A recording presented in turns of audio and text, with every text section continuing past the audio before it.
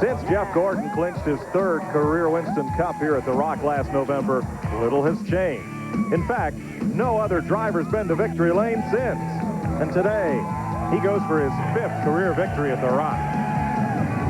We'll look back on last week's wild scramble at Daytona and how 2 of the top contenders for the crown are starting in the hole once again. They say the real season starts here at Rockingham, and we'll meet the prime contenders in the rookie battle. Tony Stewart, Elliott Sadler, and Buckshot Jones. We'll sort out all the off-season team and driver moves and take a close look at what makes this track one of the toughest in all of NASCAR. The abrasive surface at the Rock makes tire management a premium. All that and more as we preview the Dura Lube Big Kmart 400 from the North Carolina Motor Speedway. It's not Christmas, but it's cold. Welcome to Frostbite Falls, North Carolina, folks, where snowmobile suits are the order of the day if you're out there in that grandstand. It is chilly. Highs only in the high 30s, but a hardy breed, Winston Cup fans, and they're going to see some great hot racing action. Hi, everybody. I'm Mike Joy. I'm joined by Buddy Baker and Dick Berggren. Buddy, North Carolina Motor Speedway, where you folks run the Buck Baker School. How do you drive this track? Well, first you have to expect the unexpected. Coming out of turn 2, there's a little crown. As you come out of 2, it washes the back of the car right towards the wall. Going into turn 3, a guy can stick the nose right on the quarter panel back there. You have no idea he's there. If you touch, you're gone. So, I mean, the racetrack, there's so many things that can happen here to upset the car. And to win the race, you have to finish, and you can end up in the wall so easily. Dick Berggren, if yesterday's race is any indication, this is going to be wild. Yeah, we had 12 out of the 43 cars in yesterday's Busch Series event failed to finish because of wreckage. And last year in this race, there were 8 caution flags. This is a very, very tough racetrack. It's much easier to get in trouble here than it is to stay out of it. Action should be wild this afternoon. Well, let's get down and meet the 3 soldiers who will patrol the frozen tundra of pit road today. Here's Glenn Jarrett. Hey, thanks, Mike, and I know it's nice and warm up there for you. It is cold down here. On my last-minute tour of the garage area this morning, the primary thing on the crew chief's minds, to reiterate what you said at the top of the show, tire wear. Now, the cold weather will make the tires stick even better to the racetrack, should wear them out a little faster. Yesterday in happy hour, some guys ran over 100 laps of practice trying to get the car exactly dialed in the way that they want it. Here's Ralph Shaheen. Glenn, there will be an air dam and spoiler rule in effect here at Rockingham. It's the same rules configuration as they ran at the end of '98 with the races at Atlanta and Japan. The only difference is on the spoiler, every car will have an 1.5 inch added to it, but there's no minimum angle to the spoiler. They can do whatever they want. Now, on the air dam on the front of the car, it's 3.5 inches worth of clearance from the bottom of the air dam to the ground. To Steve Burns. Thank you, Ralph. Let's back up a week before we continue to talk about Rockingham. The Daytona 500 in Daytona, of course. Restrictor plate racing. Well, what happens when you have 40 cars running side by side, nose to tail for those many laps, 500 miles, you get the wreck they call the big one. It's going to happen, folks, and it did. Dale Jarrett, Terry Labonte, Sterling Marlin, Rich Bickle, Joe Nemechek, and Mark Martin were all swept up into that wreck. Now, the net effect of that, of course, Jeff Gordon won the Daytona 500. Mark Martin lost a lot of points. Dale Jarrett is now 123 points behind Jeff Gordon. But, Dale, I heard you say earlier, you've got a lot of time to make up that deficit. That's only about 4 points a race if we look at it that way, and that's about the most positive thing we could draw out of there. But, you know, each race now is important. We can't have any more setbacks. Dale, you've been second here at this racetrack 5 out of the last 6 races. You get around here so good. Can you win this race today? Well, we thought we had a couple of those one that we finished second in, but we do run well here. I think we have a car that can win. You know, what we set up for are more long runs, and a couple of those times we've ended up having cautions late, and that's cost us to where we couldn't win. But I think we've got a good shot at it. Should be an interesting race. Should be a very, very exciting race for the fans. All right, best of luck to you, Dale. Thanks a lot. Go back upstairs to Mike Joy. Well, Steve, the man who's been so tough to beat here has been Jeff Gordon. Last year, his season didn't even get started until Rockingham, where he picked up his first of those 13 victories and over $9 million in wins. Last year, Gordon struggled in the early going. He ran as low as 31st place in this race last February. But leave it to Ray Evernham and the Rainbow Warriors to keep working on that car on every pit stop. to where Gordon took the lead from Rusty Wallace with 31 laps to go and picked up his 30th career Winston Cup victory. Today, Jeff Gordon looks for his 44th career win. Here's Glenn Jarrett. And third in a row at Rockingham, just like you said, Mike. Jeff, you've displayed a real mastery for this racetrack. It's a tough place. What's the key to winning that third in a row at Rockingham here today? Well, I don't know if there is a key, but the last 2 times that we've been here, it just seems like, you know, our setup plus searching around trying to find that groove that works best for your setup.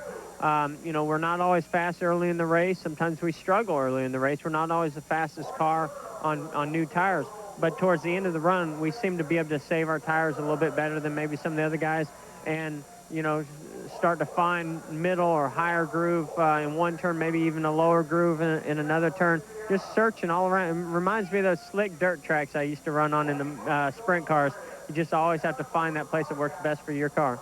Well, speaking of your car, that's the same car that you won the 2 races here in Rockingham last year. That's got to make you feel good. Yeah, it does, and it's driving great, and we qualified well, so we're pretty happy with the way things are going. But, you know, we got a new spoiler and air dam deal from what we've had the last year or so, and we're not exactly sure how it's going to react and if it's going to have the same balance as it's had the last couple times. Well, Mike, he was standing here telling me he likes the snowmobile. It's almost cold enough, too. We just need a little wet stuff. Got everything here but snow, Glenn. Gordon had 4 DNFs in his first 7 races here at Rockingham. But why does Dale Jarrett have all those second places? Because Jeff Gordon has won 3 of the last 4 spring races here, and he starts in 3rd place today. We'll be right back with more as we preview the Dura Lube Big K 400 coming up today at The Rock, live on TNN. Hurry up, we're missing the best part of the day.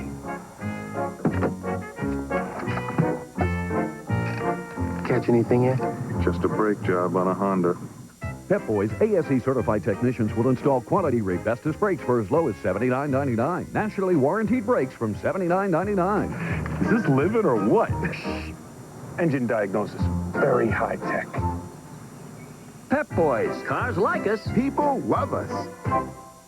To help you remember 10-10, 3-4-5 long distance.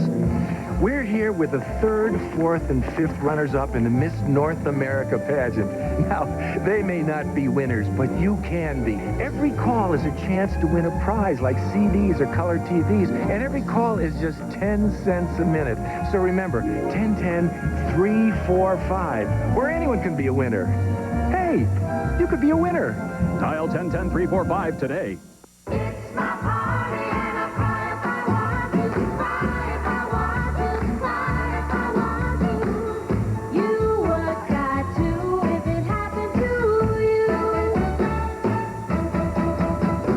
It's my party and I cry if I want to, cry if I want to, cry if I want to. You would cry too if it happened to you. When you have it your way, it just tastes better. In racing, the engine is everything. What? It's the driver. A driver will never see a finish line without a great engine.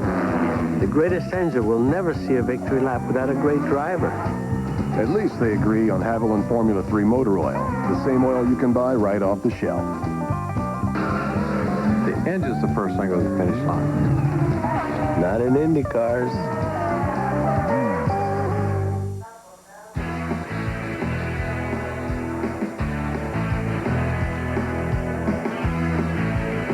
See the drivers being introduced here at the North Carolina Motor Speedway, and there are several rookies in the field.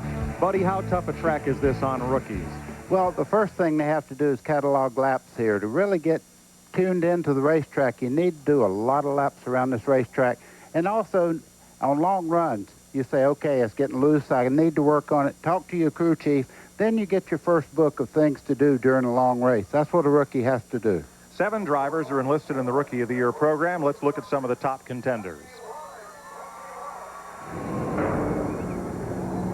Well, the first guy we want to talk about is Elliott Sadler, of course. He's joining the Wood Brothers race team, and they've won 6 times here. That's got to be a help for him. Also, he won the fall race here in the Busch Grand National Series last year. Buckshot Jones also comes out of the Busch Grand National Series with his own team, but they're running a bit behind. Failed to qualify at Daytona, and the Jones team missed the show here at Rockingham. For the big surprise of the rookies, Indy Racing League champ Tony Stewart showed a bit of patience at Daytona after he started on the outside pole and gave a good account of himself on the super speedway there. Let's get the thoughts of some of these rookies. We kind of have the best of both worlds. I mean, everybody understands it's going to be a learning year on my side of it, but at the same time, we have a very, tough team that has a lot of depth and experience in it. We're having Bobby as a teammate and a lot of the guys on the team. So, if we can go out and just make each race, and we can go out and run as many laps on race day as possible and just try to finish each race. In all honesty, we're a little bit behind because, like you said, Tony Stewart's got some notes and stuff to go back on with Bobby Labonte and the Wood brothers. Have notes from previous years, and for us, it's starting all over. We're excited about it, but we know these first couple races and probably the mid-season is going to be a learning curve, but you got to make a step up sometime. I really wanted to go Winston Cup. That's been a childhood dream, a big goal of mine ever since I first started racing go-karts, and win was a tricky question, and when a team like Wood Brothers comes to you, yes, they have stability, yes, they have comfort. I think a rookie needs that these days, so I feel like now is the time to go Winston Cup with such a great team like the Wood Brothers. Kenny Irwin had a Rookie of the Year season last year in 1998. And Kenny, you've raced in so many divisions. You've won championships. Was winning Rookie of the Year in Winston Cup as tough as you thought it would be, or tougher? It's probably tougher. I don't think there's anybody better racing than Winston Cup is right now. So, and the guys this year, they're going to have a tough year for them too. But we've got our second year start out pretty good at Daytona, and hopefully we're going to hopefully Doug Richard can make some more of that magic happen today. He had a career best run of a third-place finish in the Daytona 500. That's no rookie run there. Do you think the rest of the drivers are looking at you as a seasoned veteran now? I doubt it, but, you still got to prove that every week in and week out, and it's kind of like what you've done for me lately, and so we just hopefully go out there and have a good, strong run again today. Mike, it was an impressive run last weekend in the Daytona 500. If Kenny Irwin can keep it up, he will quickly be called a seasoned veteran.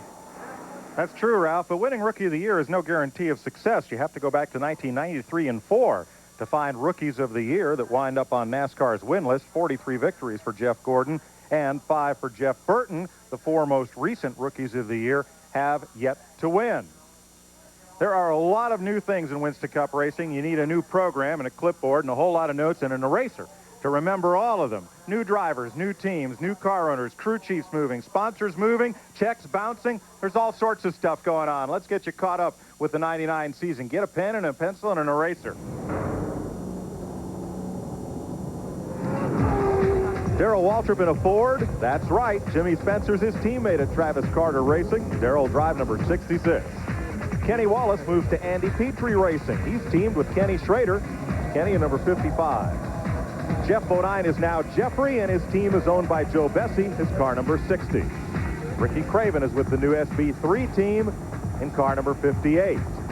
Several sponsor switches. Caterpillar moves to the Bill Davis owned number 22. Ernie Irvin's number 36 has little M&Ms all over it. And the Bahari number 30 has 5 different sponsors, all part of the Sara Lee Company.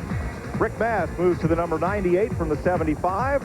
Ted Musgrave goes to Butch Mock Motorsports in the 75, and Rich Bickle hooks up with TJ Motorsports. Michael Waltrip replaces Jeffrey Bodine in the Matei Motorsports number 7, which was a Ford and is now a Chevy. Now, of all these changes, who's had the most early success so far? Here's Glenn Jarrett. Well, it was none other than Michael Waltrip in Matei Motorsports at Daytona. Had a chance to win the race right toward the end, but wound up finishing 5th. Mike, you guys really came together quickly.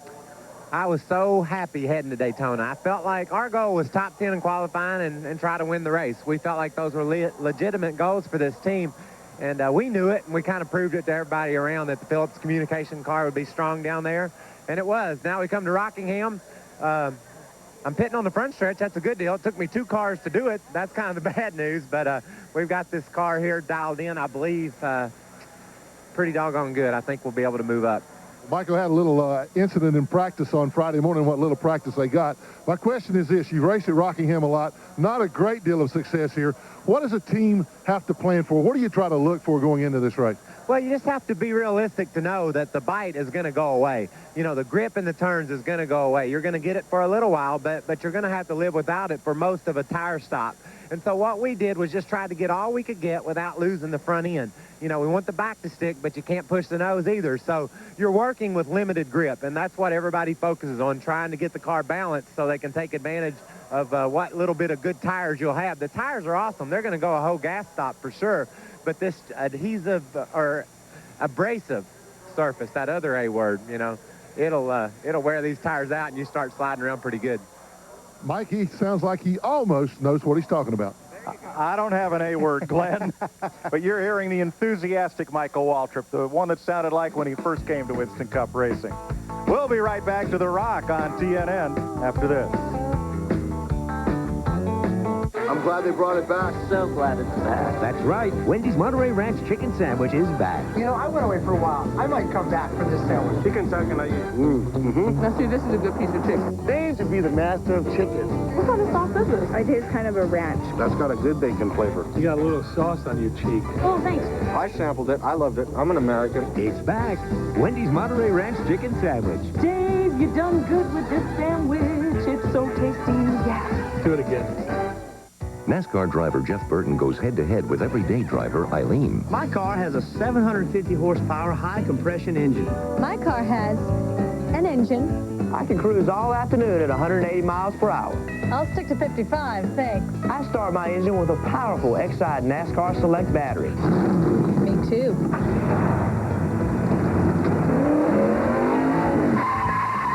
Thanks. The Exide NASCAR Select battery. It's not just for race cars.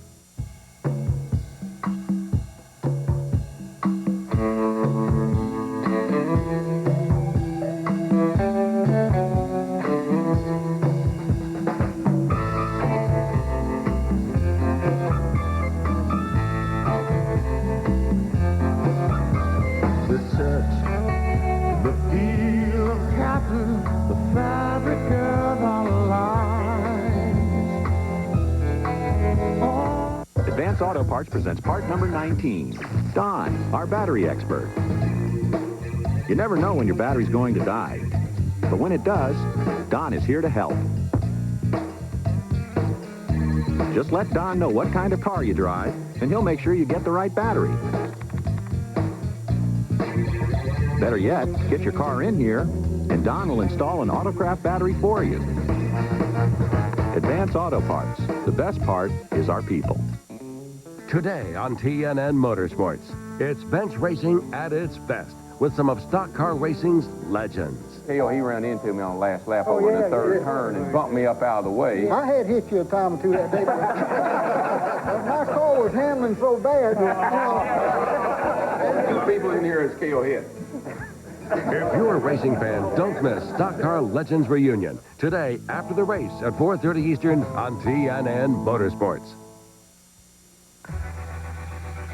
The Petty family has had a great deal of success here at The Rock, especially Kyle. 5 pole positions and 3 victories. The first of which came in the spring race here in 1990, driving for Felix Sabates. Kyle won that day from the pole position. In fact, all 3 of his Rockingham wins have come when Kyle started first. And as Mike Joyce said, Kyle Petty has 8 career wins, 3 of them right here at the Rock. And Kyle Petty, you had a spectacular run at Daytona. So the big question is, can you keep that momentum up? We think we can, yeah. You know, Doug Hewitt came on board this year. Chris Huzzy came over from the 22. He's our shot guy. Robbie Loomis is the general manager. We think the Petty Enterprise team as a group, the 43 and the 44, is going to be strong here today. John qualified really well and usually runs pretty good here. But, yeah, we feel like we've got a little bit of momentum coming out of Daytona. Doug's had some really good success here in the past. Obviously, I've had a little bit. It seems like ancient history now, but had a little bit of success. So hopefully we can get back close to that and leave here on a good note. Best of luck to you. Thank you, sir. All right, let's go back to Mike Joy. Buddy, how does this track treat a driver differently than Daytona? Well, you know, at Daytona, you hear the driver say, well, you know, the car is 80% of the battle. Here, it's 50-50. The driver has to maintain his composure around the racetrack, not burn the tires. Carburetion's not a problem. You can spin the tires anytime you wish to, but it costs you the next corner. So you have to really be a manager, also a driver. Dick, for the pit crews, how is this different? Well, it's different in that they're going to have to put a lot more emphasis on those pit stops. The tire changes are going to be exceedingly important here. We have back pits at Rockingham, which we did not have at Daytona, and no one has won out of the back pit since Neil Bonnet did it in 1988. Well, let's have a look at some of the drivers to watch here today. Ricky Rudd is on the pole. That hasn't happened in 100 races, but he's won a prior pole here.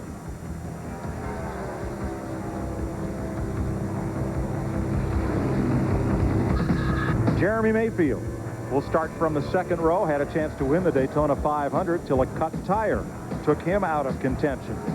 Much for him to be with the front pack all day. And Jeff Burton had qualifying problems here 1 year ago, but he's on the front row. Let's join him with Ralph. That he is, Mike. He'll be starting on the outside of row number 1 in the second slot, and he's already a winner here at Rockingham, picking up a victory yesterday in the Busch race. But your crew is changing a transmission this morning. Any problems with the 99?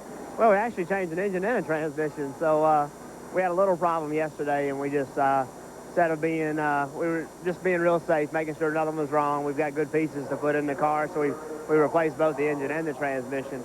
The car drove real well yesterday. It did most of what we were asking it to do. We made some little changes to it this morning, except, with the exception of the motor and the transmission, that chassis-wise, that we hope is going to make it a little bit better.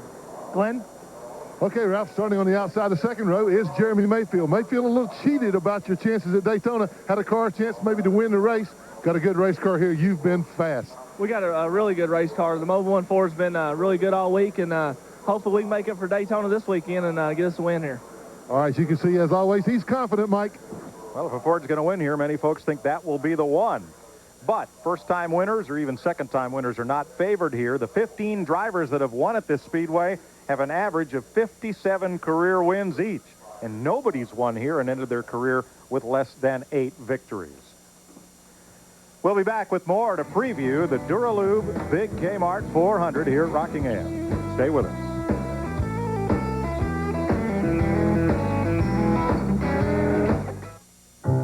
Hurry up, we're missing the best part of the day.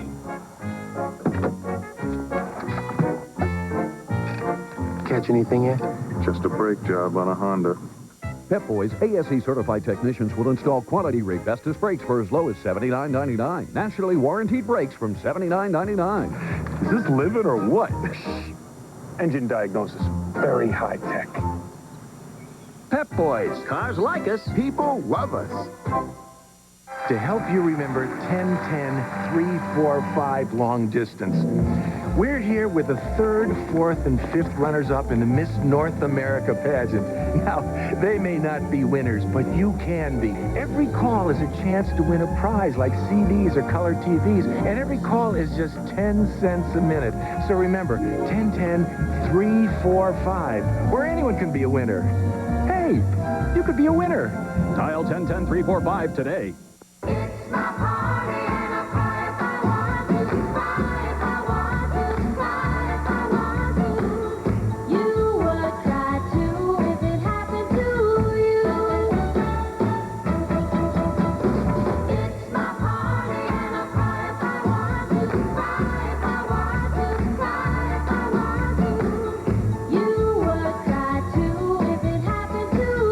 When you have it your way, it just tastes better. Michael came onto the scene in Indy cars as a winner. I'm very proud of the fact that he's carrying on the Andretti name. I'll never forget the first really competitive pass that he did on me. We banged wheels a little bit. That car almost full drift in front of me, and he was gone. Adios, Dada. The Andrettis rely on the same Haviland Formula 3 motor oil you can buy right off the shelf. That's my boy. Roll your monitor over next to the TV set and log on to TNNRacing.com for the live webcast of today's race. Mash your mouse to the metal with your choice of in-cars, team scanner talk, and interactive multimedia at TNNRacing.com. You ever mashed your mouse to the metal? No, I've dropped it on the floor. Yeah, though. that's about as far as I've got. One thing they'll be watching today, though, tires in this surface. That's the story. Yeah, and we've heard it from so many drivers so far already. Tires are really an issue here at Rockingham where the track is so abrasive. Now, testing and practice leads to setup data that teams hope will make their cars faster in comparison to others. Everybody's speed drops off. You just don't want to have yours drop off anybody more than anybody else. Pit stops are critical. Drivers have got to get new tires and not burn them out. This whole deal is a matter of driver technique and race car setup. I think setup is imperative. I think that if your car is set up to save tires, then you can go and run hard the whole run. If your car isn't set up well and you try to run hard the whole run, then you hurt your tires early. You've got to run a little bit slower early, and then after a certain point you run the car the best you can and stay up on the wheel. But I think the key to that deal is the car that's going to stay grab hold of that racetrack. You know, when they're brand new, I mean, first lap or so, you just got to not spin them, not try to burn them off. Every time you spin that tire, you're taking like another good turn off it, you know.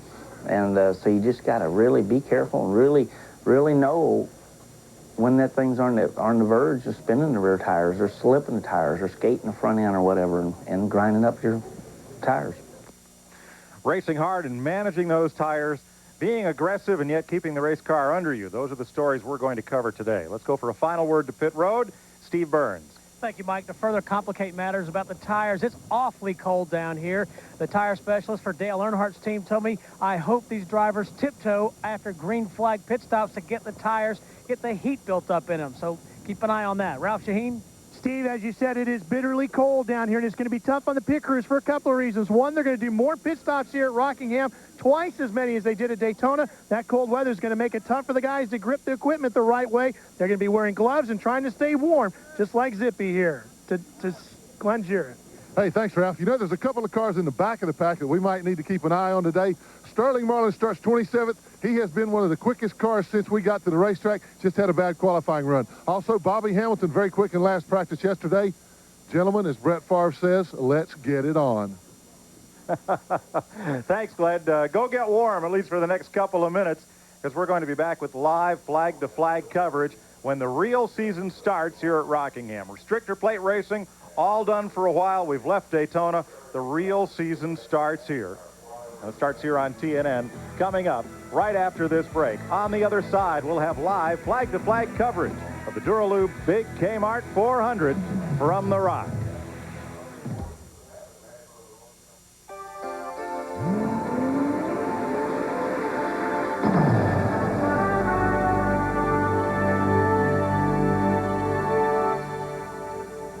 TNN, America's country home, is a service of CBS Cable.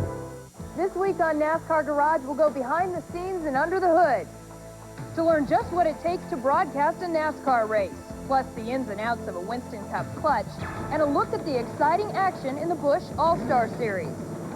It's an insider's look at the people, the machines, and the tracks that make NASCAR racing the greatest sport in America. NASCAR Garage, this weekend on the leader for motorsports coverage, TNN Motorsports.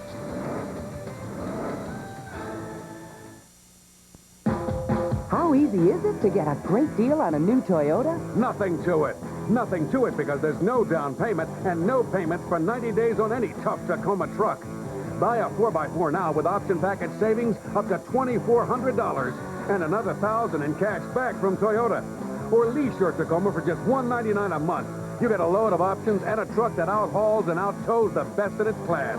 Great deals, more savings. Nothing to it if you do it now at Toyota. There's a special event at Six's Furniture Galleries with special prices on the latest Broyhill furniture. Like these sofas, special event priced at $7.99 and $6.99. Oak or cherry entertainment centers for only $10.99. Your choice of solid oak or cherry tables, just $2.39. A complete queen bed, special event priced at $7.99. A table and 4 chairs or a buffet in Chinatop, just $10.99. At Six's Furniture Galleries, 3 miles north of Gettysburg on Route 34. It's worth the trip. We want to take a moment to honor a member of our TNN family. Jacob Quisenberry was a valued engineer here for more than 9 years. As engineer in charge, his television truck brought you the pictures you see of the race, and his technical innovations live on. To his wife Tracy and daughter Rachel, we hold many fond memories of Jacob, and a few moments in this telecast are not enough to truly honor him. that we dedicate this broadcast to the memory of Jacob Quisenberry.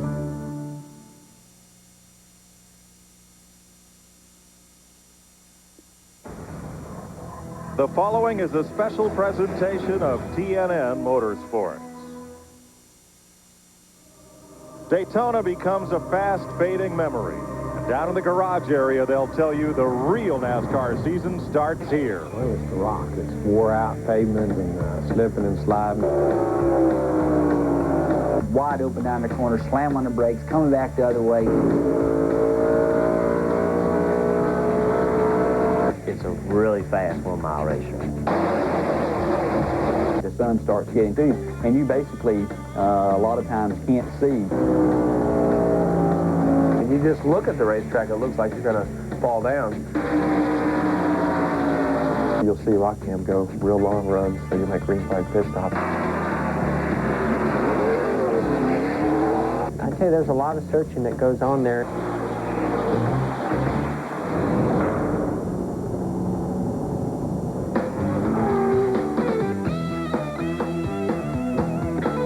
Jeff Gordon dominated things at the Rock here last year. He won the spring race, then he came back in the fall to take that one also and clinched the points championship. Jeff Gordon seems to be invincible here. The car that he's riding in today, it's the same car, you're looking at it now, that he won both those races in last year. Jeff will go off third today. Big surprise on the pole. A lot of people in the garage area happy about this. Probably no one more so than the driver himself, Ricky Rudd. First pole since 1995. Wow, what a great way to start off. Well, Glenn, it really is. You know, you got to start somewhere. It might as well be on the front row. You got a lot less traffic to try to deal with. But, you know, we're real excited about it. The guys worked hard, worked really hard on this pad Whirlpool Ford. And Bill Engel, they put a good chassis under us and Penske engines under the hood and made a big difference.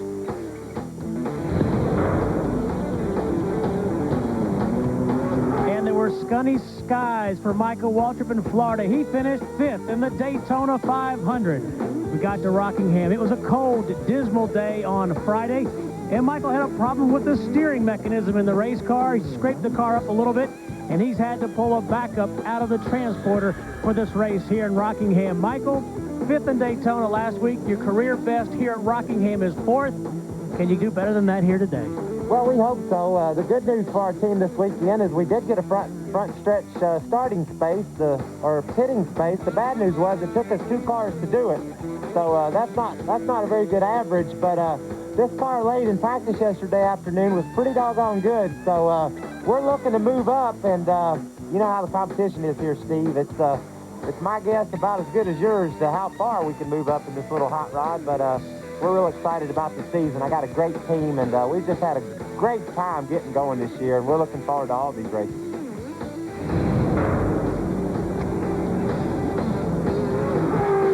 In the closing stages of last week's Daytona 500, many of the preseason favorites to contend for the championship were knocked out, including such names as Dale Jarrett, Terry Labonte, and quite a few others, Mark Martin included, and Jeff Burton. They all come to Rockingham now looking to improve their place in the field as they challenge for the 1999 Winston Cup season. Terry Labonte, he'll start 13th today as he looks to gain some points on Jeff Gordon, who comes out of Daytona leading the point. And how about Dale Jarrett? He was caught up in that wreck. And Dale, 5 out of the last 6 races here, you finished 2nd. Isn't it time you win here at Rockingham and come out of here with some big points? Well, it would be nice, certainly. We've had some good runs here, races that we thought that we should have been in victory lane, but it didn't work out that way. So it would be nice to get there today. The helmets are on, they're belted in. We're ready to go racing on a chilly day at the Rock.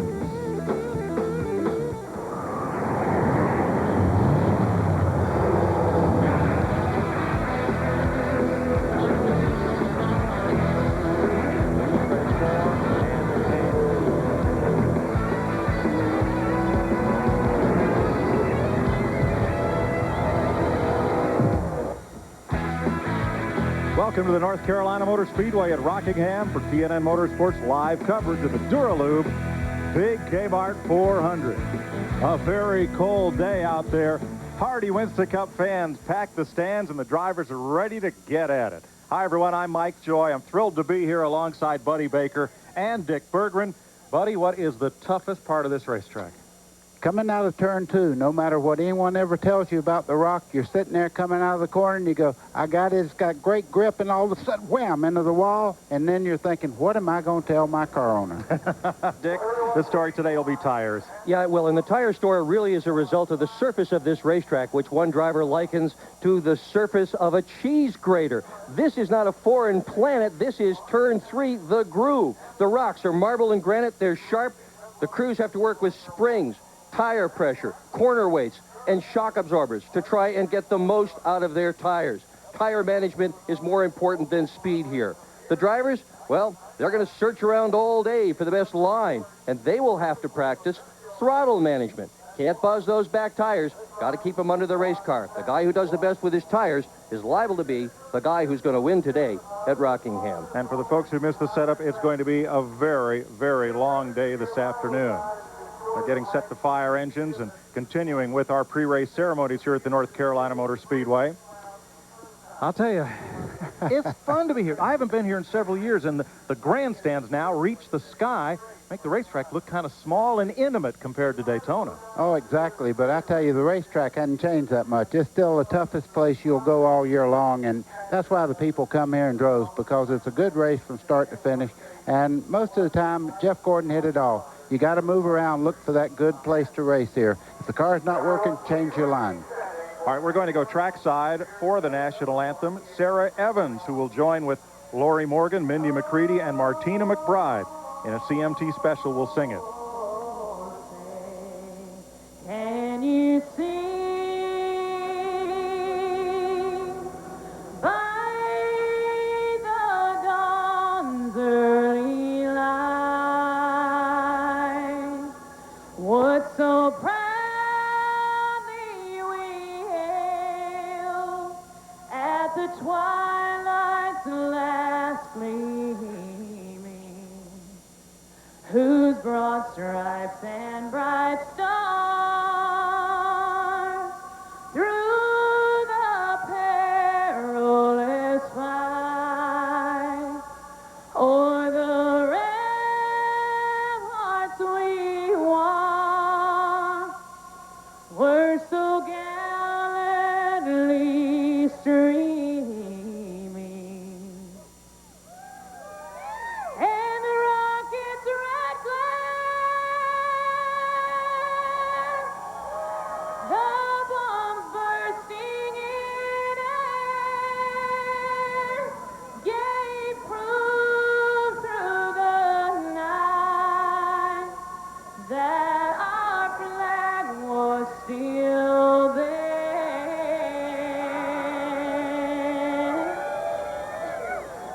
Oh, say does that star-spangled banner yet wave?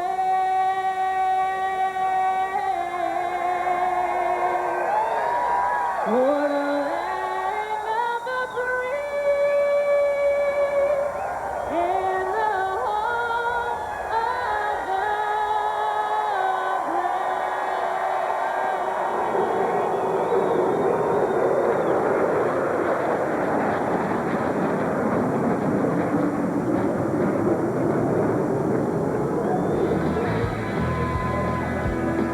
TNN Motorsports coverage of the Dura Lube Big Kmart 400 is brought to you by Haviland Formula 3 Motor Oil. Add more life to your car. And by the more than 2,500 AutoZone stores across America.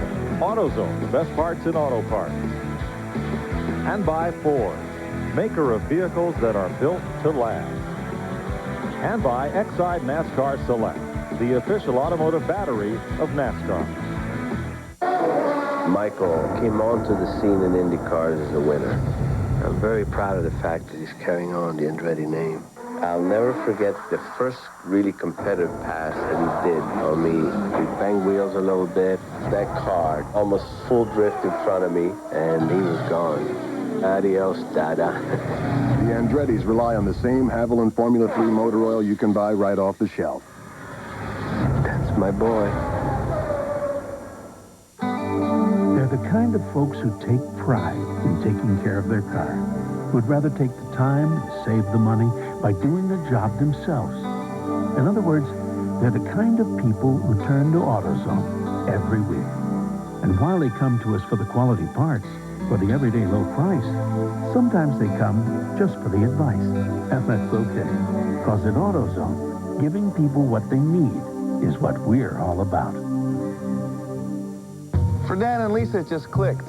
So they loaded up their Ford Expedition and got back to doing what they loved, answering the call of the wild. I lost them. And they unleashed a beast of their own. That big 5.4-liter Triton V8.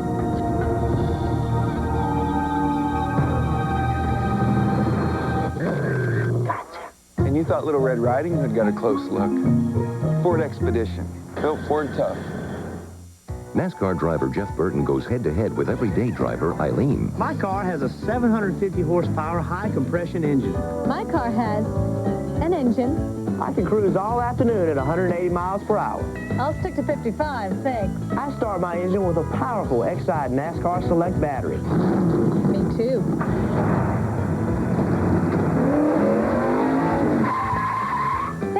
The Exide NASCAR Select Battery. It's not just for race cars. Welcome back to the North Carolina Motor Speedway in the Sand Hills of eastern North Carolina near the world capital of golf at Pinehurst. We are set for 400 miles of racing in the Dura Lube Big Kmart 400. Let's have a look at our Ford track description. You can see it's just a little over a mile.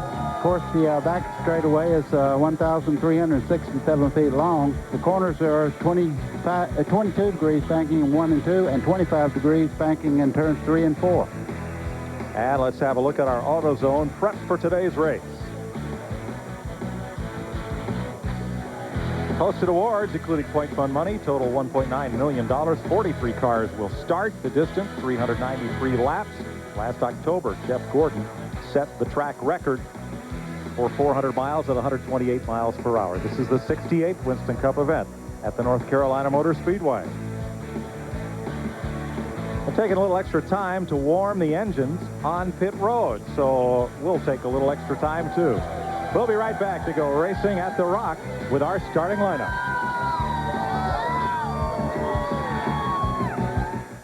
Every time you start your car, you're waging a war against friction. The battle lines are drawn. Now, how are you going to fight back? Duralube Advanced Engine Treatment protects your car's motor like nothing else on the market can. It's like a shield against engine-damaging friction. Win the war against friction and get the maximum protection for your car's engine with Duralube. Duralube, tomorrow's technology today. It is fast. It is competitive. It is exciting. It is Pocono. Pocono Raceway has added 15,000 grandstand and 2,000 club seats for $19.99. Now is your best chance to order tickets, but they won't last long. Call now. Call toll-free 1-800-RACEWAY. That's 1-800-RACEWAY. Operators standing by. Pocono's 1999 dates are June 20th and July 25th. Sleek, sophisticated, stylish, and yet with an exhilarating V6. Chevy Monte Carlo lets you express that hidden part of your personality, just dying to get out. Mr. Freeman. How are you? Tommy. Monte Carlo. The side you show the world is up to you. We're here at a NASCAR race to take a survey. First question, does anyone sell as many high-quality auto parts as Napa? That'd be a no. Does anyone sell more hard-to-find parts than Napa? No again. Does anyone have as many ASE-certified employees? Last question, would you like to get paid for this survey? Just checking. Napa, over 200,000 parts, and everyone's important. TNN Motorsports exclusive coverage of the Dura Lube Big Kmart 400 is brought to you by Napa Auto Parts. Napa, we keep America running. They're on the first pace lap here at the Rock in the 22-degree banking of turns 1 and 2. Let's have a look at the starting lineup for today's race. Ricky Rudd has his 24th career pole, his first since 1995, and only for the 4th time in his career is Jeff Burton on the front row. Row number 2, Jeff Gordon, looking for his 4th Winston Cup win in a row. Jeremy Mayfield never finished in the top 10 here. Mark Martin got his first Winston Cup win here 10 years ago. Rusty Wallace is a 5-time winner on this track. Mike Skinner, a strong 4th at Daytona, and Brett Bodine, his first top 10 start since 1997. Bobby Labonte was runner-up here in 95. John Andretti, his 6th top 10 start here. Row 6, Dale Jarrett has finished 2nd in 5 of the last 6 Rockingham races. Ken Schrader was 2nd here in 1991. Terry Labonte is a 2-time Rockingham winner. Kenny Wallace finished 7th here 3 years ago. Kevin LePage had a good run in Daytona, and Bobby Hamilton won here October 97. Joe Nemechek has 3 top 10s at the Rock, and Dale Earnhardt is a 2-time winner of this race. Kyle Petty, 3 of his 8 career wins have come here, and Tony Stewart makes his 2nd Winston Cup start. Ward Burton won here in 1995, and Kenny Irwin coming off a great 3rd place finish in Daytona. Jimmy Spencer was 4th here last year. Jerry Nadeau, a career best 11th last week at Daytona. Ted Musgrave marks his 250th career Winston Cup start, and Elliott Sadler is the rookie in his 4th career start. Sterling Marlin finished 2nd here in 94. Michael Waltrip 5th at Daytona last week. Jeffrey Bodine finished 5th here last year, and Bill Elliott, a 3-time Rockingham winner. Row 16, former Busch Series champ David Green and Wally Dallenbach. Row 17, 59th Rockingham start for Dave Marcus, next to Ernie Irvin, who finished 2nd here in 92. Ricky Craven and Chad Little fill row number 18. Chad, the first of the Roush cars to finish in Daytona. Johnny Benson makes his 7th Winston Cup start at the Rock, and Steve Park makes his 4th.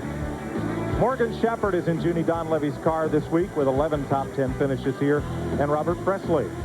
Then Steve Grissom, who finished 5th here 3 years ago, and Rick Mast, who was 2nd here in 1994, a career best for Mast. Finally, Darrell Waltrip, winner of 4 Rockingham races, on a provisional start.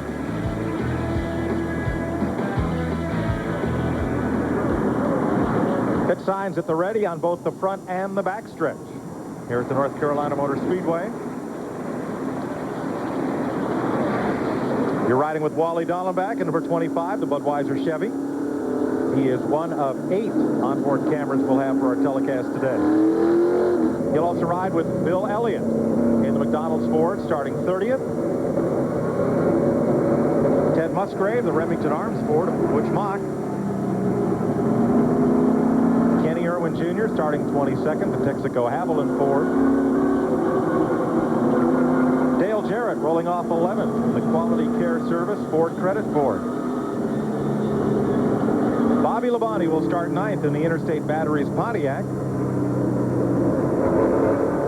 And now you're with Mark Martin, starting 5th in the Valvoline Ford. And from the outside pole, Jeff Burton, the Exide Batteries Ford. Those are our in-car cameras today. Well, the tires on these cars are going to be starting with a bit less air pressure than recommended by Goodyear. The deal is that they will build up a tremendous amount of pressure, 18 to 20 pounds. Crew chiefs are telling all their drivers, take care of those tires. Don't mud them, particularly at the beginning. You don't want to hurt the tires early on in the run. Mike, the other thing you have to watch out for is called the sand hills around here. There's a lot of sand that blows onto this racetrack, and after you start running, it'll get rid of it. But right at first, there's a lot of buildup of sand around this racetrack. A look at the drivers who were disappointed. Rich Bickle, Derek Cope, Buckshot Jones, and Billy Standridge failed to make the show here in Rockingham. Glenn Jarrett? Well, Dick Bergeron, you're exactly right. The last things that the crew chiefs are saying to the drivers, be careful the first 6 or 8 laps. We hate to keep beating a dead horse, guys, but it is critical to take care of those tires early on. So I think you're going to see some guys really tiptoe around in the first 8 to 10 laps. 21 Ford, 16 Chevys, and 6 Pontiacs. In today's field, Chevy leads the manufacturer's championship chase after 1 race. 27 lead changes among 12 drivers in this race last year. This should be a dandy. A lot of cars, a lot of drivers with high hopes and with the equipment to get it done. 16 years in a row, Ricky Rudd has won a Winston Cup race. Trying to extend that string today. He starts from the pole. Car is off the racetrack. Pontiac safety car on pit road. And we're racing in the rock.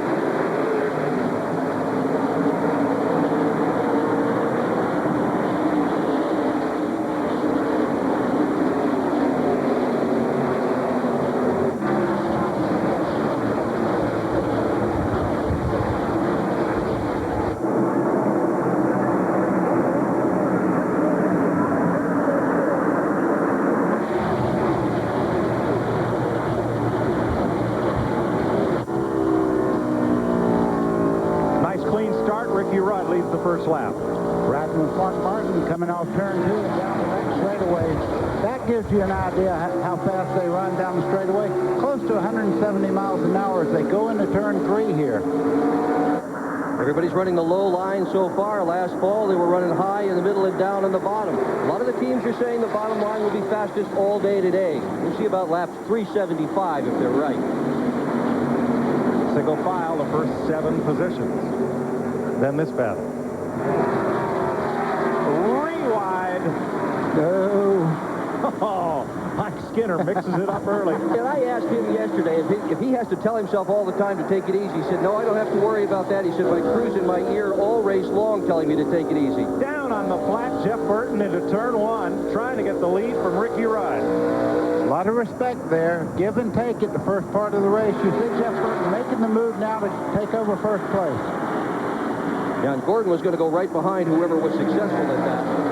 And here comes Jeremy taking the lane that Gordon leaves open. Mayfield up for third. Gordon trying on the outside. Great shot from Mark Martin's car down the back straightaway. They're single file right now, but I'm seeing everybody wants to get up there and get the 5 bonus points for leading the lap.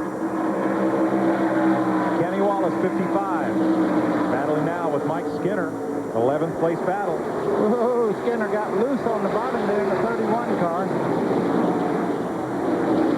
Hauls it back in. Up at second place, here comes Mayfield. Mayfield was really quick in the early practices. He won both the first and second practice session here. I would say Ricky right now would like to stay on the bottom of the racetrack. It seems to be much quicker in the early stages of this race. But as they go along and the tires lose grip, he's trying that second, but every time he goes high right there, you can see he loses a spot. Bottom lane's the right place to be right now, isn't it, buddy? Yeah, but you know, as the tires go away on these cars and they start to wear out, that higher line will be used by a lot of cars. But right now, Ricky Rudd must have a handling problem because he's dropping back as we speak.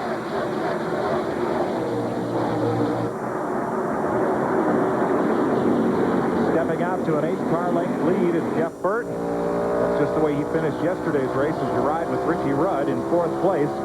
Or excuse me, with Mark Martin looking back at Ricky Rudd. 12th place battle. The 4, Bobby Hamilton.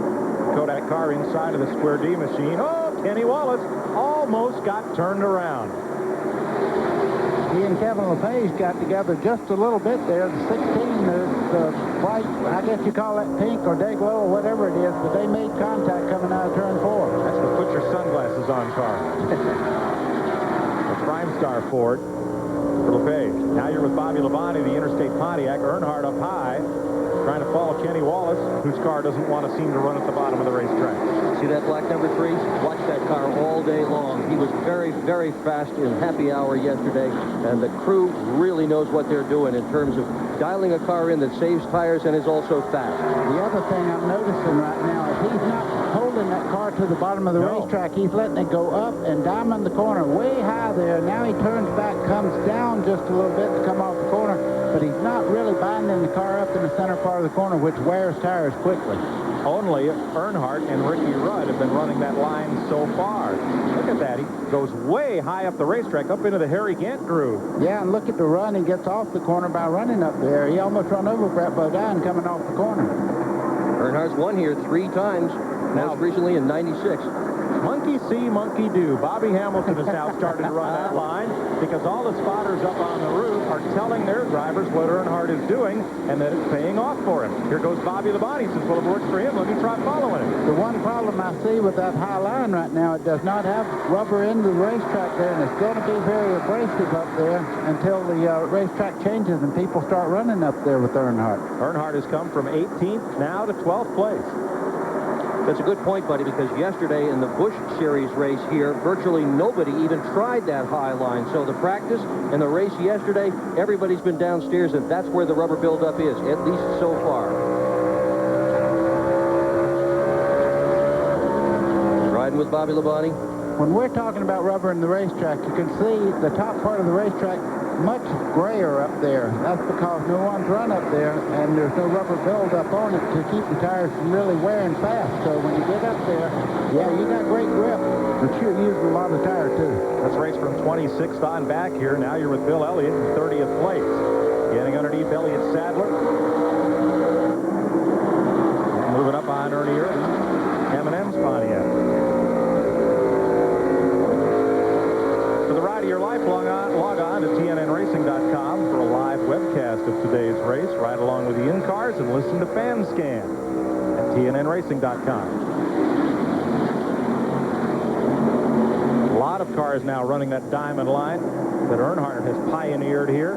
Here's Jeremy Mayfield having a challenge for Ricky Rudd at 5th place. Yeah, these guys need to pick the speed up just a little bit. I know everyone's going on this tire you know, saving the tires right now, but they're about a half a turn or better behind the lead group as they go down the back straightaway. This bunch right here racing each other. John Andretti in 7th place. In the STP Pontiac, Mike Skinner right behind him. Well, there's Rusty upstairs. He promised me yesterday he was going to stay on the bottom all day. I guess. And you believed him? I did. I guess his spotter told him, you try it upstairs. He lost the race here last October by staying in the bottom so very long. But he reasoned that the car was faster down there. Every time he went upstairs, the car just slowed down, and everybody else was at the top. Rusty was at the bottom, and he wound up losing in the closing laps. And here comes Earnhardt, and that Goodwrench Chevy looking like the Earnhardt of old, slicing his way through traffic and working around Kevin LePage. That's for 11th place. Going up on teammate Mike Skinner. Yeah, a very different setup in those two cars as well. Skinner's got a different chassis than Earnhardt's got, and the crews just decided that the drivers' styles are so very different that they can't really capitalize on the team effort that usually goes on between two drivers. Two different driver styles, two chassis, two setups. Dick, you're exactly right. And last year, several times, Mike Skinner did go and test the 3 car, and when Dale got in the car, he said, you know, I don't like it that much. So, yeah, driver style has a lot to do with how you set the car up. Let's go to Steve Burns and Bobby Hamilton's pit. And Mike, he started 16th. He's moved up, battling Dale Earnhardt there and Kenny Schrader. He has a new crew chief this week. The team released Charlie Presley earlier, and he was replaced by Gary Dehart. Now, Gary Dehart should be a familiar name to race fans. He helped Terry Labonte win a championship a couple of years ago. That's having an immediate payoff for Bobby Hamilton. At 2nd place, Jeff Gordon underneath Jeremy Mayfield. Now, you see Jeremy go in there so early in the race, he's going to watch the line that Jeff Gordon's using right now, try to mirror image him around the racetrack and make sure he gets the traction and everything, because Jeff Gordon right now may be the fastest car on the racetrack. He'll have some work to do to catch runaway leader Jeremy Mayfield. Or, excuse me, Jeff Burton. Jeff Burton with a 1.5-second lead on Jeff Gordon and Jeremy Mayfield. We'll be right back racing live at the Rock on TNN.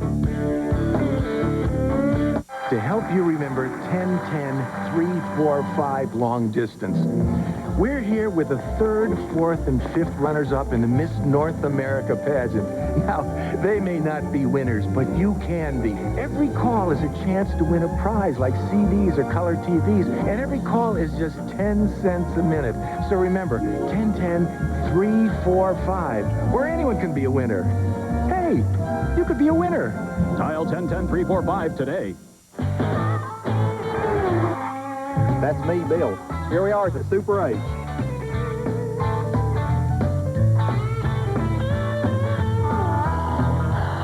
For reservations, call 1-800-800-8000.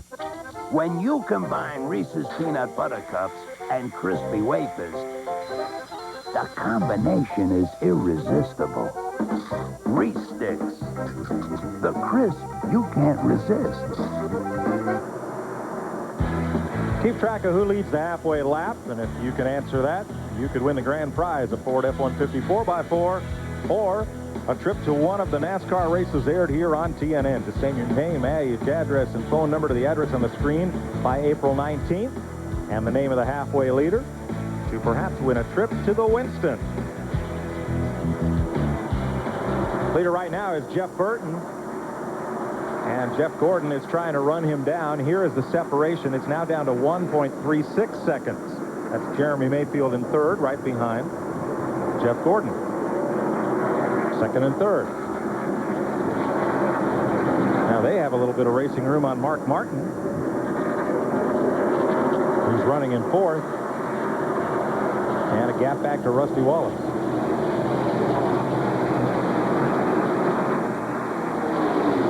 And then it's all this pack racing that's going on a little further back. 21st place, Bill Elliott. Elliott's had no fun with engines at all at Daytona. They went through 11 different engine changes, and they lost one in the 125. They came here without an engine in the car. Believe it or not, one of the mechanics dropped a washer down the intake manifold. Didn't tell anybody. They fired it up and kaboom. My understanding, he doesn't work there anymore. Yeah, I would say. Jeffrey Bodine there making a move under Ward Burton as they head down the back straightaway, side by side.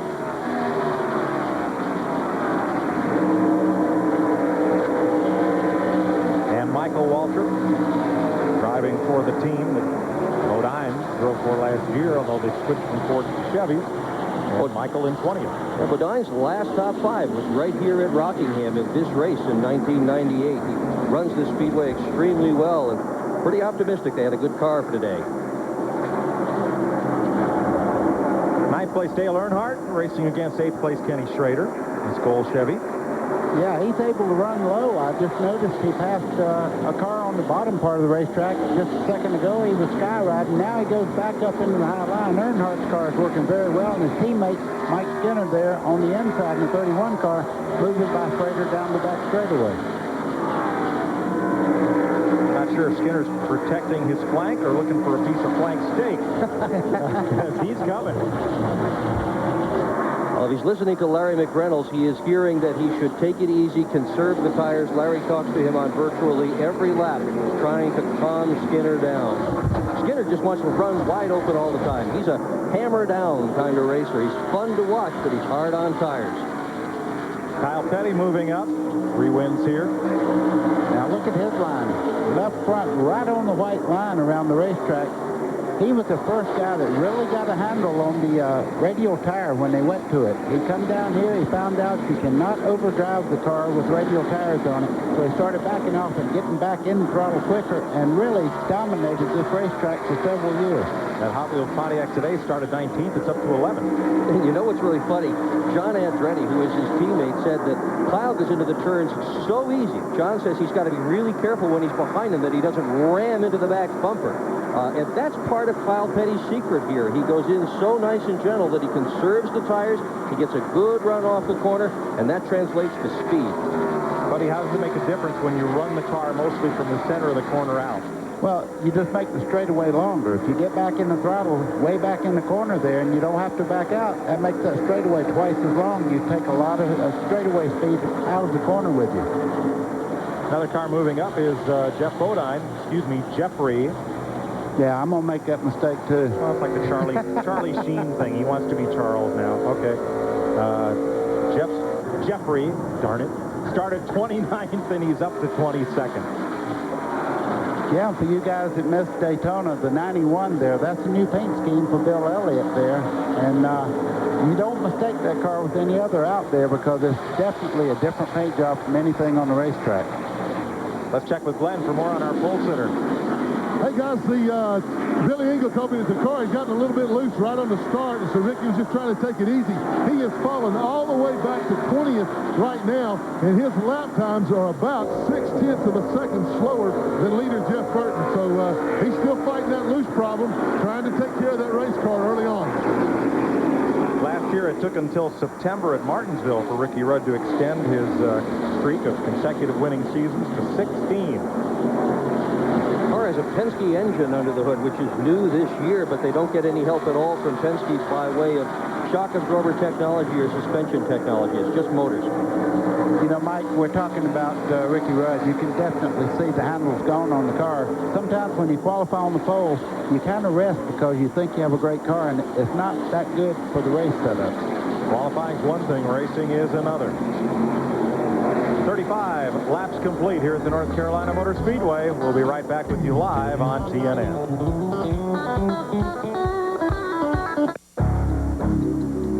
There are many ways you can get stuck with a flat tire. But not with this tire. Even with no air pressure, you keep driving to safety. The Goodyear Aquasteel Run Flat. It could be the difference between getting stuck and getting there.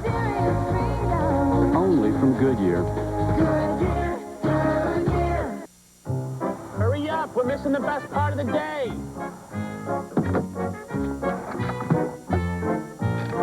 Catch anything yet? Just a brake job on a Honda. Pep Boys ASE certified technicians will install quality Rebestos brakes for as low as $79.99. Nationally warranted brakes from $79.99. Is this living or what? Engine diagnosis. Very high tech. Pep Boys. Cars like us. People love us. Get ready for Roller Jam. Bring it on. It's a jam like you've never seen before. Oh, what them every time I get. Roller Jam. Friday at 8, only on TNN. Think you would get Mr. Smith and enjoy your new car.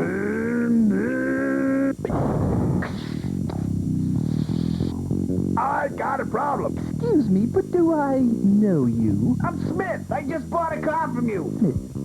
Sorry, doesn't ring a bell. You told me to come back to see you if I had a problem. That car you sold me was a piece of... I guess I should have gone to the all-new Crown Ford. Crown Ford. We won't leave you hanging. Dura Tire and Auto can do a whole lot more than sell you a great set of tires for your car. And if you don't bring it to a shop with certified mechanics and over 60 years combined experience like us, well, it could change everything. Because we're an authorized Napa Car Care Center and an American Car Care Center with coast-to-coast warranty protection. So when you bring your car, truck, or van to us, it changes everything. Not to mention the tires you'll drive away on. Hey, nice tires. Biglerville Tire and Auto, just like the name said. ExperienceCountry.com, your personal source for all things country, from race cars to country stars. Connect to country.com. 41 laps complete at the North Carolina Motor Speedway. Jeff Burton leading Jeff Gordon, Jeremy Mayfield. Oops, lead change. Lead change is right. Jeff Gordon got under, and you could see Jeff Burton say, well, if he caught me that quick, I want to see what he's doing. So he just dropped right behind him. He'll run a few laps to see where he's tough, and, well, maybe not. He's looking to the high side there. See, Gordon may have got an opportunity in the lap traffic here. The leaders have begun to put cars a lap down.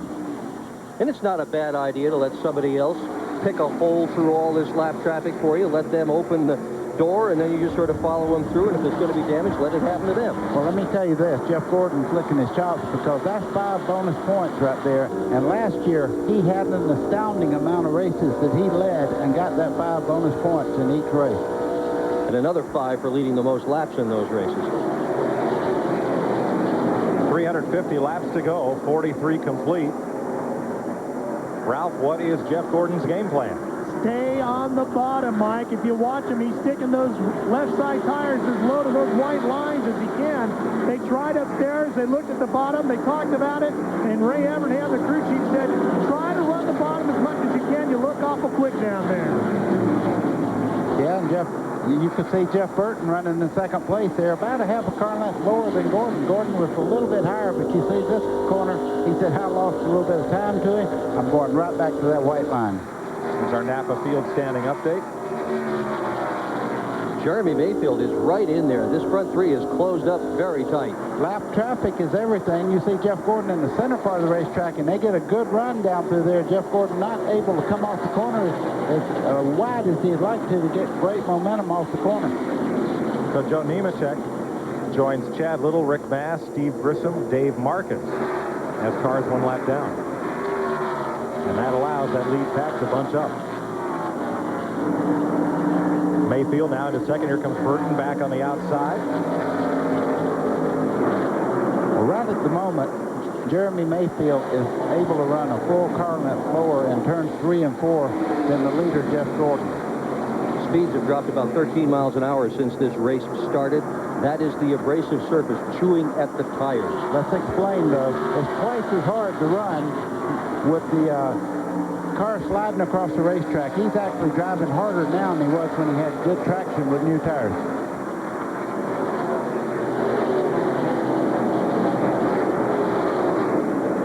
Dale Jarrett, John Andretti, that's 13th place at stake. Let's ride along with Dale here. I think it's a ride in the park. You watch his head in the center part of the corner here. You talk about centrifugal force. This little stop right here, he'll lay his head right over against it. Look at that. He's wearing that thing out to keep from wearing his neck muscles down this early in the race. He's already using that side rest on the top of that seat. Jarrett fell back to 19th early in the race after starting 11th. He's come back up to 13th in the recent laps here. Glenn? Yeah, Mike, the reason for that, though, when the car, right at the start of the race, the car was very, very tight. Now, as the tire wear gets worse and worse, a little rubber wears off, it frees that car up. So it's getting a little better, but he was way too tight on the start. Lead battle. Mayfield's Ford, Gordon's Chevrolet. Lap car of Robert Presley, the Jasper Engines Ford just ahead. Ride with Jeff Burton. Let's see how this sorts out. I can tell you how it's going to sort out. The 12 car there, Jeremy Mayfield, side by side as they head down in turn 3. Robert Presley kind of in the way of Jeff Gordon. But he moves down. Now that takes away the line for Jeremy, but 3 wide. You don't teach that here at the Buckmaker School, do you? Yeah, one time. Yeah. Didn't they get talked to? Boy, that shuffled it around, didn't it? Gordon winds up on top. Burton winds up in second spot. Mayfield winds up in third when that's all done and over with, but they've still got more traffic ahead. Once lapping starts here, there's rarely any time that you're out of race traffic if you're amongst the leaders. Mark Martin is 2 seconds back of this pack. Then Bobby Labonte, Rusty Wallace, Bobby Hamilton, Dale Earnhardt, Terry Labonte, and Mike Skinner, the top 10. Yeah, look at Gordon upstairs, huh? Yeah, he's way up high on the racetrack. He's hunting a good place to run right now. Here's Mark Martin, the 4th place car, the Valvoline Ford. Let's ride along. Mark Martin in the center part of the corner. Now watch him as he comes down, gives that outside wall almost a brushing coming down the front straightaway. Now right along in this area, you'll go right down to the white line, and he should come back up. He's using the high line through 1 and 2. Now he'll come back down. And watch turn 2. Whoop, right out against that wall. That's a very tricky spot. If you really come that close to the wall, I mean, it looks like you're right there, buddy. Doctor, I have been closer than you to ever want to be. I bet you. Now let's look at how Mark Martin holds that wheel. A little different from what we saw from Dale Jarrett. Now there's a reason for that. Mark Martin, when he first started driving and got a style of his own, he started racing. He weighed about 110 pounds. He's a muscle man now, but he still drives that car with both hands right together, and he pulls down on the wheel with both hands. You see how his hand's all the way over on the left side? Now he goes and rests a little bit down the straightaway. Now watch when he goes in the corner. That hand will fall right back over there again. Brett Bodine backing up.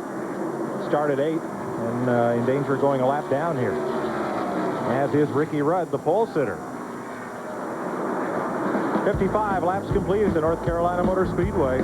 We'll be right back. In racing, the engine is everything. What? It's the driver. A driver will never see a finish line without a great engine.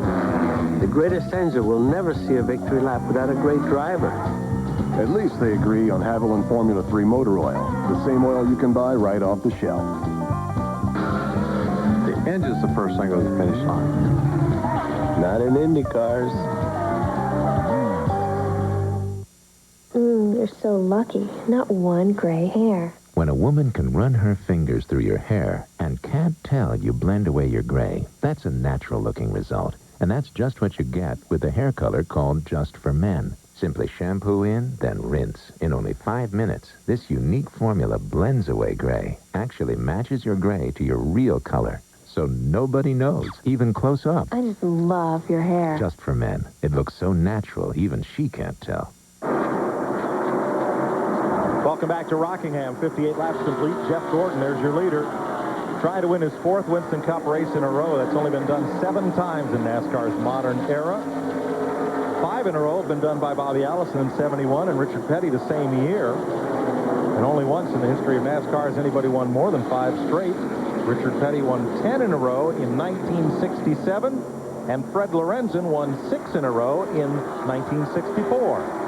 And here at Rockingham in this spring race, Gordon either wins or he breaks. He has run this event a total of 6 times. He's won it 3 and failed to finish 3. Win it or don't even finish it. That's it. Considering the rest of the field as they come by here, Jeremy Mayfield is 2nd. Jeff Burton, Mark Martin, Terry Labonte is up to 5th.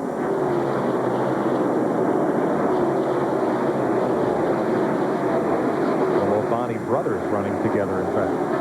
Bobby and Terry in 5th and 6th. As the rest of the field passes through. How long before pit stop? 60 laps complete. I can tell you one thing. Every driver out there right now is wishing he was in the pits to get new tires, because you can see the car is really losing a lot of grip. They're chasing this racetrack right now, trying to find somewhere the car feels good. Terry Labonte moving up. Bobby Hamilton right there behind him. Labonte started 13th, fell back to 21st, and now he's scampered back up to 6th place.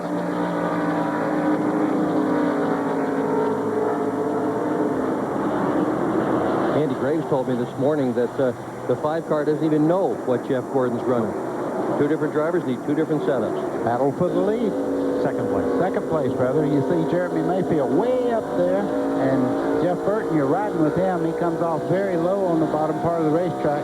These guys are running almost side by side going into turn 1. Burton's got to have a lot of confidence after the race he ran yesterday. He absolutely blew him away in the Busch Series race. Started 30th and won the thing by a good margin. This morning when I talked to his crew chief, Frankie Stoddard, I asked about the car. He said that confidence factor is probably more important to us right now than the car itself. Jeff Gordon is your leader by 0.7 of a second over Jeff Burton and Jeremy Mayfield. Now let's check with Ralph. Mike, watch Jeff through the corners. Notice how the line has changed? He's not down on the white line anymore, is he? He's much higher through the middle sections of the corner. The reason being, he has a very bad push in this race car right now. Buddy talked. Watch the other car drifts up on him right there. Buddy talked about how a lot of guys wish they were in pits right now, changing tires. Jeff Gordon is one of those drivers. That car, just like if you're driving through the snow or the rain, he turns the wheel and it just slides up the racetrack. See, Professor Baker, your students pay attention. Yes, they do. Ricky Rudd is on pit road. The pole sitter has already gone 1 lap down. Well, I'm sure right now all he wants to do is adjust on that car. But there's Jeff Gordon as we speak, way up on the racetrack. He's looking for a place. Darrell Waltrip there is the lap down right at the moment, but he's getting back on the leader. Glenn Jarrett. And Ricky Rudd got lapped on lap 57 after sitting on the pole. They're making a major adjustment to the right rear, trying to tighten the car up. It will be a 4-tire change. This is about 15 laps earlier than the guys had hoped to go. They're hoping to go to around lap 80, but Rudd had to come in on lap 65. He's down and away in about 21 and a half seconds. So he just got to one of those points, guys, where he had to pit. The car was too loose. So Rudd is one of the contenders who makes an early stop and gets a lap down. Here's Darrell Waltrip in the Kmart 66 being lapped by Jeff Gordon and Jeff Burton. And Jeff Burton has moved in less than a car length back as they head down the back straightaway and into turn 3. Jeff Burton is a very, very disciplined driver. He'll sit there and let somebody pull out a little bit, save his tires. Now he's making a run. Johnny Benson, who drives out of the same stable. Roush owns both of those cars, 26 and the 99. And Benson's going to surrender a lap here. Mike, it's the same old story. When they run into lap traffic, you can see they bunch the first 3 up now. They run nose to tail going down into turn 3. And they're going to pull down on a side-by-side battle for position. That may dissipate before they get there. Benson moves aside, obeys that blue flag with the yellow stripe. The teams move over. And here's Burton to the bottom for the lead. Jeff Burton takes it back. Well, I tell you, when they report, I turn the wheel, nothing happens, it goes up the racetrack. That's a very horrible feeling. When you turn and you're expected to stay down, it starts towards the wall. The only way you can stop it from pushing is back out the throttle. So right now, Jeff Gordon, he would like to have a caution, or if he wasn't it, I mean. Right. Yeah, and that's the problem, because when you got to push and you're trying to run that high line, the wall is awful close, and you can slide into it real easy. Gordon leads, or rather Gordon Mayfield trailing Jeff Burton. Burton, the new leader, working their way through race traffic. Elliott Sadler driving for the Wood Brothers, the rookie and last year's Busch winner here, about to go a lap down to Jeff Burton. 71 complete here at the Rock.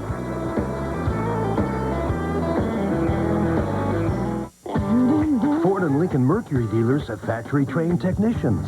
The parts made for your vehicle. And everyday low prices on the services you need most. Now get brake service for $95 or less installed.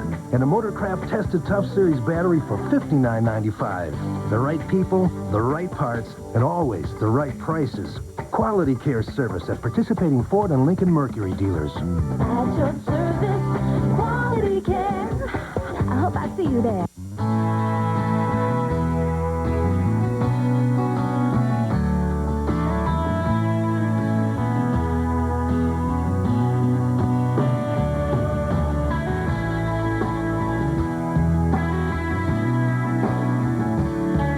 Where do some of America's most successful people get their start? Did somebody say McDonald's? NASCAR Winston Cup racing is the fastest growing sport in America, and Pocono Raceway is one of NASCAR's most competitive tracks. Pocono Raceway has added 15,000 grandstand and 2,000 club seats for $19.99. Now is your best chance to experience Winston Cup racing at Pocono. Call now while tickets last. Call toll-free 1-800-RACEWAY. That's 1-800-RACEWAY. Operators are standing by. Pocono's 1999 Winston Cup dates are the Pocono 500 June 20th and the Pennsylvania 500 July 25th. Call now 1-800-RACEWAY.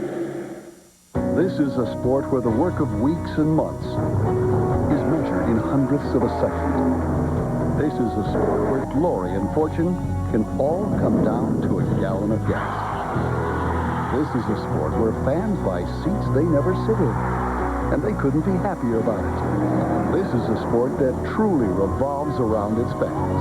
In fact, the drivers even go door to door to get the fans to come to the track. This is NASCAR. Today on TNN Motorsports, it's bench racing at its best with some of stock car racing's legends. He ran into me on the last lap over the third turn and bumped me up out of the way. I had hit you a time or two that day. But my car was handling so bad. The people in here is still hit. If you're a racing fan, don't miss Stock Car Legends Reunion today after the race at 4:30 Eastern on TNN Motorsports. Everyone has seen how much faster Ricky Rudd was on brand new tires, and so pit stops under green have begun. Dale Earnhardt, Chad Little, Joe Nemechek, and John Andretti have been at pit road. Give a call to Sterling Marlin, that Coors Light number 40. He's moved up well, up to 13th place after starting 27th.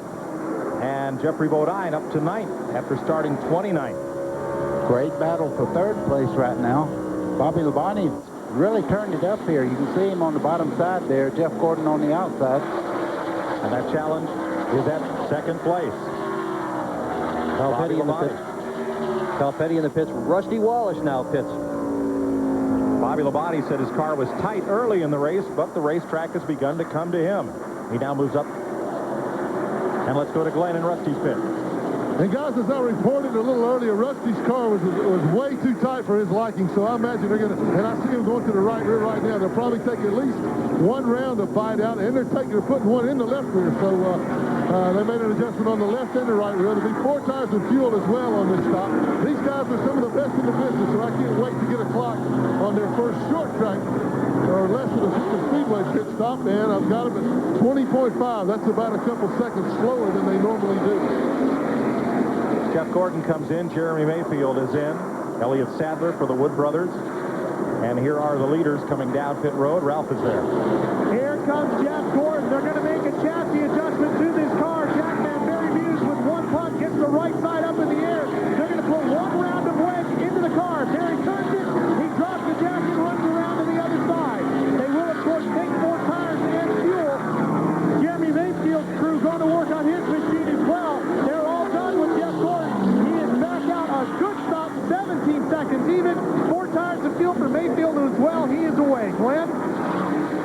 And Jeff Burton comes in, and they've also got the wrenches out here, guys, to making a chassis adjustment on his car as well. They go to the right rear of his car. This will be 4 tires as well.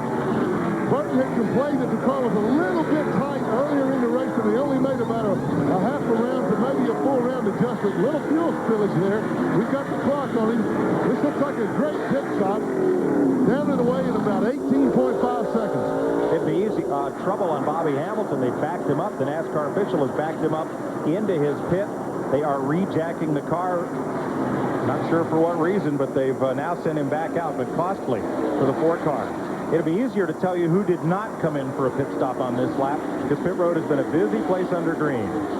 Mark Martin is in. He had assumed the lead with Terry Labonte right behind when everyone else had made their stops. So here's the Valvoline Ford in to Jimmy Finnegan crew. Ralph?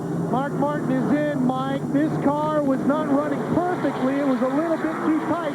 They're going to make a chassis adjustment to loosen them up a little bit, and of course take 4 tires. Sean Parker going to work on the rear tires. He gets those off to put on the fronts as well. They're just about done. A good stop for this crew, and away he goes with a 16.9. Steve Burton. Hey, Ralph, Terry Labonte, one of the last of the leaders here on pit road. He's going to get 4 tires as well. It looks like, yeah, they make 3 rounds for the chassis adjustment of the right rear. Jack Van comes around. Ron Otto changing the rear tires. Also should mention an interesting spectator in these pits, Mr. Rick Hendrick, the owner of Hendrick Motorsports, is here. Terry Labonte is away. Labonte led a lap before he came in for service, picked up his 5 bonus points. Tony Stewart and Kenny Irwin were also in on that lap on the backstretch side. Morgan Shepherd made a stop. And back up front, they cycle around after pit stops, and guess who's leading? Jeff Gordon. We'll be right back with you live on TNN.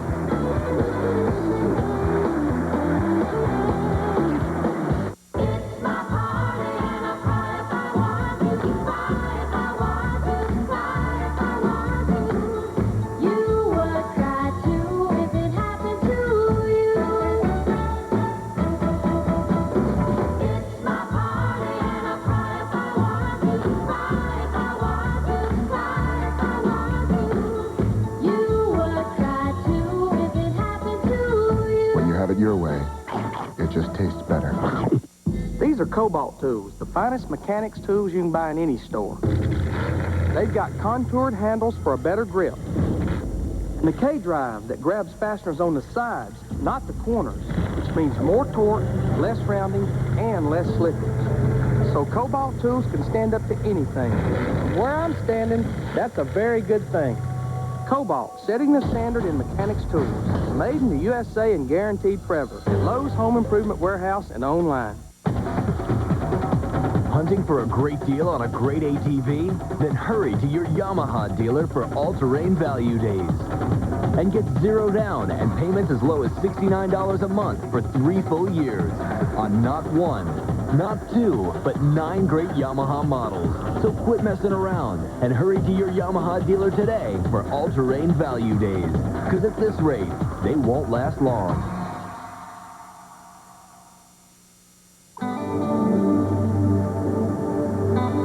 There's something special about the folks who work at AutoZone. The fact that they know more than a thing or two about looking up parts and solving problems. Their willingness to go the extra mile. And their belief in doing what's right. So it's no wonder why millions of customers turn to us each week for help in getting back on the road. Because working at AutoZone means taking pride in taking care of people. This TNN Motorsports presentation of the Dura Lube Big Kmart 400 is brought to you by the more than 2,500 AutoZone stores across America. AutoZone, the best parts in auto parts. Welcome back to the North Carolina Motor Speedway. We are caution-free after 90 laps. Let's set the field for you. Jeff Gordon is the leader. He's about to get into a big pack of traffic here. Jeff Burton running in second. Bobby Labonte's third. Jeremy Mayfield's fourth. Fifth is Mark Martin. Sixth is Dale Earnhardt after this first round of green flag pit stops. Rusty Wallace is seventh. Eighth is Dale Jarrett. Ninth is Mike Skinner. And 10th, Terry Labonte. Kyle Petty's 11th. Good run for Rick Mast. He's 12th. 13th, Steve Park. 14th is Kenny Schrader. Then Kevin LePage, Ward Burton, Jeffrey Bodine, and Ricky Craven. Look at this. I think something happened to the 24 car of Jeff Gordon, unless he's maybe saving the early run here on the tires, because you see Jeff Burton just come up there and blew by him. Several of the cars that were a lap down made up laps on Jeff Gordon. Right now, he's just a little bit off. Now his speeds, his timing speeds have been a couple of miles an hour slower than some of the other cars, and he's paying a price for it right now. So Jeff Burton goes back to the lead, and you're in the third place car of Bobby Labonte.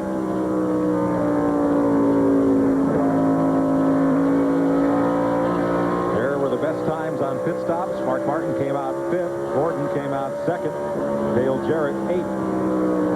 Jeff Gordon with a rare crew change. Kevin Gilman is now on the front tires. Shane Parsnow has gone to the 25 car. They've still got most of the people who started with them in 1993. Sterling Marlin is slowing on the back straightaway. Now, he was just in the pits about 6 laps ago. NASCAR timing and scoring presented by MCI WorldCom. In the upper left of your screen. And looks like Marlin will be in. If I was to guess, I'd say he's got a cylinder gone in that car, because he's riding around the bottom of the racetrack and did not come in the pit. And a good reason. Let me see if he turns on the back straightaway. No, he goes on around. The car must be on 7 cylinders right now. Tough break for Marlin, who had moved up into the top 10 after starting 27. Steve, what's the problem? Well, Mike, they seem to think it's either a dead battery or some kind of a carburetor problem, but it looks like they're going to look at the battery first. They had jack stands out as though they're going to pull them behind the wall, but now they're going to try and service them on pit road. So Marlin drops down to the apron of the racetrack as we ride along with the 75 of Ted Musgrave. New deal for Musgrave that was announced here today. We'll update you on a little later in today's telecast. As Remington Arms now having this camouflage paint job on their car. They've worked with that NWTF on that car, National Wild Turkey Federation. A few card-carrying members up here.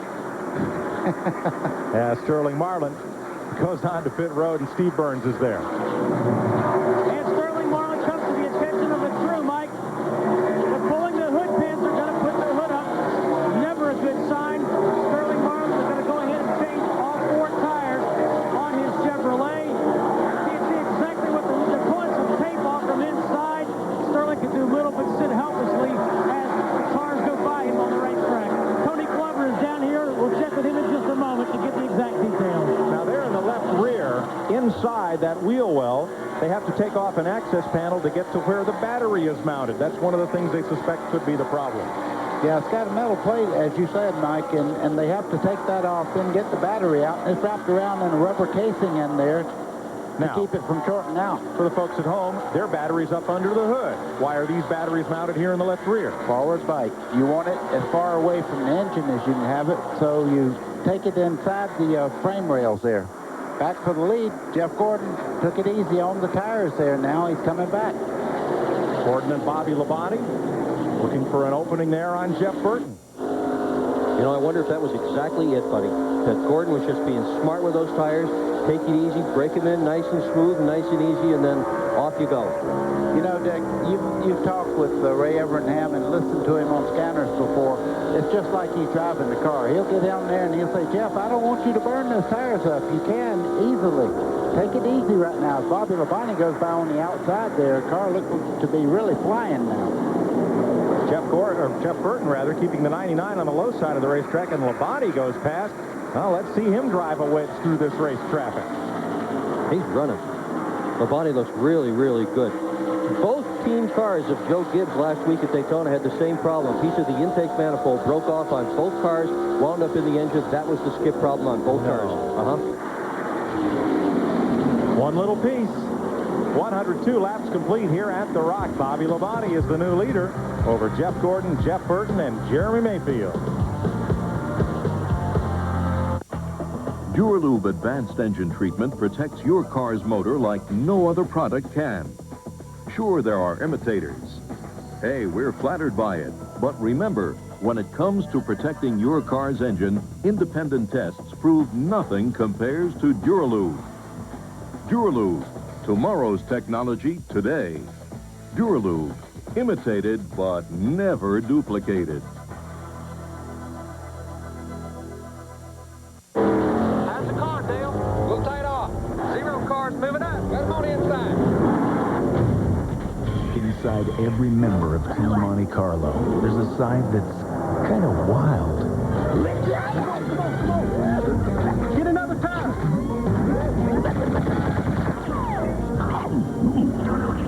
Team Monte Carlo. Animal. Pardon me. This year, they're hungrier than ever. If it goes, then rolls, roars, and soars. Chances are it's on TNN Motor Madness. Experience the madness. Friday night at 10 Eastern and Pacific on TNN Motor Madness. I've got to deal with my credit problems. I lived with my credit problems for years. Then I picked up this AfriCard and found out how to qualify for an unsecured Visa card. How? I called this number and got pre-approved for AFCA membership. That qualified me for an unsecured Visa. Now I earn automatic credit limit increases regularly. And because I proved myself with my Visa card, I qualified for an unsecured MasterCard. There's no way I'd qualify. That's what I thought, until I called AFCA.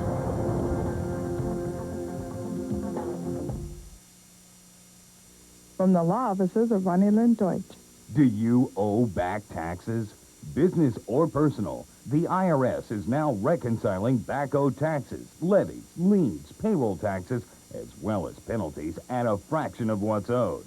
Qualified tax professionals will negotiate and resolve your tax nightmares. Call now before the program ends. We can help, and all calls are confidential. Call 800-473-0481. 107 laps complete at Rockingham. Mike Joy with Buddy Baker and Dick Berggren. Bill Elliott, McDonald's Ford, trying to keep from going a lap down. Bobby Labonte trying to put him there.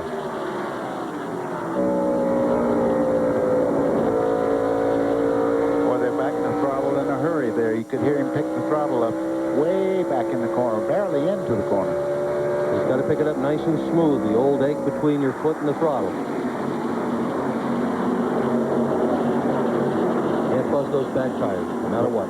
Bonnie looked just the least little bit loose there, buddy, trying to hold that low line. Yeah, well, he knows he can't drift up. If he does, he gets into Elliott. Now, back behind them, you see Jeff Gordon running the center part of the racetrack there.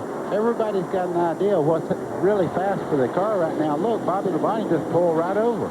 And Gordon gets the lead back. Let's go to his pit and route.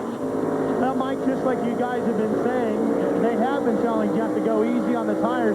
We're some 20-25 laps in on this set of tires now, so they're going to really start dropping off into what they can do for the race car. So they're trying to save them as much as they can right now. Tell you what, Bill Elliott's doing a masterful job of staying on the lead lap here, and that's not easy as fast as these cars are running. Well, he's a past winner here. He knows the racetrack very well, but right now you see Jeff Gordon right on that white line on the bottom. But look at the drive that Bill Elliott gets by running that high line down the straightaway. Well, he's fighting for his life right now. Yeah, you don't want to go a lap down if you can help it. He's going to. Well, I wouldn't bet on it. Yeah, he cleared him just as you said. He did. He's a three-time winner here, too. And Sterling Marlin is back on pit road, Steve. Well, Mike, they changed the batteries. Sterling went out. Now they've just changed carburetors. So Sterling Marlin is really sitting dead here in the water. His chances for victory are virtually slim to none at this point. But again, they have changed the carburetor. Sterling Marlin remains on pit road. Yeah, that's a bad sign. They went to the battery and also the carburetor, so they hadn't fixed it yet. And as of today, that's going to be 50 races since he had a top 5. Oh. Tough day for Marlin. You're riding with Bobby Labonte. Right behind his Joe Gibbs Racing teammate, Tony Stewart, in the Home Depot Pontiac. Just a few laps ago, I was talking to Mike while we were away at break, and I said, did you see Robert Presley go by Jeff Gordon? Man, he found something. Well, all of a sudden, Robert Presley's tires are a little used, and here comes Gordon on the bottom side to put him a lap down.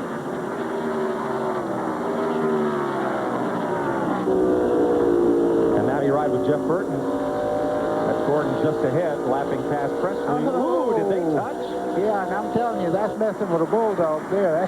That boy can drive a race car. Sterling Marlin back on track. And here's Jeff Burton moving past Presley. Last lap speed. Gordon and Burton the quickest. No, check that. Number 12, Jeremy Mayfield. Now, Mayfield is back in 5th place, but trying to move back up through. He had the quickest of those last laps. Brett Ledine, who started 8th on the day, his best start in a long while, is back in the pits. It has not been a good race for Brett Ledine. You know something else that goes on, Mike, and you know this, being a race car driver yourself. When you start running, the crew chief will get on there and tell you every lap what you're running. And if you go high or go low, he'll say, that was a good lap. Do that one over again. So they work in the pits just like the guy behind the wheel. The last thing my crew chief said was lunch is ready. Where's Ray Ray? All right, here, these two fellas have been battling it out these last 20 laps. Dale Jarrett and Rusty Wallace.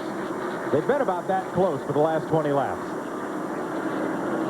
Guy on the outside has never won here at Rockingham, but he's been second 5 times. Guy on the inside's won here 5 times. 6th place they're fighting for. Yeah, on their way to the front. Both of them think they have good enough horses to win this race today. About as clear as you can hear a motor run. You hear Jarrett's motor there as he was going down in the corner when he picked the throttle up. That thing has a nice sound to it. Listen.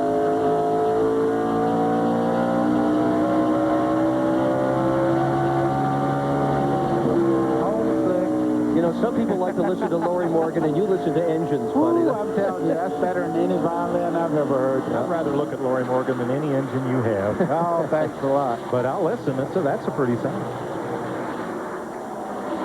Well, Jarrett's got Rusty boxed in behind a bunch of traffic there, and off he goes. At the lead.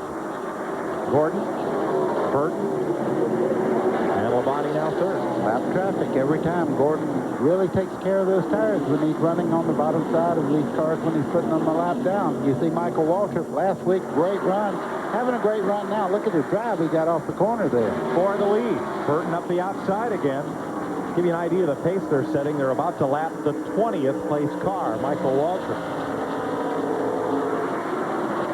Robert Presley won't go away. You talk about having somebody that's really hard-nosed now. He drives just like his father did, Bob Presley. I'm telling you, I raced against him years back, and every lap he run on the racetrack was as hard as he could possibly go.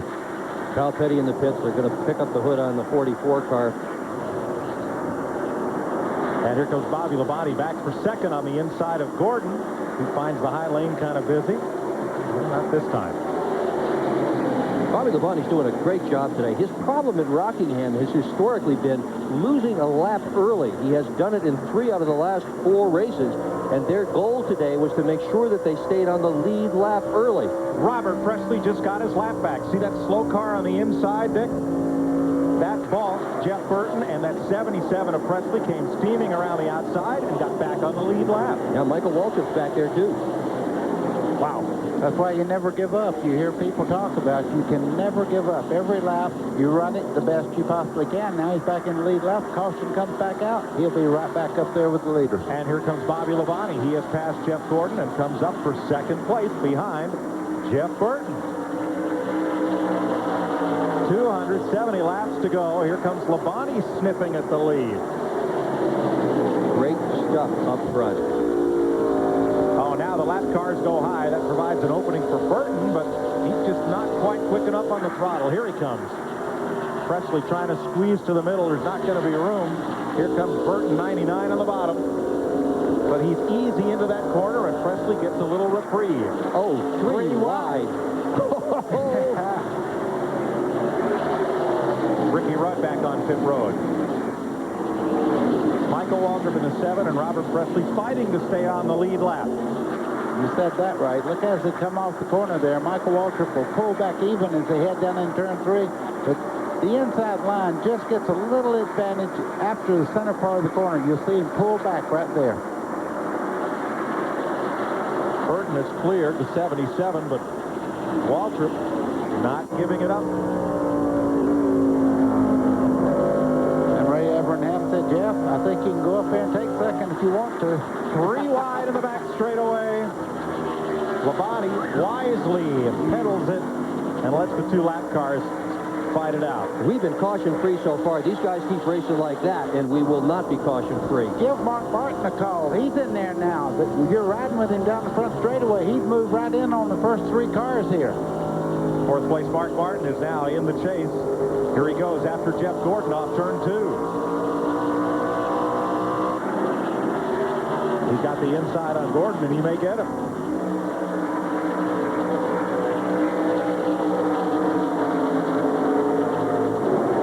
Michael Waltrip has gone a lap down, climbing the hill. And Kyle Petty out of the race. Steve Burns. Now, we talked to you before the race. You had high hopes after a great run at Daytona. What put you in the garage? I don't know. We broke something in the motor. I don't know if a crank broke or if a rod broke or if it broke the front end of the motor and knocked the power steering pump off about 4 laps before that, or bailed off, so I knew something was wrong. It just broke. Are you done for the day? Oh, yeah. Yeah. We'll be back in Vegas. Kyle Petty out of it, 264 laps to go. I want to remind everyone that TNN Motorsports now offers officially licensed NASCAR merchandise. You can call toll-free at 1-877-TNN-1999. Jeff Burton leads Bobby Labonte and Jeff Gordon at the Rock. We'll be right back.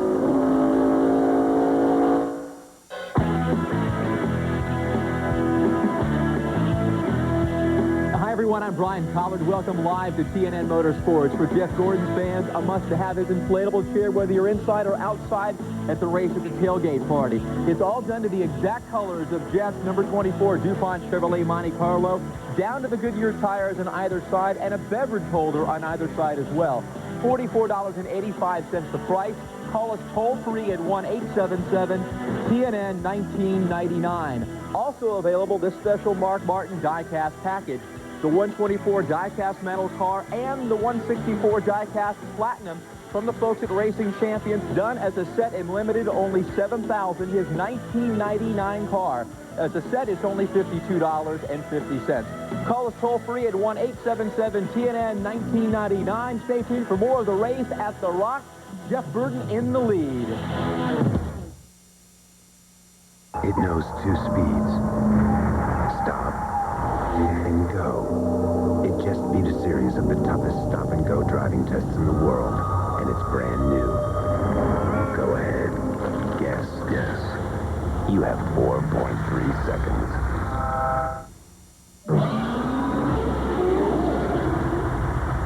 Introducing Pennzoil with new Pure Base. Stop. Go. Pennzoil. Log Day 19. Traveling the circuits of NASCAR. Darlington, Daytona, Talladega, Charlotte.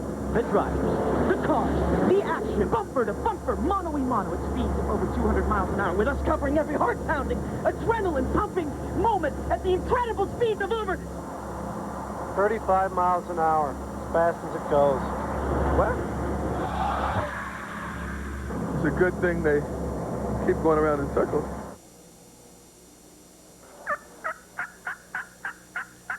Remington Arms announced Friday a special National Wild Turkey Federation membership drive. That's Michael Tull, president of the NWTF, making the call, and Tommy Milner, president and COO of Remington Arms, helping to make the announcement. And the National Wild Turkey Federation is now featured on the hood of the Ted Musgrave-driven number 75 car. 135 laps into this race, caution-free at the Rock. Jeff Burton is your race leader. There's a look at Musgrave, who's battling there with Jeremy Mayfield. Ted has gone 1 lap down. He's in 24th position. Fewest cautions ever here, 2. March of 1974, October of 1992. That only for 12 laps, 2 cautions. Made it a fast race at the Rock. Looks like these fellows are anxious to get on to the next stop. We are caution-free last lap for race leader Jeff Burton, 142.1 miles per hour. Sarah Evans joins us up here, sang the national anthem. Boy, did a great job. The fans were cold out here, but boy, they had a good time. Thank you. I was cold, too. You've never been to a Winston Cup race. What do you think? It's awesome. Very exciting. I'm kind of really naive, though. I don't know what's going on, but I'm having a great time. Don't feel like the Lone Ranger. Y'all don't know what's going on either? Oh, no. We just have a good time up here. You got a CMT special coming up on Wednesday, March 3rd? Yeah, with me and Martina McBride and Lori Morgan and Mindy McCready.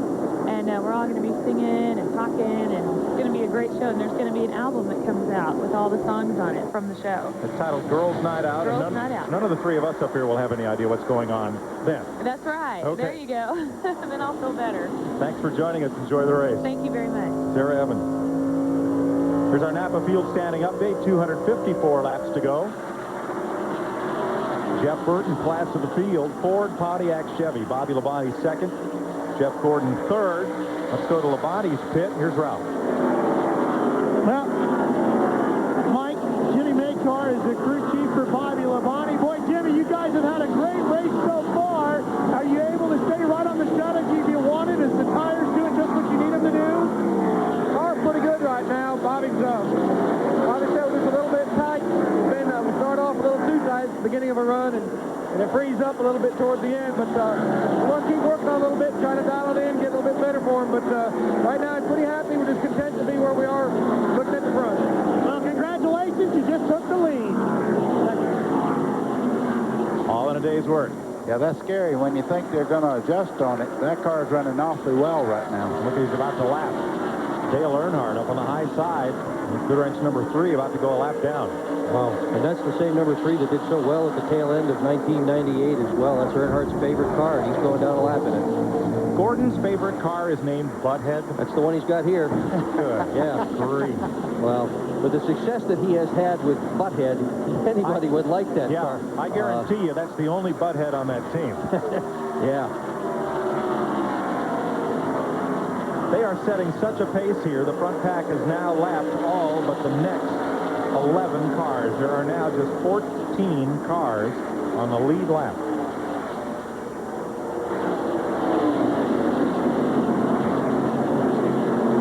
Kenny Wallace has just gotten back on the lead lap. He just moved up a bit.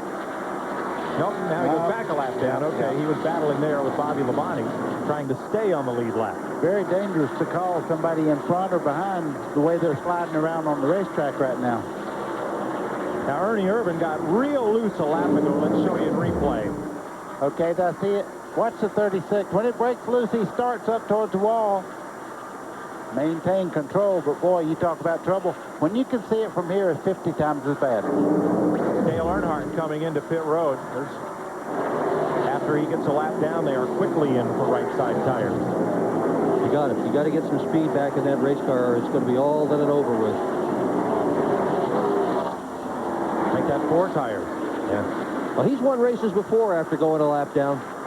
See him knocking the excess rubber out of the grill there as he starts. That's one problem here. You wear tires so much that it stacks up in the front grill work there. They were 3 wide a moment ago for second place with Gordon and Burton. And now Mark Martin is right behind those two. There they are. Boy, Jeff Gordon is awesome right now. When he wants to go, he just goes up there and passes these guys at will. 13 cars on the lead lap. Jeff Burton's pretty awesome right now as well. He seems to be able to stay at the front no matter what. And there's his partner, his pal, his teammate right behind him, Mark Martin. I'd say Mark Martin right now is going to give him a little driving lesson as he goes right along the white line there and pulls even as they head down the front straightaway. Oh, look at the arm out the window. Yeah. See Burton waving him by. Go ahead, he says. Yeah. So if you caught me, I want to know how you caught me and why. Well, maybe Burton will try running the line that Martin is running as Mark moves up to 3rd place. 147 laps complete at the North Carolina Motor Speedway. There's your leader, Bobby Labonte's Pontiac, over Jeff Gordon's Chevy and the Fords of Burton, Martin, and Mayfield. What makes Wendy's Monterey Ranch chicken sandwich so good? The whole filet of chicken. Juicy and white. Now see, this is a good piece of chicken. How about that sauce? The sauce is great. Creamy. Tastes like ranch. With bacon. I like your chicken sandwich there, Thomas. Please keep this in the repertoire. In the what? The repertoire. What's your next question? Do you like it? I sampled it. I loved it. I'm an American. It's back. Wendy's Monterey Ranch chicken sandwich. Dave, don't let you down. Michael came onto the scene in Indy cars as a winner. I'm very proud of the fact that he's carrying on the Andretti name. I'll never forget the first really competitive pass that he did on me. We banged wheels a little bit. That car almost full drift in front of me, and he was gone. Adios, Dada. The Andrettis rely on the same Haviland Formula 3 motor oil you can buy right off the shelf. That's my boy. Cut. Kit Kat break time. 1, 2, 3, 4. Give me a break. Give me a break. Break me off a piece of that Kit Kat bar. Give me a break. Give me a break. I want to take a break with that Kit Kat bar. With its wider track and precise cornering, nothing can contain the White Track Grand Prix, not even your television. Stand by as we adjust your screen. Now you can catch the White Track Grand Prix GT and experience its outstanding cornering and control. Drive it for yourself and see why wider is better. The White Track Grand Prix by Pontiac. Now you can lease the Grand Prix GT sedan for just $269 a month. See your Pontiac dealer today. Get ready for Roller Jam. Bring it on. It's a jam like you've never seen before. Oh, whoop them every time I get. Roller Jam. Friday at 8, only on TNN.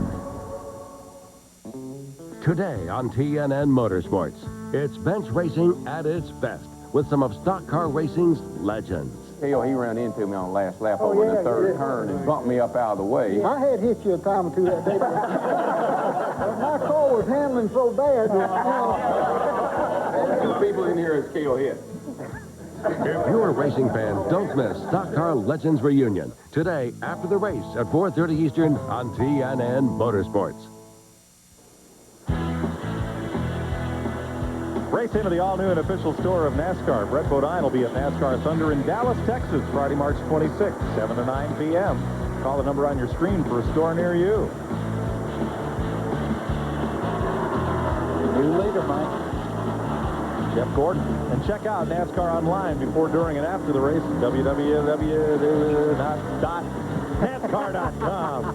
It's your 24-hour garage pass. It's easier to type than it is to say, I promise you. Here's your new leader, Jeff Gordon, has taken the lead from Bobby Labonte. And here's how it happened while we were away. See Bobby Labonte coming off the corner there. Jeff really working him over. He's been to the high side. Now he's going to just drop to the bottom. You see Bobby Labonte roll out the throttle, drop right in behind him. No need in leaning on those tires. Taking care of business.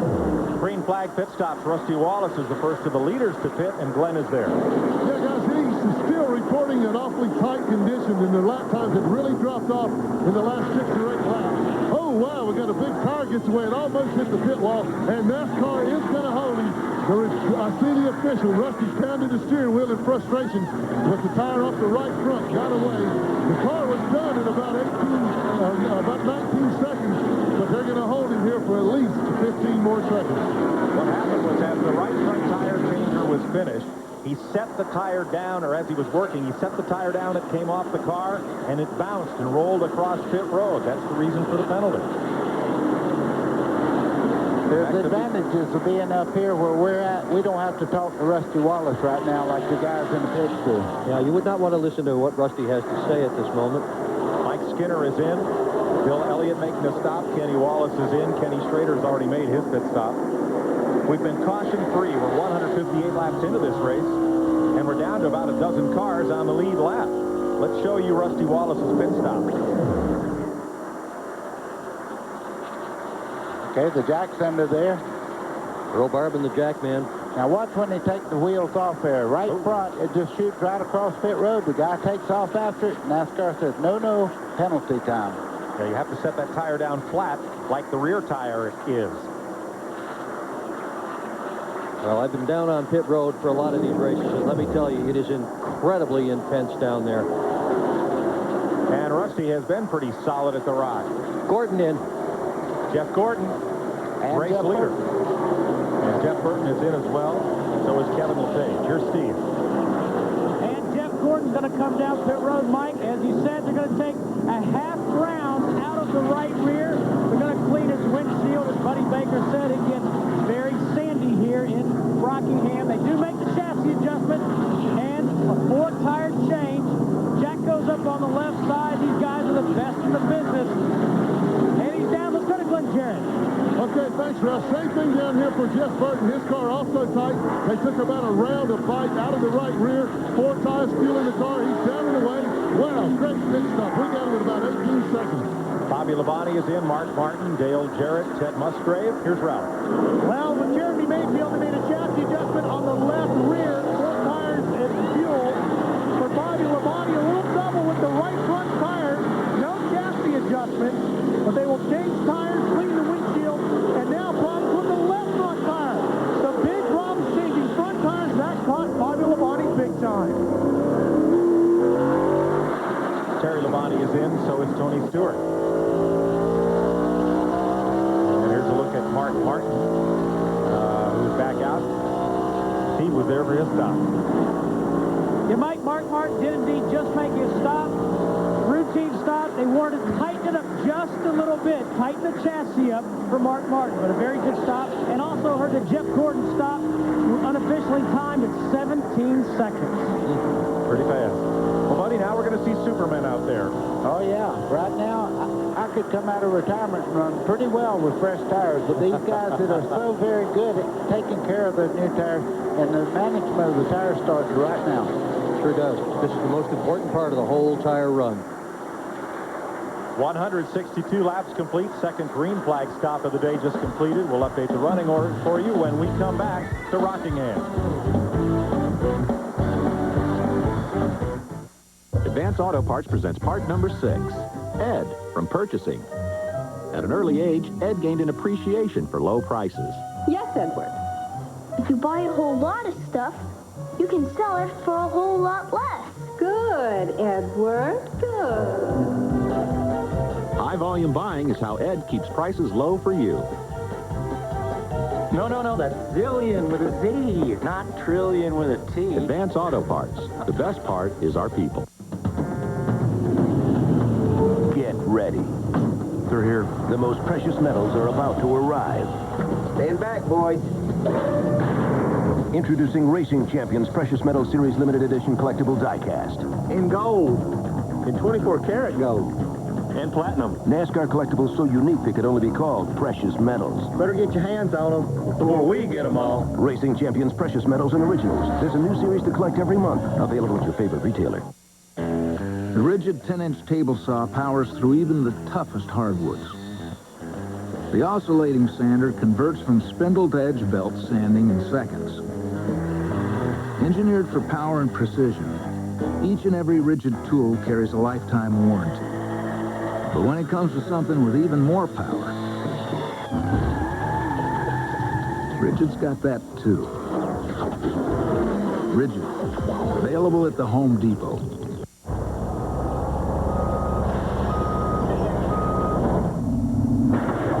ATV four-wheel action magazine calls the Sportsman 500 the king of the 4x4. It's the only ATV with independent rear suspension, 11 inches of ground clearance, and a powerful Polaris 500 engine. In fact, only one four-wheeler with our name on it has more power. Proud sponsor of the Polaris Remington Winston Cup team. TNN Motorsports coverage of the Dura Lube Big Kmart 400 is brought to you by Home Depot. Change drill bits up to 50% faster with DeWalt's Rapid Load Quick Change Accessory System. And by Polaris ATVs. If you're going to ride, ride the best. Polaris.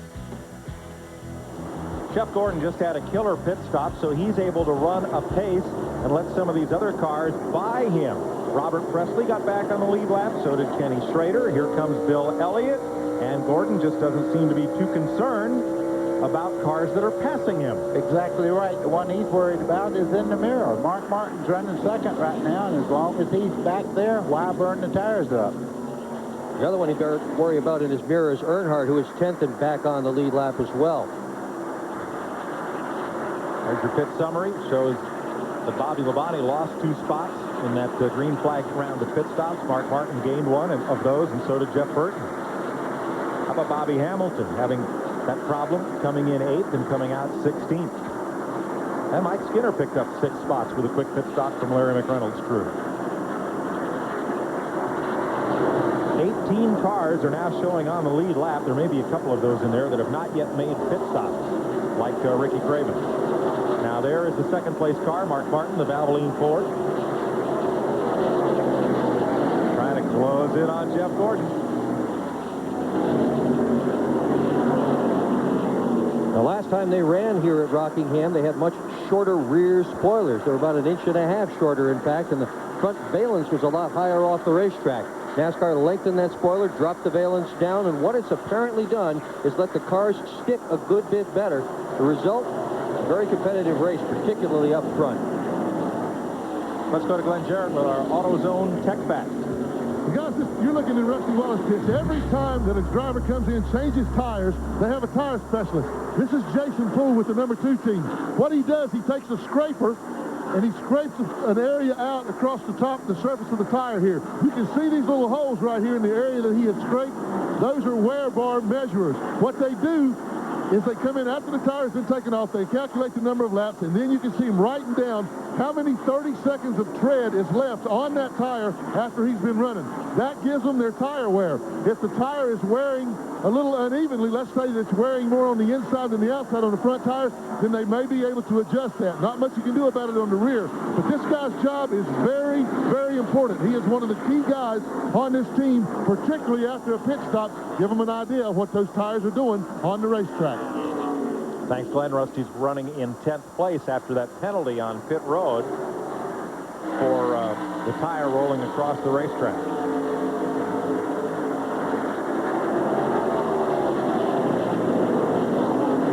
He's got to worry about penalties. I mean, he's lost 2 races in the last couple of years for jumping the start while he was up in the front row, and now this. Here comes Gordon around Kenny Schrader, trying to put Schrader back a lap down, and Mark Martin is right there. Boy, Mark Martin's eating him alive from behind. He was about 20 car lengths back, just a few laps back, but we do know that Jeff Gordon will ride until that mirror gets completely full of the 6th car, Mark Martin, then he'll get with it. Remember that the driver who leads the most laps gets an additional 5 bonus points. 177 complete. 216 to go here at the Rock. Gordon leading Martin, Burton, Bobby Labonte, and Jarrett. For Dan and Lisa, it just clicked. So they loaded up their Ford Expedition and got back to doing what they loved. Answering the call of the wild. I lost them. And they unleashed a beast of their own. That big 5.4-liter Triton V8.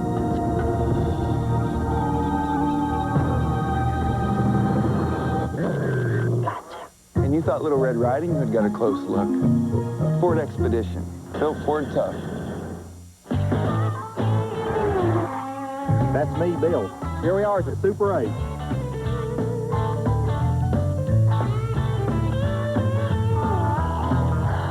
For reservations, call 1-800-800-8000. Don't let a flat tire put you up against the wall. Even with no air pressure, Goodyear AquaSteel Run Flat drives up to 50 miles to safety. AquaSteel Run Flat. Get ready for Roller Jam. Bring it on. It's a jam like you've never seen before. Oh, whoop them every time I get. Roller Jam. Friday at 8, only on TNN.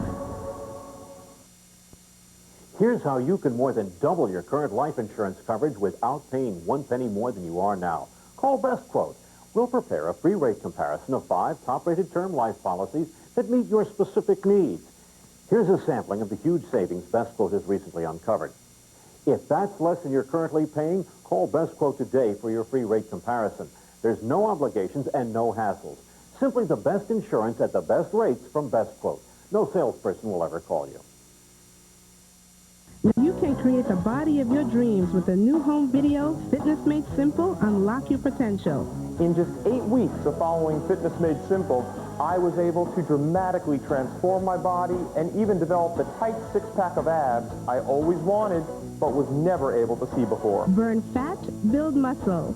Fitness Made Simple shows you how with the exact time-conserving workout and easy-to-follow nutrition plan hundreds of men and women are successfully using. Call toll-free. Welcome back to the Rock, where we've had 2 lead changes while we were away. Jeff Burton just took the lead away from Mark Martin. Martin drove past Jeff Gordon and all like they were kind of stopped. And Mark tried to check out, but Burton has hung right with him and gone by. Let's show you the lead changes. Well, you see, he drifts up there under the 43 car there of Andretti, and I mean, Mark Martin just powers by right behind Gordon there at the 99 car. He got by too. And then Jeff Burton takes Mark Martin to task. He's going to lead a few laps. Was that a power move or what? That's called teammates. Or was it a gimme? Yeah. You know, and returning the favor that Burton allowed Mark to lead earlier. Look there, like Burton just rolled out of the throttle early. Or rather, Gordon rolled out of the throttle early to allow Burton to scoot underneath.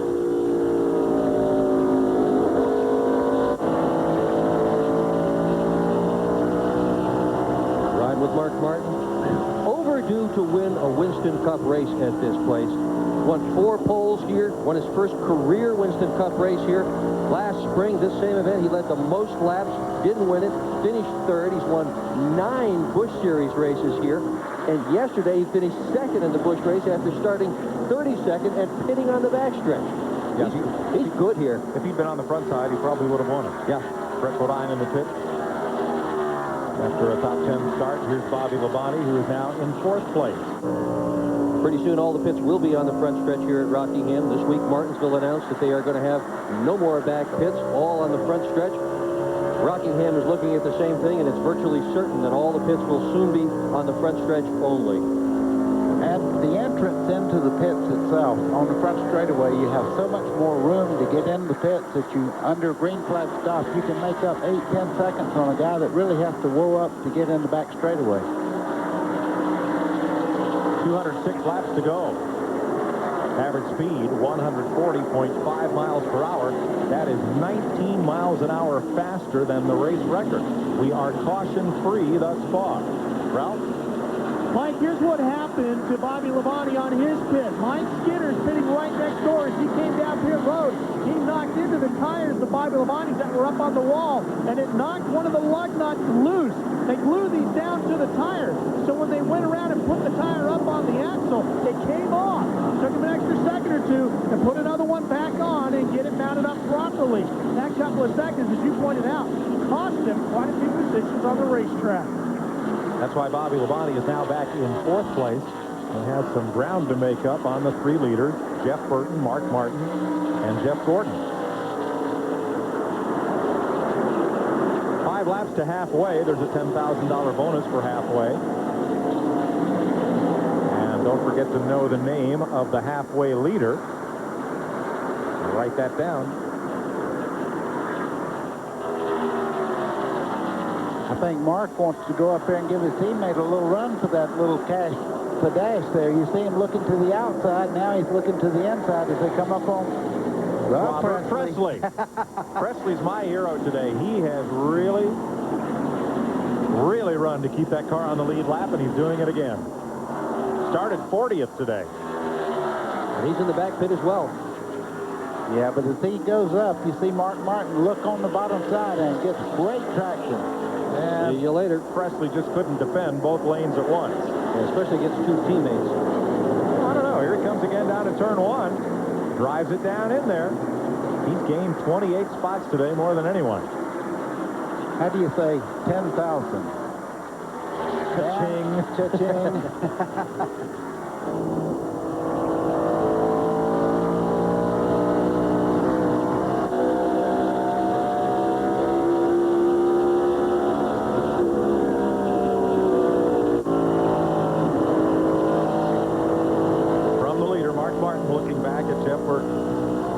lead changes. And that's just here at the start-finish line. There have been a whole bunch that have taken place and changed hands again before they got back here. Yeah, the missing car in that group right there, Mike, is you don't see the 24 anywhere. He's a good half straightaway back. There he is. And there's Bobby Devani closing in on him. Let's go to Robert Presley's pit and Steve Burns. Boy, Mike, you're right. They're having a heck of a run. Crew Chief Newt Moore here. Newt, you guys are very impressive today. Where'd you get the horsepower? Cars running real good. Jasper Motorsports cars running. Pit stops have been awesome, man. We're just hanging in there at the tail end of the lead lap. We just got past a minute ago, but Robert's driving the wheels off that thing. We got a real good race car. We just need a caution to get caught up, and we can race this one. We just need a caution. Dude, tell us about the motor. Where'd you get that? Where's the motor? Is it your motor, or did you get one from another team? No, this is our motor. This is a Jasper engine in this car. It's an awesome motor. The gear is right. The car's handling good. The pit stops are awesome. We just need a little bit of a break here to get right back for the leaders, and we can race. Okay, Mike, some homegrown horsepower for Robert Presley. A great run for Presley today. Looking back from Kenny Irwin, Texaco Haviland camera on his Robert Yates Ford, looking at Mark Martin. Yeah, you don't want to see the lead car in that mirror because you get a lap down here. It really takes a tremendous race car to run a lap back up on these guys. They're all talking about wanting another pit stop. It's only been 30 to 40 laps since they pitted last. Halfway, the sign for Mark Martin. Kevin LePage, all done, just drove into the garage. There's our MCI World Tom score, giving you the halfway run.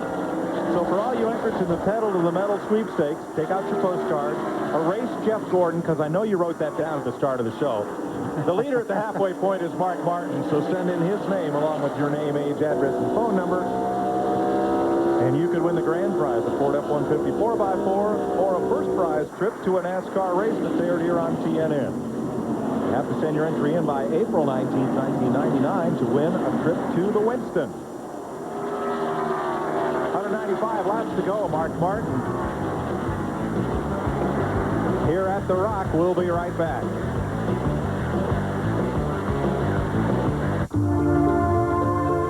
Sleek. Sophisticated. Stylish.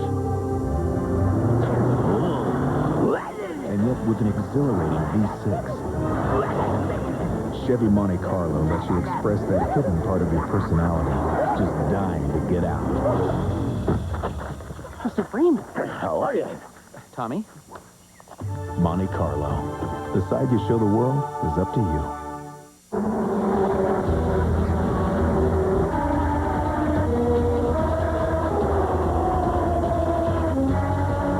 Hold it, Harry. You know you can't use Dura fuel treatment in your Indy car. It's an unfair advantage. I'm not allowed to use this product in my Indy car, but in my road car, I want the Dura advantage. Dura is scientifically formulated to clean, condition, and protect your fuel system for a smoother running engine with more power and less harmful emissions. Dura fuel treatment, tomorrow's technology today. As Napa drivers, you're responsible for safely delivering the best parts in the world. So I brought in a special guest instructor, Ron Hornaday, NASCAR Truck Series champion. You want to go to the turns about 130. What's a safe distance to be from the guy in front of you? 5 inches.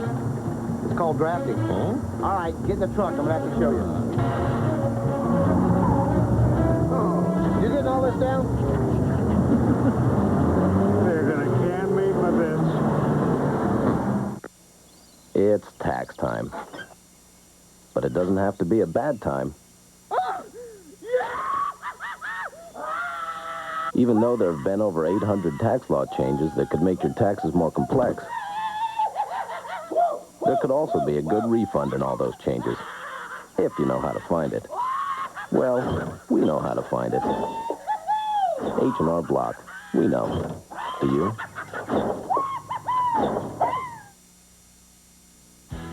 This TNN Motorsports telecast of the Dura Lube Big Kmart 400 is brought to you by Napa Auto Parts. Napa, we keep America running. And by H&R Block. We know. Do you? Rusty Wallace is trying to stay on the lead lap here. Remember on his pit stop, that tire rolled away. He took a 15-second penalty. Here is what he lacks from going one lap down to Jeff Burton. Boy, less than a half a turn there. Burton has really turned it up. You can see that penalty really took Rusty and put him in a bad spot. Here are the cars on the lead lap. Jeff Burton is your leader. Mark Martin has now dropped to second. Jeff Gordon is third. Bobby Labonte in fourth. Dale Jarrett in fifth. Jeremy Mayfield sixth. Terry Labonte, Mike Skinner, Jeffrey Bodine, Bobby Hamilton, Rusty Wallace are the lead lap cars. With Mark Martin, your second place car, give you an idea of the interval. Now let's look for Jeff Gordon in third. You see Robert Presley, who's just gone a lap down. Third place, Jeff Gordon.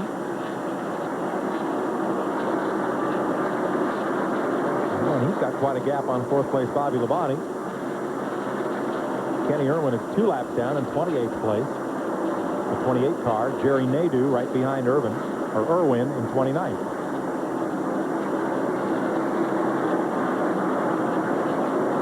There is Ward Burton, former race winner here at the Rock.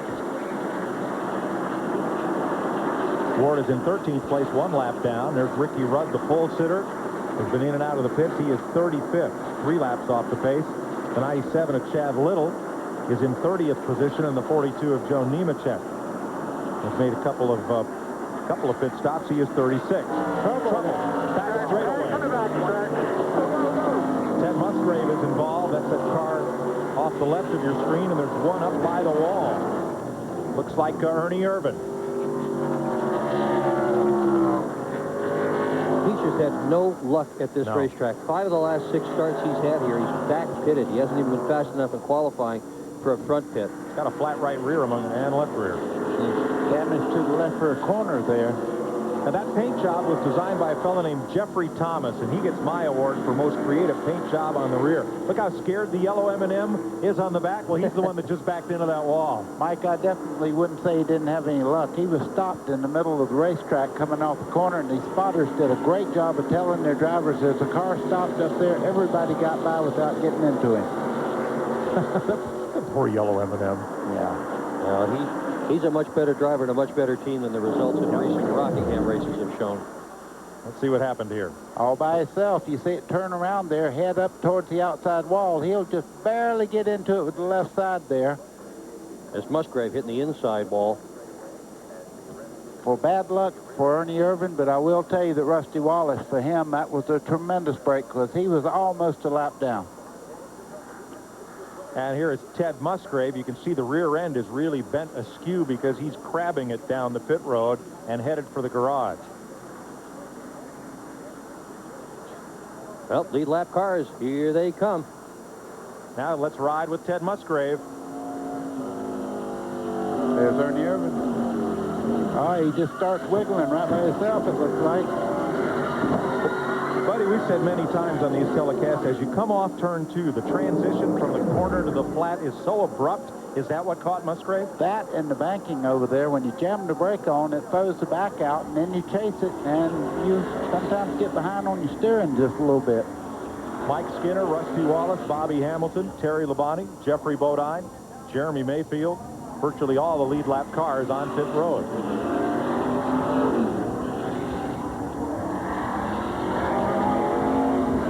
This caution flag, a big break for Rusty Wallace. Didn't pick up any spots, but he picked up a lot of ground. So we'll update pit stops and positions when we come back to the North Carolina Motor Speedway. We're under the first caution of the day for Ernie Irvin's crash in the backstretch. In racing, the engine is everything. What? It's the driver. A driver will never see a finish line without a great engine. The greatest engine will never see a victory lap without a great driver. At least they agree on Haviland Formula 3 motor oil, the same oil you can buy right off the shelf. The engine's the first thing over the finish line. Not in Indy cars. Hurry up, we're missing the best part of the day.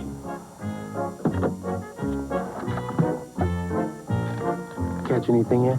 Just a brake job on a Honda. Pep Boys ASE certified technicians will install quality Rebestos brakes for as low as $79.99. Nationally warranted brakes from $79.99. Is this living or what? Engine diagnosis. Very high tech. Pep Boys. Cars like us. People love us. Get ready for Roller Jam. Bring it on. It's all-out war. It's about the big score. He's not going to get me. Roller derby with a modern-day spin. Well, whoop them every time I get. It's a jam like you've never seen before.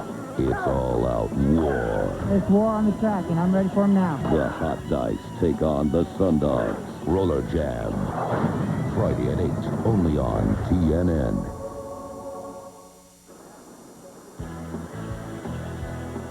.212 laps complete at the Rock, working the first caution of the day, and it got a little busy on Pit Road. We'll show you that in a second. You're watching Johnny Benson's car, Cheerios, out there. The North Carolina Motor Speedway and General Mills have signed a multi-year title sponsorship agreement for the October races here. It's going to be the Pop Secret Microwave Popcorn 400 here in October. They had some of that stuff in the media center. Let me tell you what, you never saw such a bunch of guys with fists going into the pile. Wow. They also sponsor Benson's car. Watch the 6 and the 24 here. Top of your screen. Oh. Well, Mark showed some discretion there, did he not? It's 2 weeks in a row people have not forced the issue on Jeff Gordon, and he has avoided trouble. Last week it was Rusty Wallace at Daytona who backed out, letting Gordon take the lead of the Daytona 500. Today it was Mark Martin who backed out, avoided a crash on pit road. Want to welcome the nation's newest NASCAR fan, Nancy Ballantyne Neal, niece of the Nashville Network's Nancy Neal, and namesake, born to John and Ruth today in Nashville. How do you say, Nah, let's go to Glenn. Okay, guys, Buddy, you said this was a great break for Rusty Wallace, and indeed it was. But also, it was a great break for some of those other cars that had fallen way behind the leaders. And he gave everybody a chance to adjust the car. Jeff Burton came in. He's got a great race car. They still took 2 rounds of bite out of that car, in addition to giving him 4 tires and fuel. Dale Jarrett's crew had a great pit stop, about 16.8 seconds, got him back out in 4th position. They made chassis adjustments on his car as well. For Jeff Gordon, as he came down pit road, he came in behind Mark Martin. The car had been pretty good. It was starting to come to him on long runs, but it was a little loose coming off the corner. So they went 1/4 pound of air up on the right rear. That was the only adjustment they made outside of taking 4 tires and fuel. Mark Martin behind him made no adjustments, just 4 tires and fuel for him. However, the Rainbow Warriors with a 16.12 stop were much quicker than Mark Martin's bunch. They got Jeff Gordon out first. Steve Byrne. Ralph, we're back here in the garage with Ted Musgrave. Ted, first tell us what happened. Secondly, your crew's hard at work. Can you get back out? I'll tell you what, I feel sorry for Butch Mock and his team. They struggled so hard, and we were doing okay this year. And, you know, coming off 2 to 36, car lost it up there, and he turned her sideways in front of me, and it was door side, like I say, in front of me. So it's like, I got to cut hard left, get this thing in the marbles, and try and save it, or T-bone Ernie in the door. And didn't want to T-bone anybody in the door. I've seen that happen before, so... They're working hard. It busted up the car pretty bad, tore the truck arm mounts out of it and everything. So it's a major part of the car that's really busted up. They're going to try to put it together, but I feel sorry because we were starting to work on a thing, and this team's getting together, and it was going to be a good day for us. You know, not a real good day, but I mean, it was going to be a fair day for us. And I feel bad about it now, but like I say, I didn't want to hurt anybody on the racetrack. Okay, thanks, Ted. Also should mention, guys, Kevin LePage has spent some time in the garage area. We understand he is down to 7 cylinders. Well, you have to respect a fellow who will throw his car away to keep from making a bad accident worse. Great move. We're under caution, the first one of the day here at the North Carolina Motor Speedway. We'll be right back. NASCAR and Lowe's Home Improvement Warehouse both started from humble beginnings. But you made us bigger. You made us better. You made us faster. So consider this a quick thanks. Sure beats the heck out of a thank you card.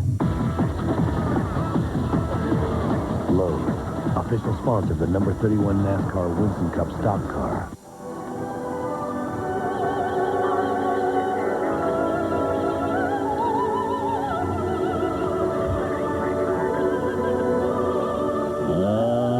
Stolen moments with the one you love.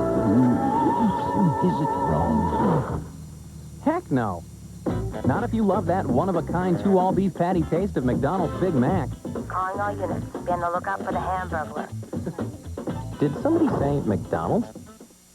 You're so lucky. Not one gray hair. When a woman can run her fingers through your hair and can't tell you blend away your gray, that's a natural-looking result. And that's just what you get with a hair color called Just for Men. Simply shampoo in, then rinse. In only 5 minutes, this unique formula blends away gray, actually matches your gray to your real color.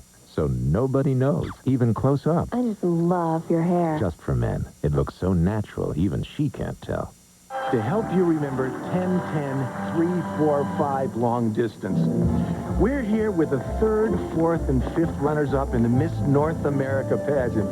Now, they may not be winners, but you can be. Every call is a chance to win a prize like CDs or color TVs, and every call is just 10 cents a minute. So remember, 10-10, 3-4-5, where anyone can be a winner. Hey, you could be a winner. Dial 10-10-345 today. Brought to you by LA West Luxury Vans. Available at select dealerships nationwide. Call for a free video. 800-786-VANS. And by Featherlight, the official trailer of NASCAR, CART, IRL, NHRA, ASA, and World of Outlaws. Remember to call Featherlight for all your trailer and motor coach needs at 800-800-1230. Radio communications are provided by Racing Radios. For all of your radio communications needs, as well as scanners, call on Racing Radios at 1-800-669-1522.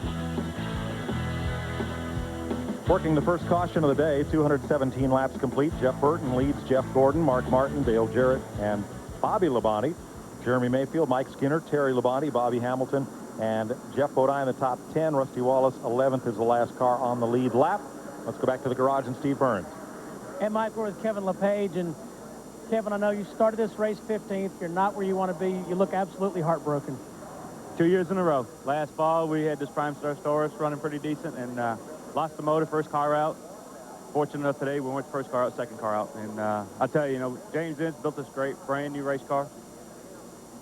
I just, we need to have a better motor program for the Prime Star team here at Rockingham. I mean, two years in a row, and first car out, second car out. I mean, really disappointed. I mean, we had a good start to the season last week and downhill this week. So we'll get them next week at Vegas. All right, thanks, Kevin. Let's go to Ralph Shaheen. Well, Jimmy Fennick is a crew chief for Mark Martin. Jimmy, you led early on. Now you're running in 3rd. What do you got to do to win this thing today? I don't know. Jeff Burton's awful tough here, and we'll have to just see what's going to happen. Our car, long run, gets a little bit loose, but like I say, it's pretty fast. We're pretty pleased right now. Mike, at one point, we heard Mark Martin say on the radio, anything you want to do, Jimmy, you're the master here. He's right now in 3rd place behind his Roush stablemate Jeff Burton and Jeff Gordon. Let's look at Mark Martin. That blue car belongs to Junie Donlevy, the gentleman from Richmond, Virginia, who's been a NASCAR car owner for 50 years. Over the winter, he made a deal with a company called Big Daddy's Barbecue Sauce to be his season sponsor. Big Daddy's brought their driver, Mike Harmon. What they didn't bring was a check. Donlevy brought his car to Daytona with no decals on it, said no check, no decals. No check came. Mike Harmon time trialed the car, no check. Mike Wallace got in the car, ran the Daytona 500 AccuTurn, a company in Richmond that makes machines that turns brake rotors, jumped on board, a longtime friend of Junie's to sponsor them here, and Pep Boys are on board. Big Daddy's has left a bad taste in the mouth of a lot of folks in this garage area. But Junie Donlevy needs a full season sponsor. And it could be Pep Boys. They're looking hard at this car, and the car owner, Junie Donlevy, is as popular as any of the drivers in this field. It'd be a good move to see your name on the back of that car. Let's remind everybody, TNN Motorsports now offers officially licensed NASCAR merchandise at 1-877-TNN-1999.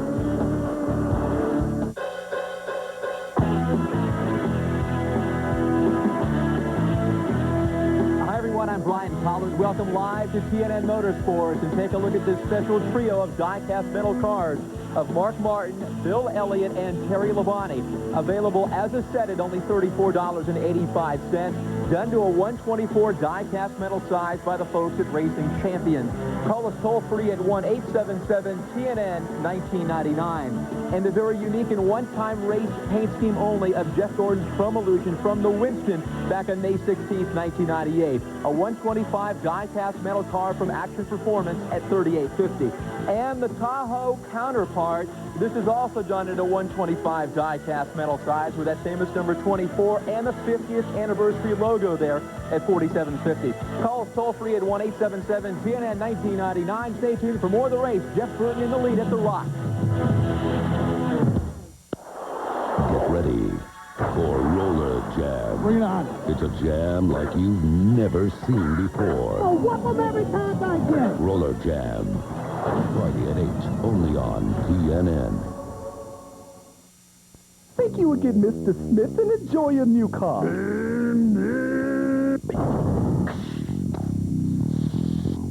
I got a problem. Excuse me, but do I know you? I'm Smith. I just bought a car from you. Sorry, doesn't ring a bell. You told me to come back to see you if I had a problem. That car you sold me was a piece of... I guess I should have gone to the all-new Crown Ford. Crown Ford. We won't leave you hanging. Instant Replay Sports drops the green flag on NASCAR apparel and novelties. Pick up your official trackside apparel from your favorite driver. Dale Earnhardt, Jeff Gordon, Rusty Wallace, Mark Martin, and others. Driver's jackets, fall heavyweight jackets, adult and youth-size T-shirts, hats, and special edition 50th anniversary apparel. Looking for that special gift for your NASCAR fan? Instant Replay Sports is your pit stop for NASCAR novelties and collectibles. You'll be the points leader every time when you buy your NASCAR apparel and novelties at Instant Replay Sports, 715 Carlisle Street, Hanover. We've just gotten the restart here at Rockingham. We're back under green, and Jeff Burton has taken off. He has about a 10-car length lead on Jeff Gordon in just 3 or 4 laps. Mark Martin in third. Dale Jarrett is up to fourth. You know, in races past, Dale Jarrett's gone out there, and he's been the rabbit boat, so to speak. Today, very, very patient, and he seems to have a good car right now. That's what the jet blowers were doing just a second ago, blowing some of this rubber off. You can see the build up there. See it going by. You don't want to get a tire out there because you don't have any traction whatsoever because of that excess rubber. And that's just little pieces of rubber that wear off the tire every lap, just like if you were using a pencil eraser. That's the stuff you have to blow off the page. But if it sticks to the bottom of your tire, it's only that little bit that's going to hang on to the racetrack, and that's not a full tire patch that's down there, and that's a real problem. You can lose the car in a heartbeat in a deal like that. Look how close to the wall. Oh. 11 cars are on the lead lap, and 13 more cars are 1 lap down that caught a lap down during that long run of green flag racing from lap 1 to lap 208. Race for 5th place. Bobby Labonte in the green car there, and just behind him, Jeremy Mayfield in the 12.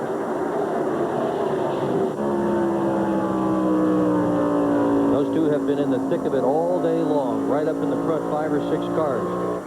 And another car to keep your eye on just behind this bunch right here. Mike Skinner's running along there, and he has a guy, if it comes down to doing the right thing on last pit stops, I wouldn't want anybody better than Larry McReynolds calling the last pit stop.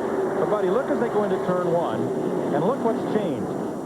They're all going to be right down on the bottom of the racetrack once again, hugging the low line. Do you think new tires might have something to do with it? Yeah. But the driving styles are different. They're not letting that car drift up in the corner. They're just hugging the bottom. For just right now, it'll change in just about 15 more laps. You'll see that they'll be using the whole racetrack up. Well, they tend to run higher in 3 and 4 than they do in 1 and 2. 1 and 2 are only 22 degrees, and 3 and 4 are 25 degrees. You wouldn't think 3 degrees would make all that much difference, but they do as far as the line is concerned. Burton right on the bottom. At www.tnnracing.com, you can also follow today's race with in-car and scanner bites and more. 163 laps to go. We've talked a lot today about tire management, taking care of your tires. To a driver, what does that mean when you say, take care of your tires, manage those tires? You have to be able, for an average of about 80 laps, 85 laps, to be able to run a speed that's a good speed for that segment. Sometimes, you know, I watch Mark Martin. Mark's awesome. You know, He left off real early, getting in the corner, gets in the gas real early, and really concentrate on making his car work in and out. Every time you spin that tire, you're taking like another good turn off it, you know. And so you just got to really be careful and really know when that thing's on the verge of spinning the rear tires or slipping tires. But throughout that race, you're going to be making adjustments and making changes, and it's all based on the way that the driver is driving the track. That's neat, because a lot of times during the race, your car is going to work good up high. Sometimes it's going to work down low. Sometimes it's going to be up high one end, down low at the other end. At the top of the racetrack, you tend to wear the tires a little bit less. You can probably run faster on the bottom of the racetrack for a certain amount of laps. And then as the driver, you have to realize that those new tires feel so good in comparison to what you just came off of that, you know, it's easy to really go hard. And you can do that, but there again, you're going to use the tires. One fellow who's having to use his tires right now is that number 2 car, the Miller Lite Ford of Rusty Wallace. He's in 11th place. He's the last car on the lead lap. He's just ahead of Tony Stewart and just behind Kenny Irwin, and trying to climb back up through. There's a look at him. He's had a little trouble getting past Irwin, who is not on the lead lap, who's 2 laps down. But Rusty is really going to have to work that car to get up with the lead pack. You're right, Mike, and you can tell right now, I mean, he's back there where they're not really looking in the mirror that much for Rusty Wallace. He's been up front all day, so he's just another car out there right now, and these guys are not moving over to let him go. But he's got to get up there if he's going to have a shot at this thing. This is not a deal where you can take 2 tires and get away with it on a pit stop somewhere along the line. He's going to have to pass cars, and that threatens the tires. You sound like Junior Johnson used to sound. Darrell Waltrip told me he was running so hard his tongue was down on his racing uniform, and the money got come up at halfway, and Junior said, "Okay, Darrell, go up there and get that money." Hey, how about Jeffrey Bodine? Driving for Joe and Nancy Bessie. He's been on the lead lap all day, and he's in 10th place in that number 60 Power Team Chevy. Let's go to his pit with Steve. And, Mike, they had to overcome a bad pit stop early. Jim, can you guys be a factor late in this race? Yeah, I think we're in pretty good shape here. Pit guy's been doing a good job. They haven't had much practice. We're only 7 weeks old, and I'm going to tell you, this team's come a long way in 7 weeks. And I think we're going to be okay here. This race stays green. How will your strategy play out? I'm not sure I want to say that at this point in time. Don't blame you. Had to ask them, guys. I tell you, it's a lot easier to get that race team together in 7 weeks when you have a man that has the quality driving spirit that Bodine has. He works underneath Kenny Schrader. That is not a fight for position, but the car in front of him, the number 4 of Bobby Hamilton, is. Robert Presley's gained 25 spots today. Jeffrey Bodine has gained 19 positions from where he started this race. Remember the great Ron Buckshot Jones had at Dover last year? That number 60 car is the same automobile. They bought it from the Stavolas. It's amazing they're doing this well. I mean, literally, Jim Long said if the team is only a few weeks old, and to have a team this young running this well is a remarkable testimony to Joe and Nancy Bessie, as well as to Jeff Bodine and Jim Long and all the rest of the guys on that team. Quiz time. Have you ever seen Jeff Bodine, or Jeffrey Bodine, should I say? Have you ever... Trouble. Trouble on front. Boy, 77 Presley almost wrecked big time. With Kenny Schrader and Rusty Wallace right in the middle. Boy. And somehow they all saved it. Doctor?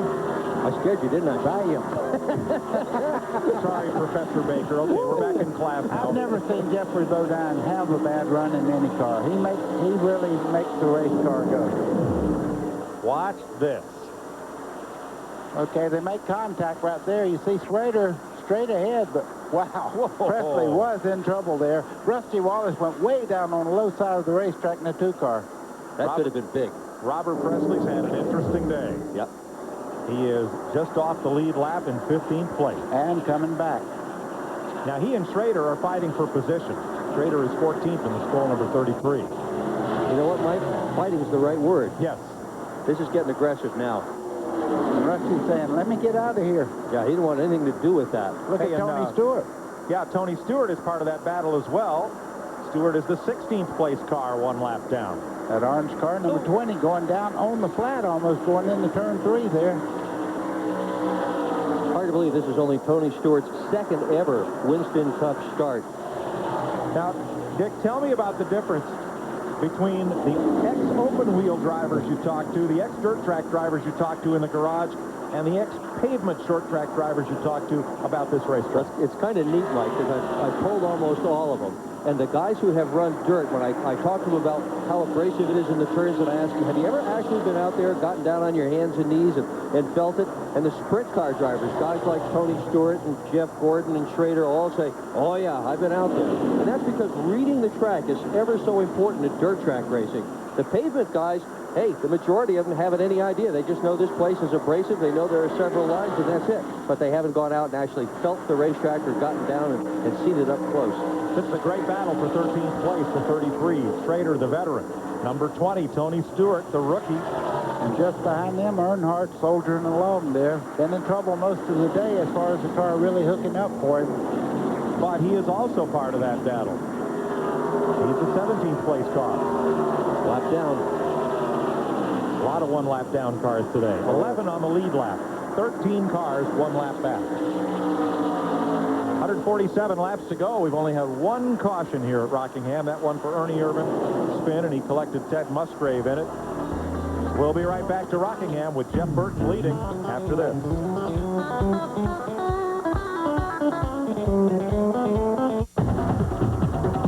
Hunting for a great deal on a great ATV? Then hurry to your Yamaha dealer for all-terrain value days. And get 0 down and payments as low as $69 a month for 3 full years on not 1, not 2, but 9 great Yamaha models. So quit messing around and hurry to your Yamaha dealer today for all-terrain value days. Because at this rate, they won't last long. NASCAR driver Jeff Burton goes head-to-head with everyday driver Eileen. My car has a 750 horsepower high compression engine. My car has an engine. I can cruise all afternoon at 180 miles per hour. I'll stick to 55, thanks. I start my engine with a powerful Exide NASCAR Select battery. Me too.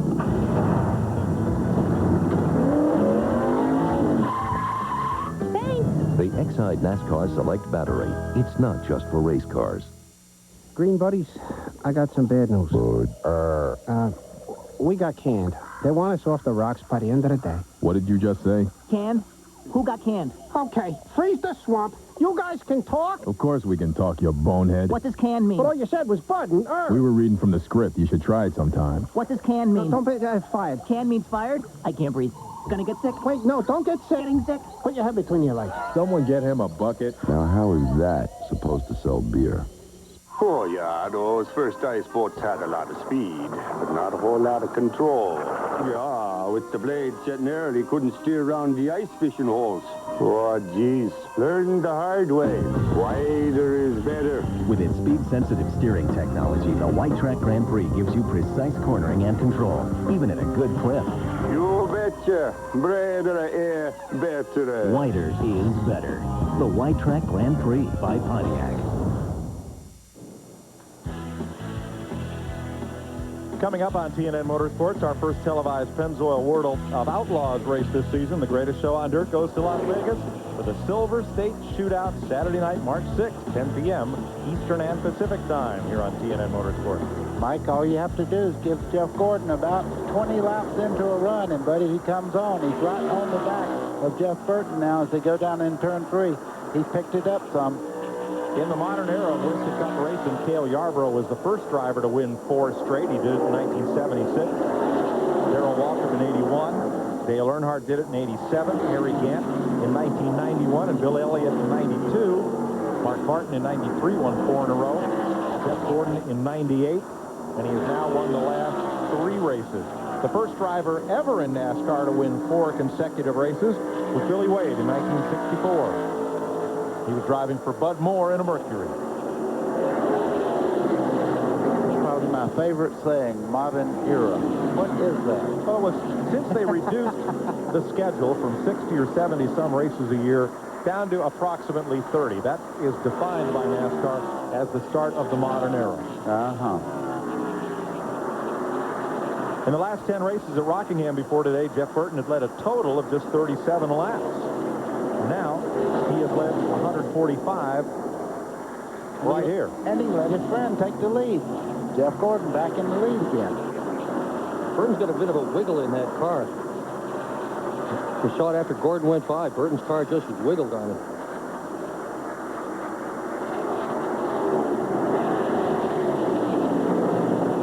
A little further back, Jimmy Spencer wins to number 23. Battling there with that Hollywood car. That's Ricky Craven, Hollywood Video, on his number 58. John Andretti, STP Pontiac, and Ernie Irvin.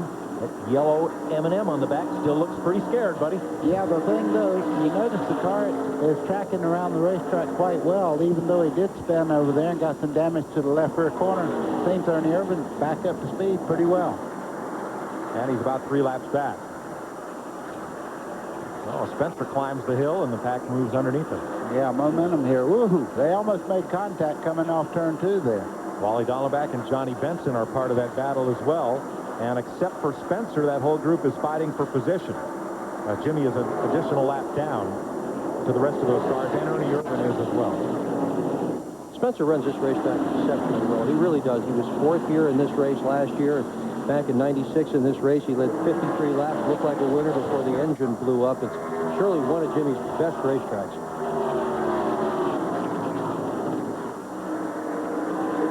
.135 laps to run. Ricky Rudd, the pole sitter, lost the handle. He is now some 4 laps down. What is it with Jeff Burton, the second-place car, Glenn? Well, Mike, remember when he made that pit stop, and I told you he was running second at that time. He came out first after the stop, but they made a major 2-round adjustment in the wedge, the bite of the car. He'd been complaining tight all day. When a car takes off like Jeff Burton did at the beginning of that run there, when they retook the green, he ran off and left everybody. Then he starts coming back to the field. Generally, that's a sign that the car's getting just a little bit looser. That may be the reason we saw him wiggle a while ago. Frankie Stoddard, the crew chief, said, no, he's okay. He's just riding right now. But I believe they may have over-adjusted. That's just my opinion. Ralph?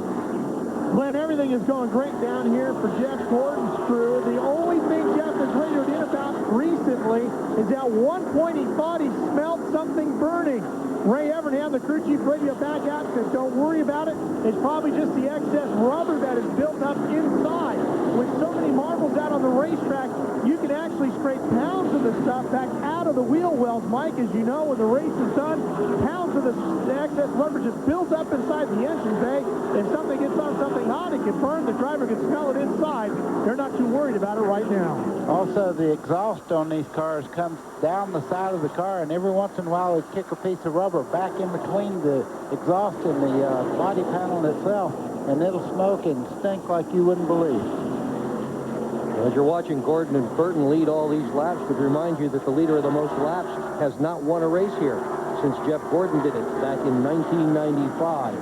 The tough racetrack to win on, and you can lead lots and lots of laps and not win the event. Gordon way up in the wall. Exactly. He didn't do that on purpose. He went completely up into the gray part of the racetrack, almost hit the sign that says the rock right in the center part of the corner. Working on the 22 of Ward Burton, winner here in 1995. Ward is 2 laps down in the Bill Davis Caterpillar Pontiac. Well, I might have to take that back. He did it twice already in a row. He's running 3 and 4 very, very high. Gordon says one of the fun things about this racetrack is that he really enjoys the process of searching for the best line. He did it in sprint cars. He was very, very good at it. And to him, that's fun. Going upstairs, downstairs, in the middle, halfway up, 3/4 of the way up. Just find the best way to run the racetrack. It's fun as long as you're leading. Oh, yeah. You start going backwards and you have to run all over the racetrack like that, and you see the leader going away, no fun at all.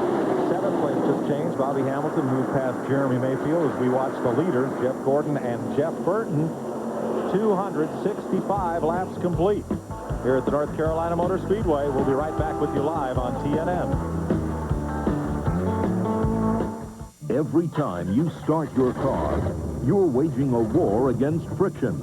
The battle lines are drawn. Now, how are you going to fight back? Duralube Advanced Engine Treatment protects your car's motor like nothing else on the market can. It's like a shield against engine-damaging friction. Win the war against friction and get the maximum protection for your car's engine with Duralube. Duralube, tomorrow's technology today. Lincoln Mercury and Ford dealers have factory-trained technicians, genuine Ford parts, and now everyday low prices on the services you need most. Motorcraft shocks for cars are now just $69 or less per pair installed. On Ford light-duty trucks, just $99 or less per pair installed.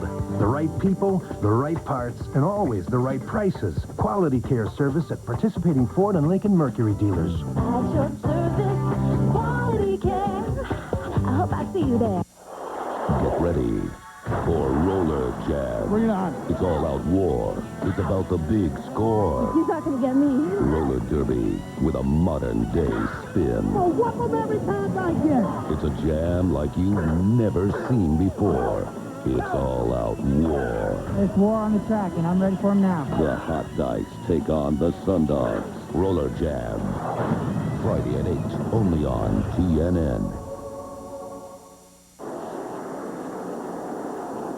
Welcome back to Rockingham. Jeff Gordon, your leader. Jeff Burton, Mark Martin, and fourth place has changed hands. Move Bobby Labonte's Pontiac up. Move Dale Jarrett back a notch to fifth. Then it's Bobby Hamilton, Terry Labonte, Jeremy Mayfield, Mike Skinner, Jeffrey Bodine, and Rusty Wallace. Those are the cars on the lead lap, 11 of them. Kenny Wallace is 12th, one lap down. Good run for Tony Stewart. He's the highest rookie in the race right now in 13th. Robert Presley, Kenny Schrader. Up front, Jeff Burton to the front. Well, they've switched back and forth. One will lead for a while, and then you see the 24 there. He's drifted back a ways. Now Mark Martin's fighting on the inside to try to take second place away. So Gordon, who was leading just a lap or so ago, now finds himself in a fight for second and continues to run that very high line out of turn 2. I wonder if Gordon and Martin are going to split Ricky Rudd. Martin was real smart not doing that. Mike, you know, you've been here in the late afternoons. A lot of times, visibility becomes a problem as you go along. Later on in the day, these guys are going to have to, whoa, Earnhardt very high in turn 3. I think he might have scraped the wall, buddy, right between turns 1 and 2. Here he heads off into 3, but he was way, way up the hill, as was Rusty Wallace a lap ago. If there's any damage on the car as he comes around, well, he may not have scraped it, but it sure was close. See him on the outside there. He gets right up against the wall, and he may have touched it. I saw a little smoke off the right rear corner there. If he didn't touch it, he sure blew up some dust, didn't he? Yeah. You know, they must have made the announcement a few minutes ago of the new sponsorship for the fall race. I smell popcorn. I do, too. Yeah. And that's not a build-up against the header, buddy. Yes, exactly right. Yeah, Pop Secret. It's going to be a Pop Secret 400 here at the Rock in October. There's Earnhardt again, that high line. Jerry Nadeau works his way underneath in 27th spot in the Harry Mellon Cartoon Network line. See Darrell Waltrip there just behind him. These guys are racing each other right now and having a big old time. Yeah, Darrell is in 28th place. Another lap back. 119 laps to go. One caution flag. If this pace continues, we'll have a race record. And Burton puts Earnhardt another lap down. That's why I guess the 66 there, Waltrip picked up the pace a little bit. He got by Earnhardt. Bobby Hamilton's been moving up. He's up to 6th place now. Let's go to Steve Burns. And we're Gary Dehart. Gary, you're new to this race team. You guys have been very consistent in this race all afternoon.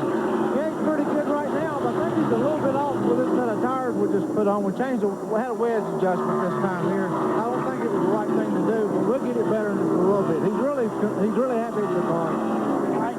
Hey, guys, we should remember Bobby Hamilton has 3 straight top 10 finishes at this track in 1 year in the fall of 1997. Trouble. Here we go. Jerry Nadeau spinning down through the infield. Starter has the caution flag in hand, and it's out for the 2nd time today. Leaders coming around, and we are under caution. And one car, Earnhardt may have hit the wall. He must have up there in turn 2. Yeah, smoke. Look at the right front corner. Yep. A lot of damage to the front. The caution is for Nadeau. And look at, there's that right front down. Yeah, and right rear. And the right rear. You can see the concrete dust all over it there where he pancaked into that wall. No question as to whether he hit it this time. And it has been a tough day for the 7-time national champion. Well, he won 2 out of 3 at Daytona, second in the Daytona 500, and just has had a tough day today. Went down 2 laps, and now he's hit. Tire mark and the number on the left side as well. Well, that's pretty normal, but... well, for some people. Yeah. Yeah, he's limping it in. He's got flat tires on the right side, so he's going to have trouble even keeping up to the pit road speed limit. Well, he's trying to turn it, and you could tell by the angle of the front wheel there that he's got a broken tire out then, and it's not turning for him. Oh, he's going behind the wall, right off. If he can. And they've opened pit road with Earnhardt stuck sideways on it. See the wheel turning out to the right, and he's going left. Somebody told Earnhardt to get out of the way, and that's just what he has done. He was sideways on pit road, and instantly, just as that happened, pit road opened. Everybody's in. Yep. Everybody on the lead lap makes pit stops this time. Oh, he can't make it. He can't steer the car. Earnhardt trying to get behind the wall as everyone pits. Looks like 4 tire changes amongst all the leaders. On your left are the 3 leaders as they came onto pit road. Burton on top, Gordon in the middle, and Martin down low. Quick stop for Jeff Gordon again, and he will win the race down pit road. Mark Martin will come out second. Jeff Burton will come out third. Bobby Labonte, Dale Jarrett, Jeremy Mayfield, Mike Skinner, Bobby Hamilton, Terry Labonte in that order. Jeffrey Bodine and Rusty Wallace. Was that graphic right on Gordon? 15.9. It was so fast. Some of the teams were just coming around to the left side when he pulled out. Earnhardt now has taken his car to the garage, and now the cars that are a lap or more down have come to pit road. Second caution of the day. Jerry Nadeau spins, Dale Earnhardt hits the wall, and we're under yellow at the rock.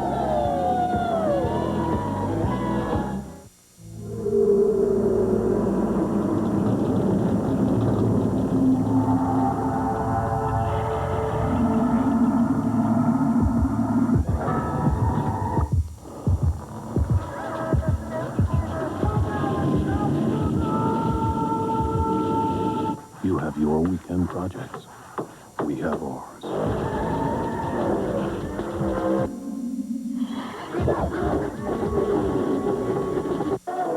Michael came onto the scene in Indy cars as a winner.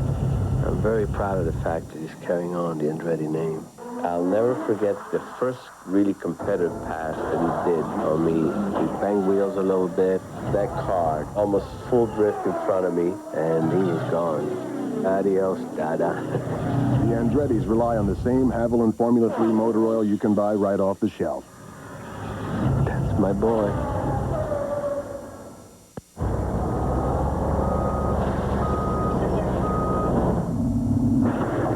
ATV four-wheel action magazine calls the Sportsman 500 the king of the 4x4. It's the only ATV with independent rear suspension, 11 inches of ground clearance, and a powerful Polaris 500 engine.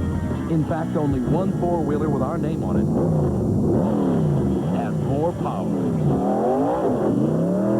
Proud sponsor of the Polaris Remington Winston Cup team. How many sugars do you want? Oh, I'll take 2. Hey, look at the little telephone. Keep your eye on him. He'll be over every day to use it. That's okay. Just as long as he dials 10-10-321 first. Isn't 10-10-321 great? You should see how low my phone bill is. And now it's even better, you know. Saves 50% off calls over 10 minutes. Right, day or night. So I save big on all my most important calls. Like when I call my boyfriend in New York. Right, like when you call your boyfriend in New York. Wait a minute, boyfriend? You got a boyfriend? During pit stops, Rusty Wallace came in for a second stop. He was the last car on the lead lap, and he came in to make a shock absorber adjustment. Ward Burton came in and a lot of steam from the hood of his car. Let's see what happened here to Jerry Nadeau. Right by himself, you see the back started around. Now he locks the wheels up. Watch when he hits the grass here. Up, the roof flaps fly up and down through there he goes. He was lucky he slid exactly straight, never over towards the wall. Let's get an update on pit stops. Here's Ralph. Well, Mike, we'll start with Mark Martin. He was loose and pushing. He was pushing going in, loose coming off. They made some air pressure adjustments on the 6th car, took fuel and tires, of course, with him. With Jeff Gordon, they took a 1/4 pound of air pressure out of the rear tire to help get his car handling a little bit better. The crew down here, Dick Berggren said they had a 15.9. The crew down here thought they had a 15.7, one way or the other. It was a blazingly quick stop for the Gordon crew. Let's go to Glenn. Down in Jeff Burton's pit, Ralph, pretty routine pit stop, 4 tires of fuel, very slight air pressure adjustment. Dale Jarrett, meanwhile, still fighting a pushing condition as he has all day long. They spent an extra couple seconds in the pits adjusting that car, trying to free it up. Rusty Wallace made 2 pit stops, made a shock adjustment, put a spring run in the right rear. Here's Steve Burns. Hey, Glenn, Dale Earnhardt is back here in the garage area. They've got the hood up. He's been talking to the team.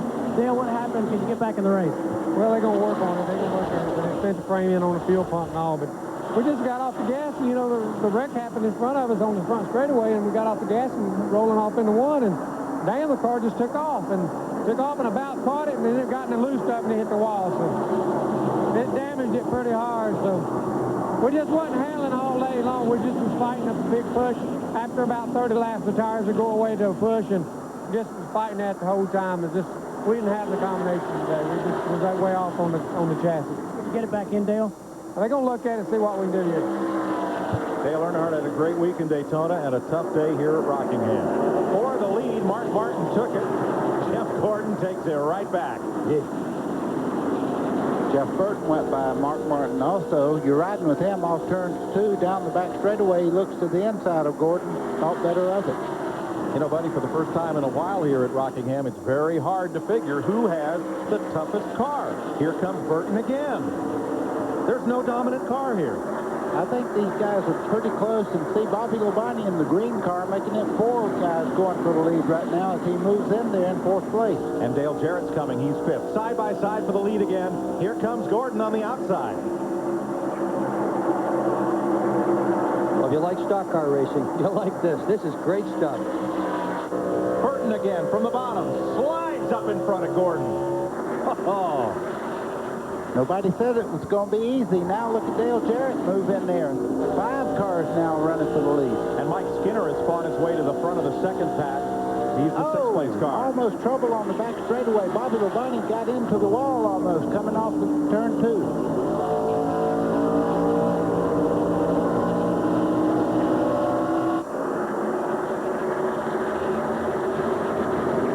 The fight is for 3rd. Jarrett on the outside. And Martin trying to follow him through. And again now, Jeff Gordon, his car drifts back in the field just a bit. Same old, same old. He runs about 10, 15 laps before he really turns it on, lets the tires get all the air pressure and everything right in it. Then he makes his move. Jeff Burton, the leader. Bobby Labonte. Dale Jarrett up to 3rd. Mark Martin 4th. Jeff Gordon in 5th. 6th is Mike Skinner. Mayfield is 7th. Hamilton 8th. Labonte 9th. Bodine 10th. And Rusty Wallace 11th. All those cars on the lead lap. Jimmy Spencer in that red and white 23 is not on the lead lap. He is in 27th spot. Hey, give a call to that blue and yellow car right there. That's Kenny Wallace. He is 1 lap down, but he has been in that 12th spot for about the last 100 laps or so. First car a lap off the pace. They came here and tested on January the 2nd, and the temperature barely cracked 30. They thought they had the ace in the hole because they probably tested here when it was colder than anybody.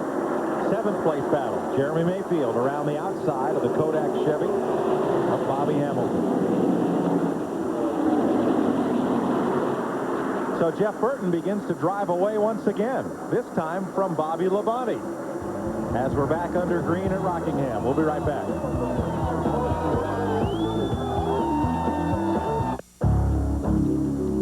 There are many ways you can get stuck with a flat tire. But not with this tire.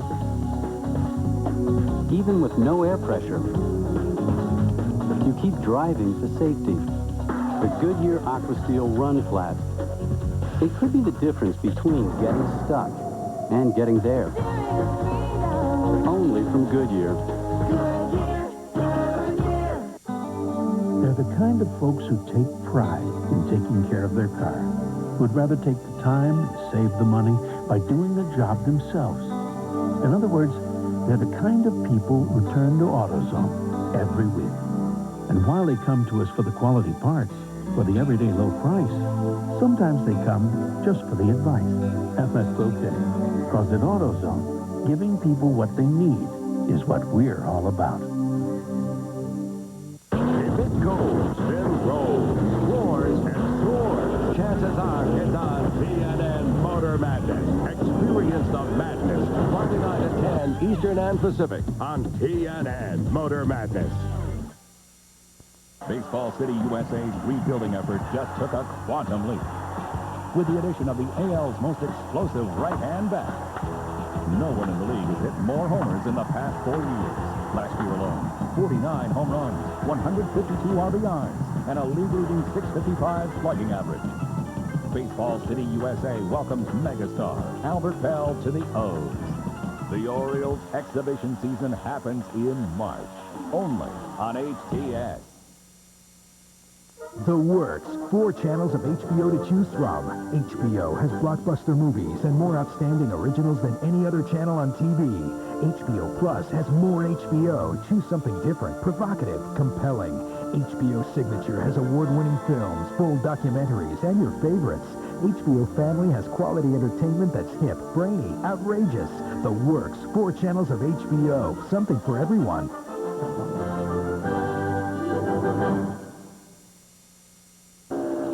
297 laps complete here at the North Carolina Motor Speedway in the Dura Lube Big Kmart 400. Little problem with Steve Park's car there. Yeah, right at the very back there, you can see a piece of metal right in that area right there, and it's giving it, I'm sure the people behind him are wondering what it is, because it's really not as bad as it looks. That's a rubberized valance there on the back.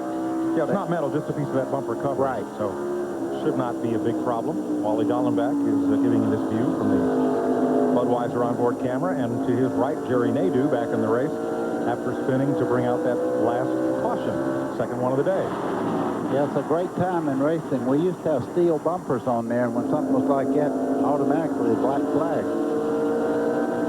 But now things are different. Oh, yeah. It's like a tearaway jersey. Excuse me, choked on a piece of popcorn. Now you know what we do when we're way at break. Coming up on 300 miles. Now, Jeff Burton's lead is beginning to evaporate a bit. Bobby Labonte is starting to run him down. There's the gap, first to second.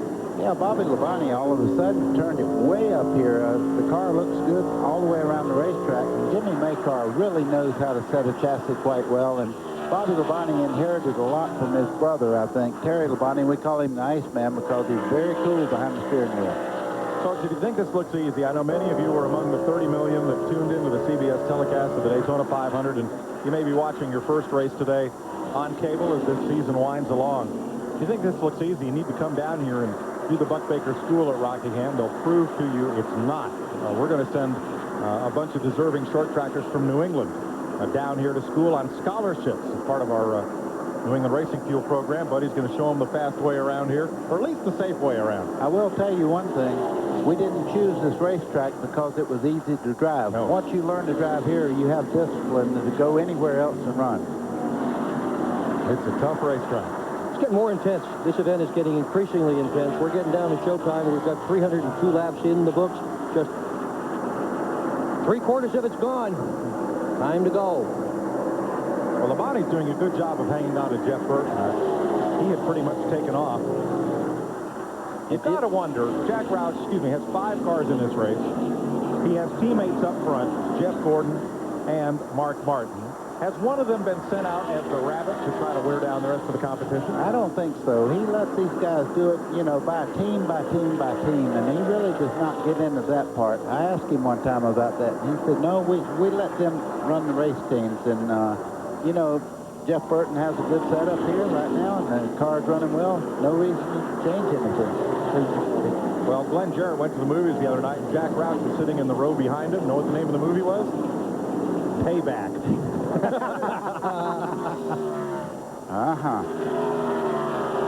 Watching Jeremy Mayfield there, the Mobil 1 Ford, 9th place.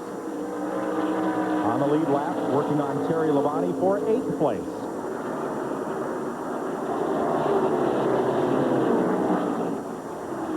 Speeds at the line that time by Jeff Burton remains the quickest.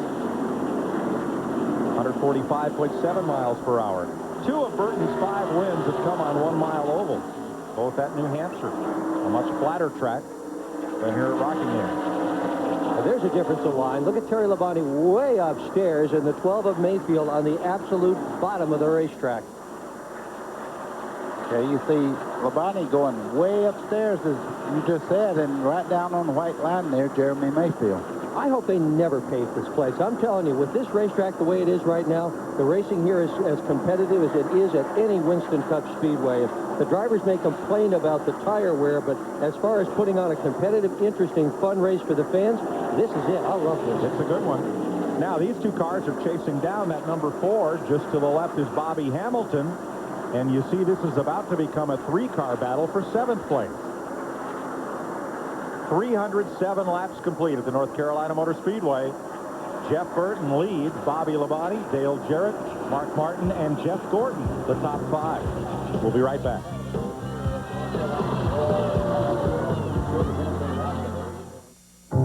Hurry up, we're missing the best part of the day.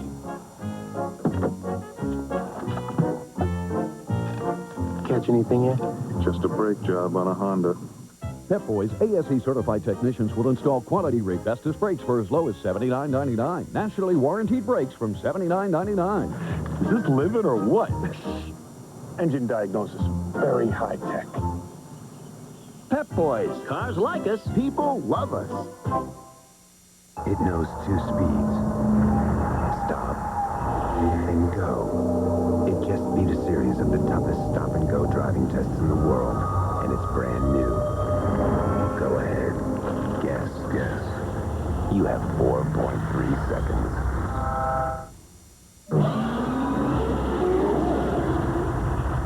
Introducing Pennzoil with new Pure Base. Stop. Go. Pennzoil. That weight on your shoulders looks pretty heavy, son. It's taxes.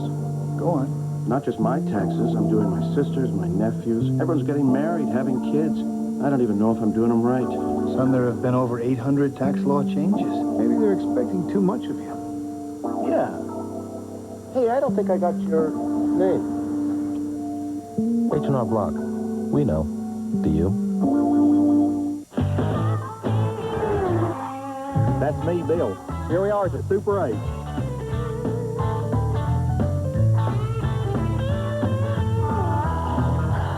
For reservations, call 1-800-800-8000.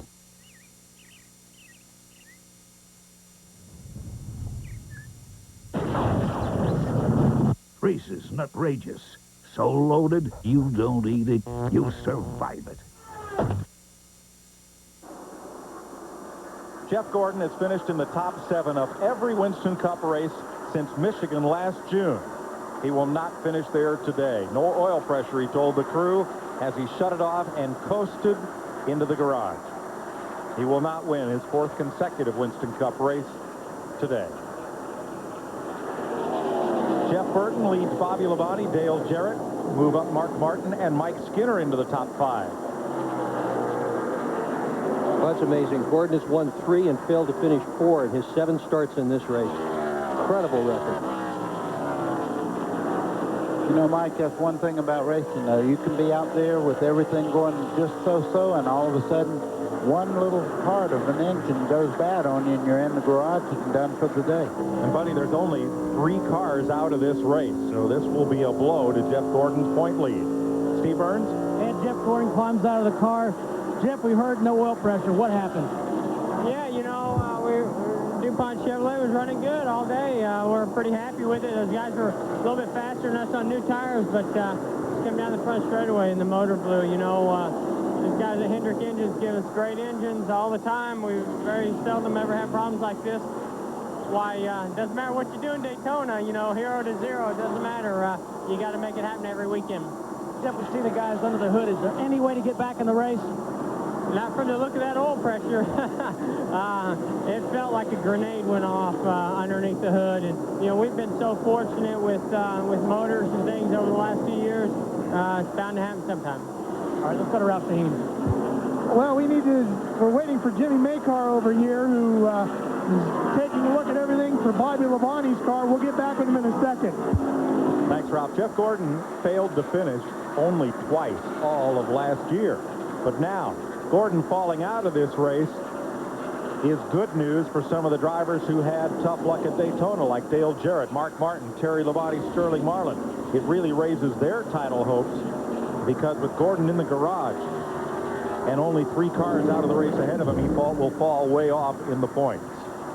Here's what happened earlier. Left side of your screen, Elliott Sadler. Way up high, too high. Slapped the wall. Hits the wall where it says The Rock. What'd you once say, buddy? That's 12 feet, 12 inches of concrete backed up by the state of North Carolina. You got it. You got it. You know, Gordon was talking about his good quality engines. He lost none last year, only 1 in 97, only 1 in 96. He does have strong motors. Look at all these little smudges on the roof of Bobby Labonte's car. That's rubber. That's actually, yes, as the tire wears out, little pieces of rubber come back, and that's what made all those marks on the roof of that car. Let's go back to his pit and Ralph. Well, we've got Jimmy Makar here, who's going to get a chance to spin around. He's been working that calculator pretty hard. I know you've been burning up that calculator pretty good. Are you in good shape to win this thing? Well, you know, we're kind of where we want to be. We're in position right now. The car's not quite where we want to be. We're just pick loose. We'll make one more adjustment on one last stop toward the end of the race here. We'll kind of decide when we're going to stop, what we're going to do. Do you think you'll be strong enough to take Burton at that point? I don't know. I tell you, if we make the right decisions, we might be. But right now, you know, Bobby's doing a great job. The car's running pretty good. We're right where we want to be. Bobby Labonte in second place. 0.6 of a second behind Jeff Burton. There's Burton, 99, your leader, the Exide Ford. Now, Burton won yesterday in the Busch race here. The last time a driver had a weekend sweep was May of 97. Mark Martin at Talladega won the Busch race Saturday, the Winston Cup race Sunday. 7 drivers have done a weekend sweep. It's happened a total of 13 times. Never here at Rockingham. Boy, this makes the last pit stop these guys make so very, very crucial, because right now I think there's 4 cars out there that evenly matched. It's just how they get in the pits and back on the racetrack. Check with Glenn. Well, buddy, I was thinking kind of the same way you are. I think we're going to see some guys gas and go. The tire wear has been critical, but I've been watching the guys as they take the tires off. We saw Rusty Wallace a while ago when I showed his tire man. There's still tread left on these tires to race on, and these tires fall off. The speed falls off pretty drastically after about 15 or 20 laps. Then it kind of stabilizes. They're going to have to pit with about, I don't know, 15, 20, 25 laps to go. I don't think that that's enough time for a guy to put on 4 and make up the time on a guy that didn't put any. So I think we're going to see some gas and go. Also, one more observation. If things continue the way they are right now, Mike Skinner's probably going to come out of here with the points lead. Yeah, if no more cars fall out of this race, Glenn, Jeff Gordon will leave here 13th place in the points, as you're seeing on the screen right now. Wow, incredible. You know something that may happen, though? It takes 7 seconds to put a can of fuel in there. If it's a gas and go, I believe I would have to gamble on 2 tires myself. Well, we're going to find out. 68 laps to go at the North Carolina Motor Speedway. Jeff Burton leads Bobby Labonte, Mark Martin, and Dale Jarrett.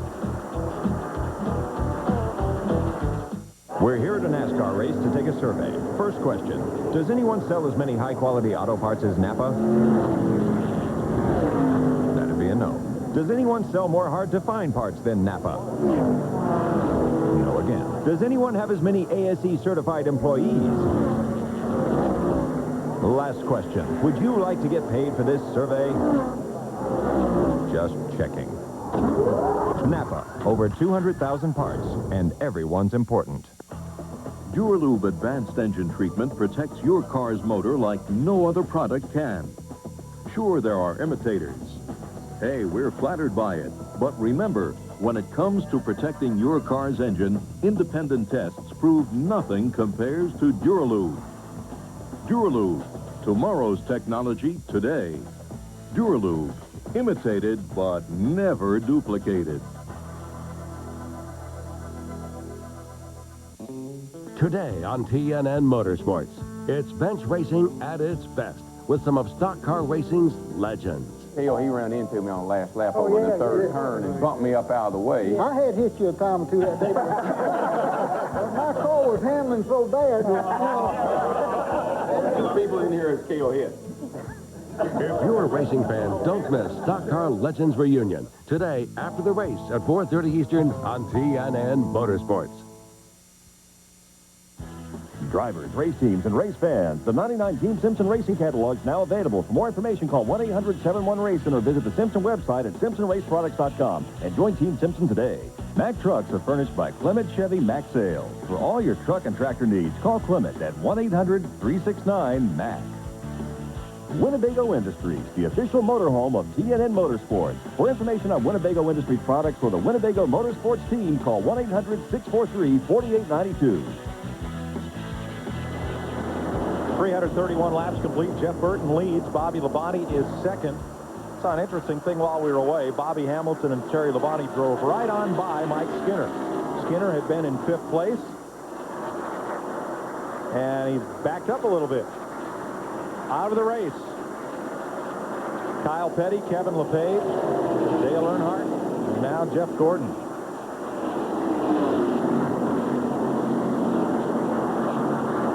Burton trying to put a lap on Sterling Marlin and the 7 of Michael Waltrip, who is in 21st place. Caution on the speedway. There's a piece of debris on the front straightaway just to the left of the start-finish line. And there it is. There it is. No question about that one, is there? Didn't see which car it came off of. Mark still got that piece of shrapnel on the back of his. Wasn't him. Oh, a little piece of fiberglass there. Now, this looks more metallic. Yeah. They needed to throw the caution. It's hard to say exactly what that is, but if it's metal, it could cut a tire. See? There's Steve Hart's car, still just kind of breezing still along flopping. there. Yeah, still hooked, though. So they run back to the caution. Jeff Burton in the lead. Bobby Labonte, Mark Martin, Dale Jarrett, Bobby Hamilton. Having a strong run here in 5th. Burton leading in a Ford. The last time a Ford won this race was 1992. Bill Elliott driving for Junior Johnson. Wow. Well, what's the strategy going to be? Two tires or 4? Or none. Back in 1996 in the last stop when everybody else took 4, Ricky Rudd took 0 and won the race. I'll wear a hat just like you have on if they don't take on 4. I want to see that. Here they come. On to pit road. All the cars on the lead lap. Here's where the crews are in their money.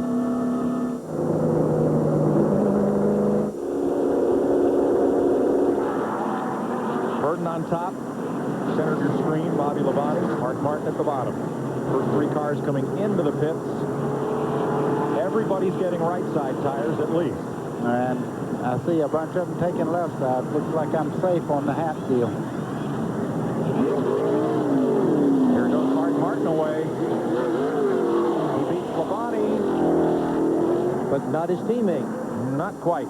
Jeff Burton will be the first one off pit road, but Mark Martin's going to move up. So 4 tires all up and down pit road. We're under caution here at the Rock. 3rd one of the day. While the crews take a break, we will too. We'll be right back with you live on TNN. To help you remember 10-10-3-4-5 long distance. We're here with the 3rd, 4th, and 5th runners-up in the Miss North America pageant.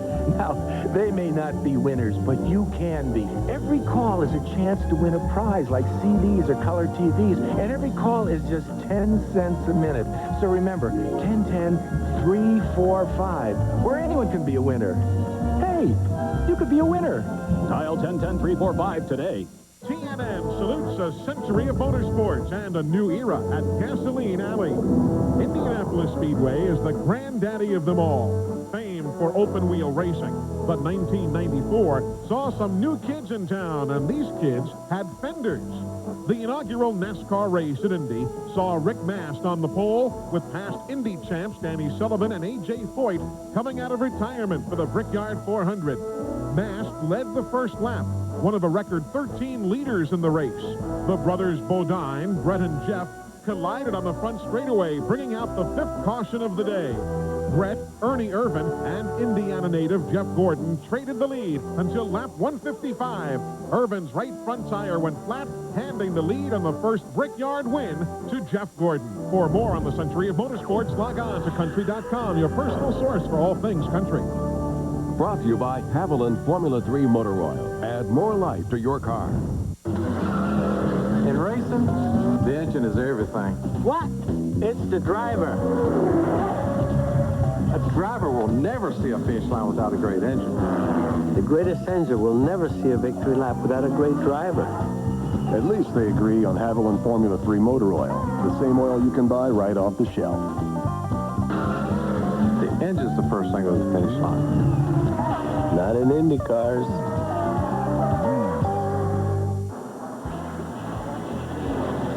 Mark Martin and Dale Jarrett gained on that round of pit stops. They each moved up a notch. Jeff Burton came out first. Let's get down to pit road. First to Glenn.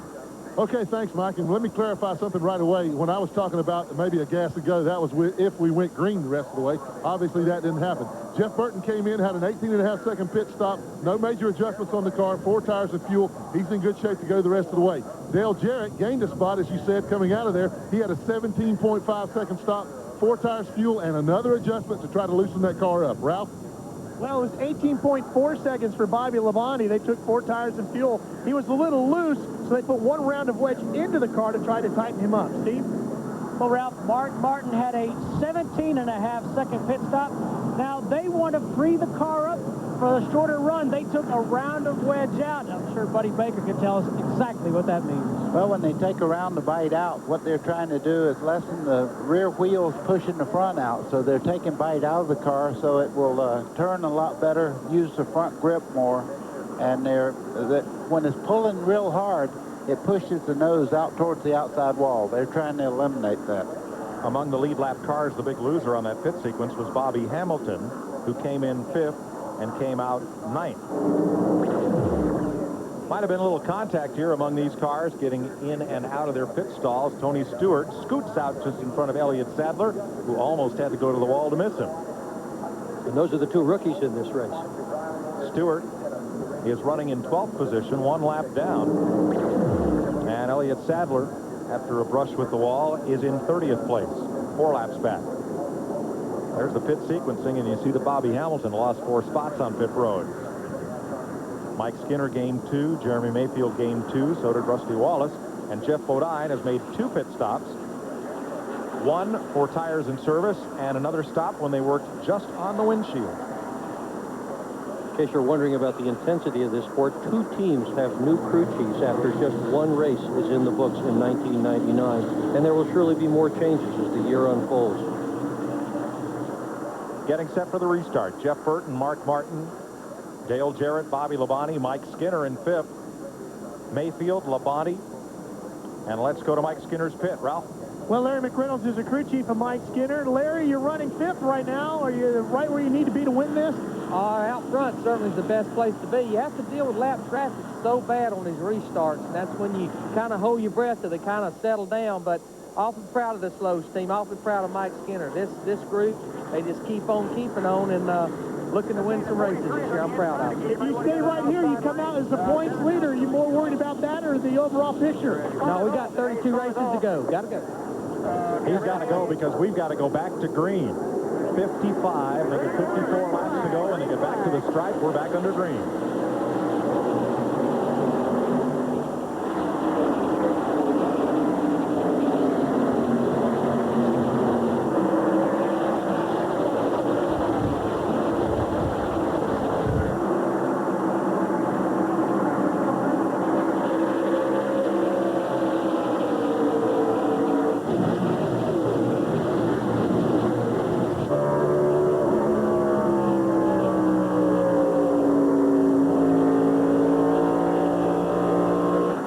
3 Fords at the front of this field now. Burton, Martin, and Jarrett.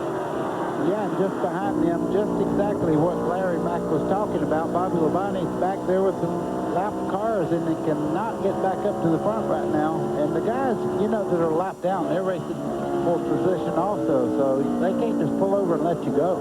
Give a call to the rookie, Tony Stewart. Greg Zippodelli and crew got Stewart a great pit stop. He came out in 12th. He's in and amongst those lead lap cars. There is Stewart, the Home Depot Pontiac, right in front of his teammate, Bobby Labonte. Labonte is on the lead lap. Stewart is 11th now. Labonte just did not get a good start. He just fell back on that restart, and meanwhile the guys in front of him all got a good start, particularly that 99 car. 10 cars on the lead lap. 51 laps to go.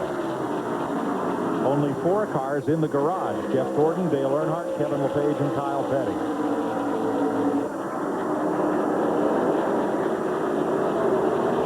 Skinner mired in traffic in the 31.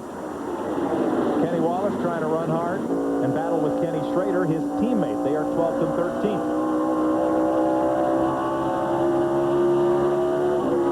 Motor sounds good. Kenny Irwin, third last week at Daytona. As aggressively as he runs on the racetrack, Kenny Irwin is one of the more shy people in the garage area. He's very, very quiet, laid back. You can hardly believe he was a race driver. Skinner, on the other hand, in the 31, you know he's a race driver. Nothing shy about Mike Skinner. I don't think I've seen a guy run as hard every single lap as Mike Skinner since Buddy Baker. Let me tell you one thing, though. He has a good race car there. Mike Skinner learned in the Craftsman Truck Series how to manage tires and all, and he has a guy in that pit area that means so much to him, Larry Reynolds. That team will win a race this year, I'll guarantee you. They won the pit crew contest here last October. They won a race in Japan, had a great run at Daytona. They're really doing well. They've got a streak going. There is first to second. Watching from the second place car, Mark Martin, now looking back at Mark from the leader, Jeff Burton. We'll be right back to the Rock after this. It is more than sport. It is spirit.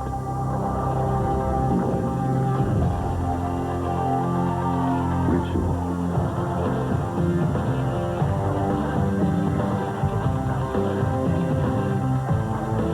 Family.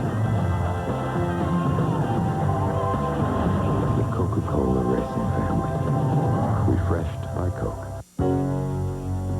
It's the greatest racing on earth. Excitement. Speed. It's the driver. It's the rush. Exhilaration and acceleration. Family fun. Fast cars. Tough trucks. The NASCAR Wisdom Cup Series, the NASCAR Busch Series, the NASCAR Craftsman Truck Series. This is NASCAR. NASCAR is racing. This week on NASCAR Garage, we'll go behind the scenes at a race broadcast, run the gears in a Winston Cup racer, and more. NASCAR Garage, this weekend on the leader for motorsports coverage, TNN Motorsports. My new book shows you 15,000 government programs you could use to change your life, too. You can get a better job, get an education, or start your own business. Next year, the government's going to spend $350 billion, and those who know about the programs are the ones who get the money. If I could get $15,000 to go back to school, any woman could do it. Call 1-800-228-9988. That's 1-800-228-9988. Suffering from the I've had it with the everyday life blues? We got a full tank of gas, 3 bottles of suntan lotion, and we're wearing sunglasses. Then it's time you escape to Daytona Beach. There's 23 miles of sunny shores, as well as Daytona, USA. Golf, fishing, plus Central Florida's top attractions are all within an hour's drive. To find out more about all there is to see and do at Daytona Beach, call for a free visitor's guide. Daytona Beach, big beach, big fun. Welcome back to Rockingham. 352 of 393 laps complete. Mike Joy with Buddy Baker and Vic Berggren. You're watching the 99 Exide Batteries Taurus of Jeff Burton. Lead his Roush Racing teammate, Mark Martin of Valvoline Ford. Here's the battle for third, where Dale Jarrett's Ford holds off the Pontiac of Bobby Labonte. A Ford Galaxy has been to victory lane here, a Fairlane, a Torino, a Talladega, a T-Bird, but never a Taurus. Well, you know, time takes care of everything, eh? They look awful good today. We're looking right now, Bobby Hamilton go down the back straightaway. He's been smoking a lot. And I don't mean it's looks pretty good right there. Yeah, it looks pretty good right there, but it's been bad, buddy. Well, I think what was happening is the shoulder of the tire is square, and I think it was rubbing the quarter panels and made a lot of smoke. We thought maybe it might even be, there it is. You see it again. It just reappeared. Steve, what is it? Well, guys, I just talked to Gary Dehart, and he said it's a tire rub, and Robert Watkins also on the crew said the same thing. It's a tire rub. Yeah, but to the driver, all he knows is he can smell rubber burning, and he does not know the problem. So that's got to be worrying him just a little bit. Is it going to make it, or is it going to explode? And Hamilton has dropped back to caution, 10th place, last car on the lead lap. One car going around the apron, very low. That's Ted Musgrave. He just came out of the pits, so the caution is not for Musgrave. Debris on the back straightaway is the reason for this caution flag. May have come from Ricky Craven's car. Yeah, the left front there, he's carrying, look at the metal there. That will cut a tire. That's why the caution flag is out. There's a look at Craven's car. And that used to be a pretty good looking front end on that car that's no longer there. Glenn has more. Yeah, guys, when Ricky Craven came by me on the last time going into turn one, he dropped down on the apron. He had fender damage to the left front, and the left front tire was going flat. The crews down here saw it as well. They knew something was up right away, jumped up to get ready. They smelled that caution coming. Did he say that? Well, he didn't get any popcorn. 356 laps. This is going to be over in 37 laps, folks, so don't touch that dial. Will they make pit stops, or won't they? Yes. Yeah. Oh, are you kidding me? Jeff Burton waited till the last second to dive onto pit road. Yeah, and he sure made it look like he wasn't going to go either. He was way up on the racetrack. Burton, Martin, and Labonte, top to bottom. Now do you do 2 or 4? That's the question. Track position or tires? Depends on how far back in the running order you are. If you're way back, you'd have to have them. Mark Martin's going to take 4. Bobby Labonte will get 4. Burton is going to take 4. Everybody will take 4. So will Mayfield. Yeah, they probably remember the Daytona 500 last week when taking 4 was the solution to winning the race. Mark Martin won the race off pit road, though.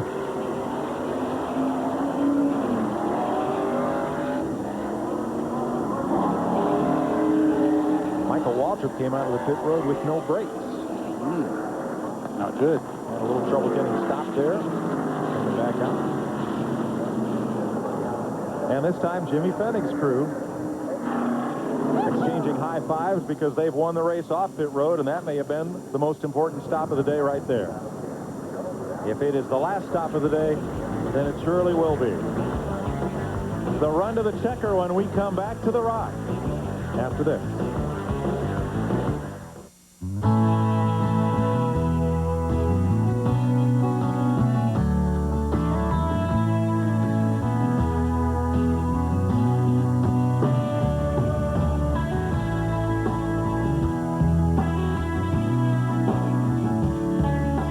Do some of America's most successful people get their start?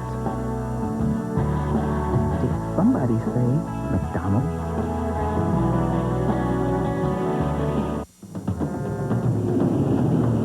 Get ready. They're here. The most precious metals are about to arrive. Stand back, boys. Introducing Racing Champions Precious Metal Series Limited Edition Collectible Diecast. In gold. In 24-karat gold. And platinum. NASCAR collectibles so unique they could only be called precious metals. Better get your hands on them before we get them all. Racing Champions Precious Metals and Originals. There's a new series to collect every month. Available at your favorite retailer. I heard this story about a group of tourists who were searching for Western heroes. Come on, baby. When they got a little off track. We're sunk. Luckily, their heroes found them. What about the legendary Ford F-150? Get a Cooper, Billy Cooper. Looks like you could use a hand. With an available 5.4-liter Triton V8 that delivers more pulling power than Dodge or Chevy. Now there's a happy ending. Ford F-Series, built for style. Adolphus Busch went to Germany. every summer looking at different breweries, and he wrote a series of letters back to his son. September the 20th, 1897. I would advise that we buy the finest growths of barley as soon as we can. We cannot make fine malt from inferior barley, and we cannot make fine beer from inferior malt. Welcome back to the North Carolina Motor Speedway. Laps are winding down here in the second Winston Cup race of 1999. Jeff Gordon, who won at Daytona, is in the garage area. Bobby Hamilton had a power steering fluid leak that brought him onto pit road for 2 quick stops. Getting set to go back to green. Now, watch for glare out the windshield. We took a snapshot every half hour of this race. This is at 1 p.m. from Mark Martin. Pretty nice. You can see all the way around the corner and everything. As the day goes on, it gets a little glare. A little more glare. Now here's 2 o'clock. Down into turn 1. Yeah, it's starting to get, you see on top of the cars now, they're glaring back into the windshield. All right. Now look at this. 2:30. Hello, that's my fish aquarium. That's what it looks like, and it just gets worse as you go. 3 p.m. A lot of glare from the asphalt and from the cars. Yeah, the racetrack itself, you can see glaring back. Now look at this. Wow. Especially out the right side. And then right into the dark. There's shade in number 2 corner now, and that really is a problem when it's glare and then dark. Getting set to go back to green, longtime NASCAR official Carl Simmons not here this weekend. A death in the family, and our thoughts and prayers are with Carl. Green flag, green flag. Mark, a good start. That was a show-me-the-money restart. Well, you know where he come from. The short tracks around the United States, so he knows how to start. But Dale Jarrett made a tremendous stop also. He's in second spot now. You see the blue car there. DJ picked up 2 spots on that round of pit stops. Terry Labonte lost 3 spots on pit road.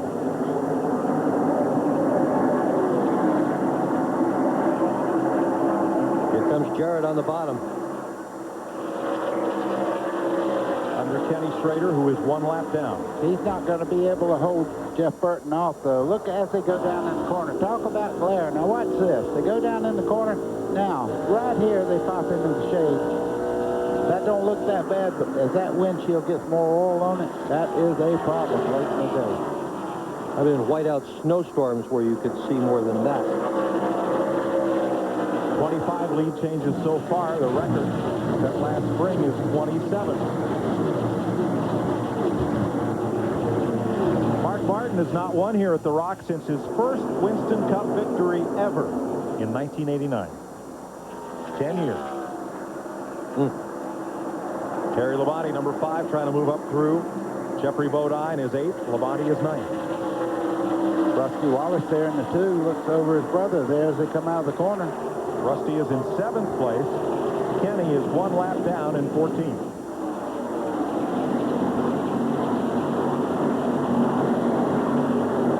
Robert Presley, 77 in 15th place, battling with Kenny Wallace. Yeah, he drove the wheels off that car. Trouble back straightaway. 1 car slides down off the wall and to the infield. Elliott Sadler. Oh, tough break for the rookie. Yeah, the front of that car, tremendous amount of damage. Almost a head-on lick, it looks like, to the nose of that race car. Winner here in the Busch Series last year was really excited about his chances here when I talked to him on Friday. And there's where he hit. That's on the back straightaway over there where the rock is on the side of the wall over there. Almost straight into it, it looks like.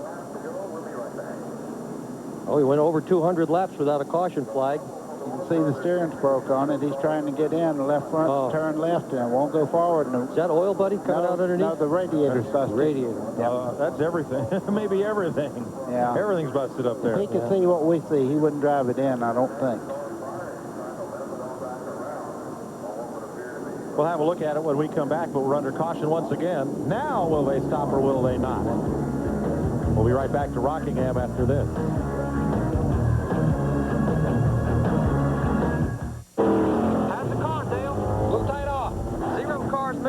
Let him on the inside.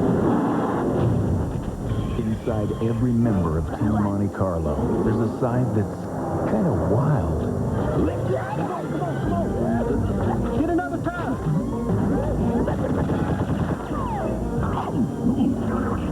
Team Monte Carlo. Animal. Pardon me. This year, they're hungrier than ever.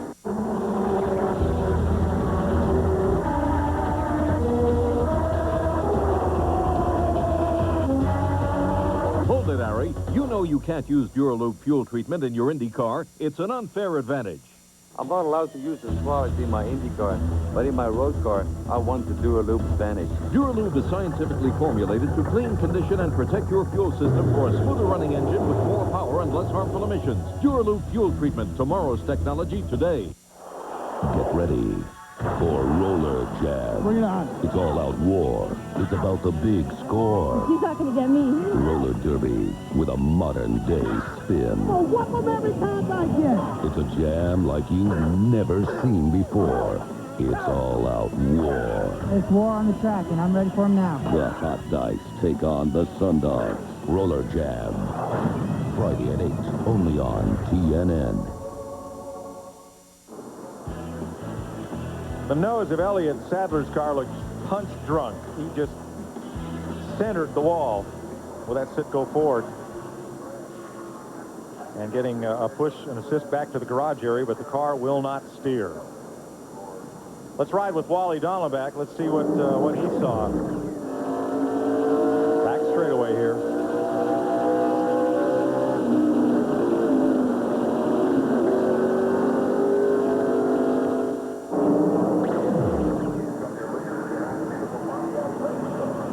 The Wood brothers haven't won here since 1978, the day David Pearson scored his 100th Winston Cup victory.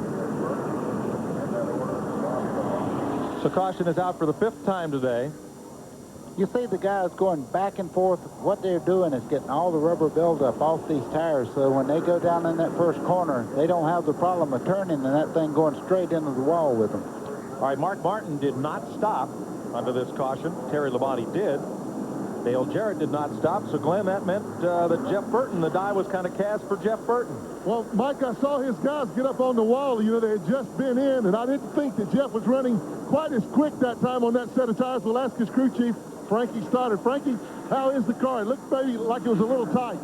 Well, we're a little bit tight right now, but, you know, we were getting held up by the 88 a little bit right there, so it's hard to tell. We need to get by him and see what we got from our car.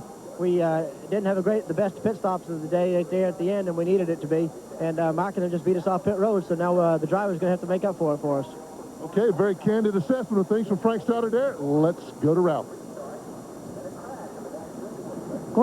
Glenn, we're here with Elliott Sadler in the garage there. Elliott, what happened? Not real sure. I just going in the back straight away, and all of a sudden, next thing I know, I was head on into the wall. I don't know if I came up or whoever behind me came down or what have you. I have to look at the tape. I just trying to do what we can to finish the race, trying to stay out of everybody's way. We were struggling, just wanted to finish, and the bad luck's got us here the last 2 weeks. Just try to turn this sicko thing around. All right, thanks, Elliott. Tough break for the Virginia driver. Mike, that happens all the time coming out of the corners here. If you get right in that blind spot and you pull up, it turns you right in the wall. So Elliott Sadler got turned straight into the wall. Terry Labonte makes another pit stop, and so will we. We'll be right back with you live on CNN.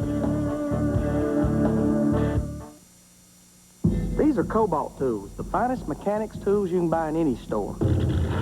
They've got contoured handles for a better grip, and a K-drive that grabs fasteners on the sides, not the corners, which means more torque, less rounding, and less slippage. So Cobalt tools can stand up to anything.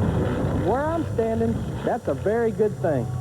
Cobalt, setting the standard in mechanics tools. Made in the USA and guaranteed forever. At Lowe's Home Improvement Warehouse and online. Want to color your gray beard or mustache and get a natural look? It's easy with Just for Men Gel. You look so natural, no one can tell with Just for Men Gel. No one can tell with Just for Men Gel. It's not regular hair coloring. It's specially made to penetrate that coarse, hard-to-color gray. Simply brush in and in 5 minutes, rinse. Now gray is gone, matched up to the rest of your hair. You look so natural, no one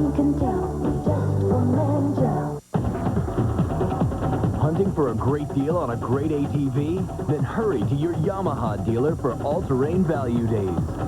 And get 0 down and payments as low as $69 a month for 3 full years on not 1, not 2, but 9 great Yamaha models. So quit messing around and hurry to your Yamaha dealer today for all-terrain value days.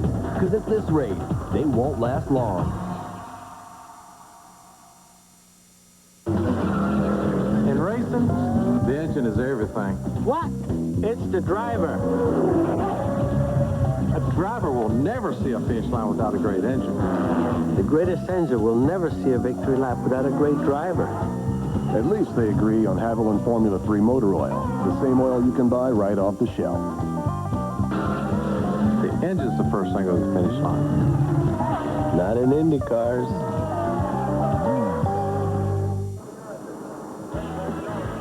What happens when 24 NASCAR legends have a reunion? Well, it's bench racing at its best. Here what Cale Yarborough, Bobby, and Donnie Allison had to say about that last lap crash and the fight after the '79 Daytona 500 on the Stock Car Legends reunion, coming up right after the race, 4:30 Eastern, 1:30 Pacific, here on TNN Motorsports. Mike, I was on that show, and I'm going to tell you, it is a riot. I thought they were going to go at it again. We'll look forward to that one. Well, the leader is Mark Martin. The man in second place is Dale Jarrett. That's the highest he has been today. And Glenn's in his pit. Yeah, crew chief Todd Parrott making a few notes there. Todd, you guys have been fighting a tight condition all day. You've made a lot of adjustments. You've had some great pit stops. How is the race car now for the final run? Well, I asked him, I said, how's the car right there? We made some pretty big adjustments on that last stop, and he said the car's good. So hopefully he's got a little bit something left for him. Well, you heard it straight from the horse's mouth there. Let's go to Ralph Sheen. Well, Jimmy Fennig is the crew chief for Mark Martin. They've made some final conversations on the radio. What have you told Mark to try to do to keep those guys behind him? You don't tell Mark nothing. He's the man. He can do it if he can. Well, how about the setup? How's this last set of tires? He hasn't really said, but we freed up the car just a little bit for this last run, so we'll just see what happens. Pit crew's been awesome today. That last stop of 15.6 made a big difference, didn't it? I'll tell you, that 15.6 was excellent. They're ready to go, Mike. Yeah, that is world class. 5 times in the last 6 races here, Dale Jarrett has finished second. But more often than not, the man in front of him has been Jeff Gordon. Jeff Gordon is in the garage, and it's now Mark Martin to battle Dale Jarrett, Jeff Burton, Bobby Labonte, and Jeremy Mayfield. Mike, there's 2 things that are critical right now. Mark Martin must get off the line really fast here when the green comes out. Going to go another lap under caution? Yeah, they're going another lap. That just makes it a little more intense right now because there's lap cars on the inside there. Eric Gant finished second here 5 times as well and never won. Never won here at Rockingham. 25-lap rule in effect now for this restart. So it's a lead lap car on the outside row in order. And then they'll set the other cars back behind them. Only the lead lap cars in the outside lane. That's what they're aligning now and getting set for the restart. Teams are all in radio contact, so officials on pit road will tell the various crew chiefs where their car is supposed to be. There's no argument about it. They just get in line.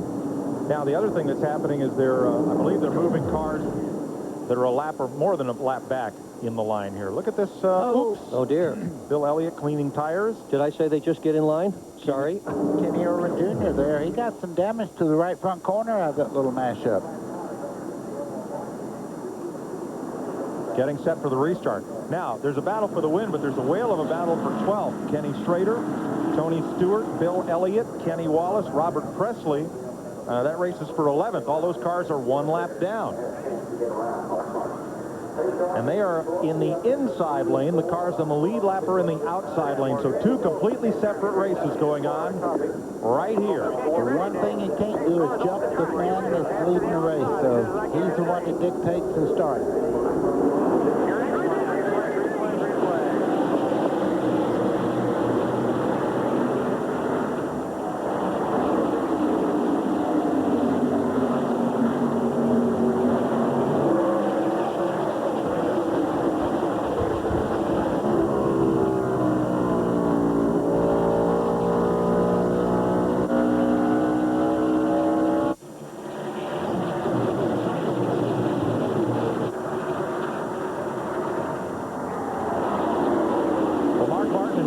Kmart got off first, and then the lap cars started battling right behind them, Schrader and rookie Tony Stewart, and that has kept this man you're riding with, Jeff Burton, from having a shot at the 2 leaders. Now he gets under Stewart at turn 3.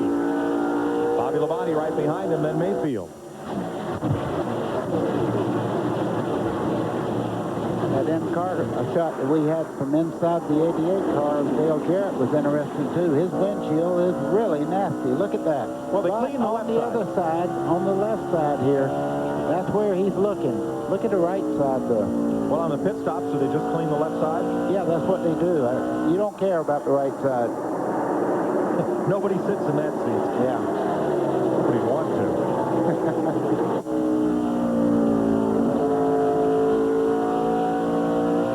Jarrett's car, looking now at Kenny Schrader and then Jeff Burton. Now right behind them, Tony Stewart has let the lead lap cars clear, and now he battles Kenny Wallace. Trouble up in turn 3 and 4. Ernie Irvin pounds the wall. Good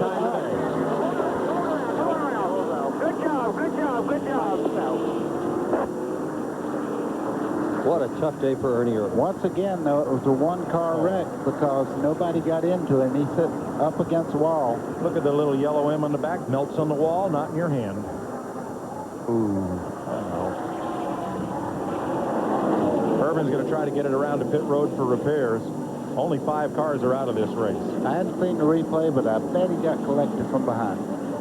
Boy, and the cautions keep on coming. Yeah, they do. 6 of them in the second half of this race. None in the first half, 6 in the second half. 333, now, 350, 366, 379, all caution flags. But the big question is, will any of the cars on the lead lap pit now? Just 13 laps to go. Now, if this caution is more than 3 laps, then the final restart will be completely single file. Without the lap down cars on the inside, if you're in 3rd, 4th, 5th, or 6th place, does it make sense to pit?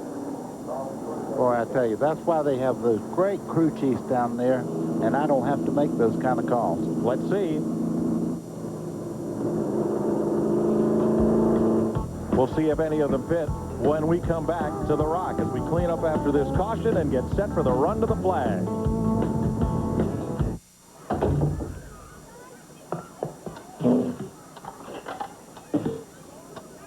Choosing a personal watercraft can be a real test, but Rusty Wallace knows just what he wants.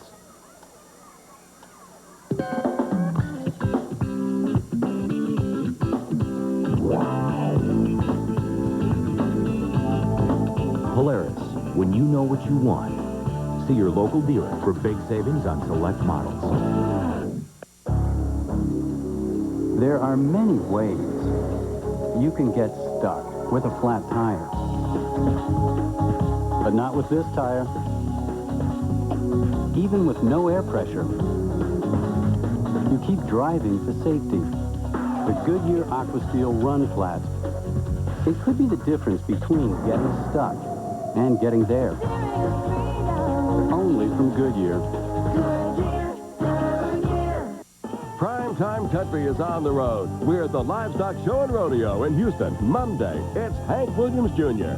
We take you where the stars are. Primetime Country on the road in Houston. Tomorrow at 9, 8 Central on TNN. Think you would get Mr. Smith and enjoy your new car.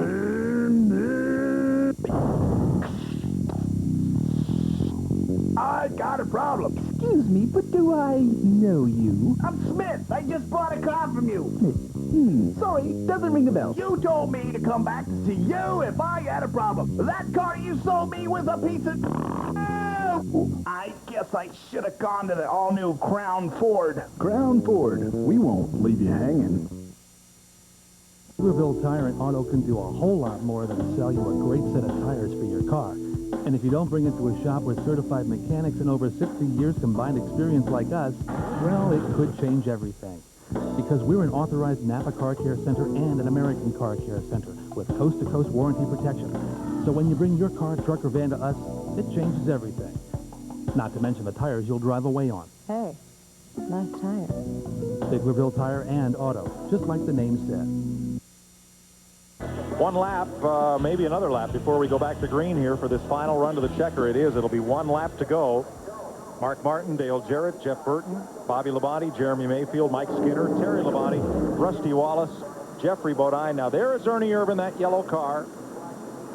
He's already in trouble there. Whether there's any contact or not, we can't say. So that's not. During the break, someone mentioned the crunchy M&Ms on the back of the car. They crunched it all right. 3 cars made pit stops, among those on the lead lap. Rusty Wallace, Jeffrey Bodine, and Bobby Hamilton.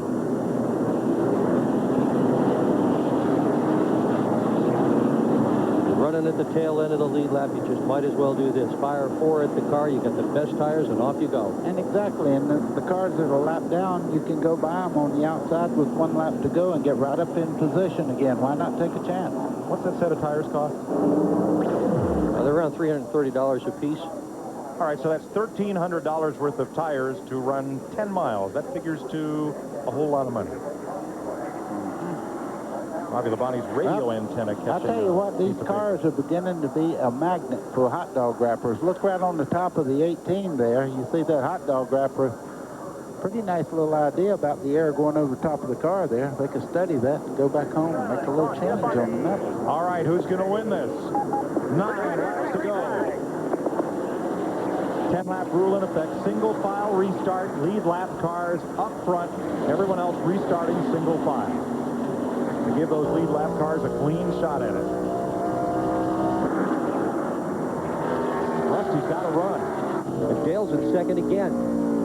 Dale Jarrett in second again after 5 second-place finishes in 6 races.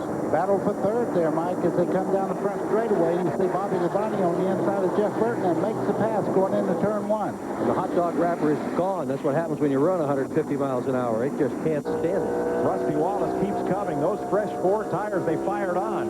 He looks under Mike Skinner in the back straightaway. That is for 6th place. Labonte up high. He also made a pit stop. And put fresh tires on. Labonte at lap 367. Wallace in just on this last caution. Can't get past Mike Skinner. A lot of people have been in that position. Rusty's having to stay very, very low out of the corner there because Jeffrey Bodine's on the outside there and he can't swing out to the wall to get a good run off the corner. Now he's even with Labonte as they come down the front straightaway. Where he wants to run, he says he's fastest on the bottom, and this is not the time to have to worry about conserving the tires. They've just got to last 10 laps. Meanwhile, Mark Martin is racing to the bank. Pretty good lead. He has about a 10-car length lead right now over Dale Jarrett. But this is the best race on the track right here. There is Martin streaking away from Dale Jarrett. Back at 6th place. There's the fight. 5 laps to go. Boy, Wallace is stuck on the bottom, but just can't gain ground. Here is Bodine up to the outside of Rusty. Whoa, Bodine climbs the hill. That's crazy. He went up there about 4 stories high, but he got returned. New tires or not, Rusty is not making forward progress, even when there's no one right in front of him blocking him. He's just not getting anything done right now. Bodine takes the spot. I'm going to tell you, we're going to have a battle for second and third here before too long. Bobby Labonte's turned it up as we watch these guys race back in the pack. What a difference a week makes. Last week at Daytona, both Mark Martin and Dale Jarrett ended up with crashed up cars. Jarrett out of the race early, Martin limping around, and they're about to come home 1-2.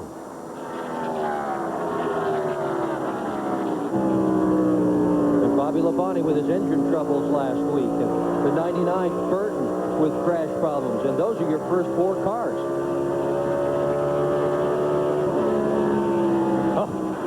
Pack of cars, a knot of cars here for 6th place. Yeah, this is a crash fixing to happen right here. 3 wide. Bodine closes the door. You see Rusty had to roll out the throttle there. He dropped back. White flag will be in the wind this time around. This battle's far from over. It still has 1.5 miles to go. White flag for Martin, Jarrett, Labonte, and Burton. Still a dogfight. And for second. Dale Jarrett has company. Bobby Labonte's right there. Bobby Labonte's got one chance as they go down into turn 3. Looks to the bottom side, right on the back bumper. I don't know. Mark Martin, 30th career Winston Cup victory. Jarrett second. Labonte, Burton. Then it's Mayfield, Skinner, Terry Labonte, and Bodine with Bobby Hamilton in a photo finish. Rusty Wallace behind them.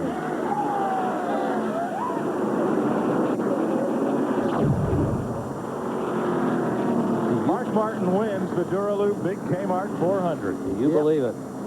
Out comes the win the net. You see the fist waving in victory there. He won his first major speedway run in Winston Cup right here. 10 years ago. Yep. And hasn't won here since until today. Not in this division. Not a Winston Cup, correct. And it's the first victory for a Ford Taurus at Rockingham. Last Ford victory here, Bill Elliott for Junior Johnson. We'll go to Victory Lane when we come back. In racing, the engine is everything. What? It's the driver. A driver will never see a finish line without a great engine. The greatest engine will never see a victory lap without a great driver. At least they agree on Haviland Formula 3 motor oil, the same oil you can buy right off the shelf. The engine's the first thing to the finish line. Not in Indy cars.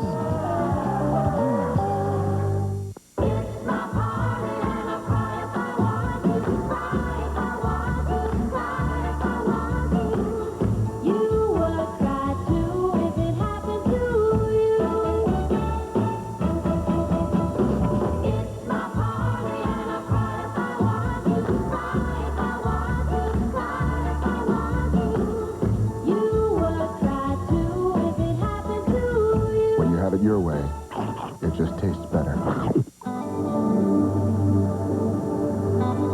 There's something special about the folks who work at AutoZone. The fact that they know more than a thing or two about looking up parts and solving problems.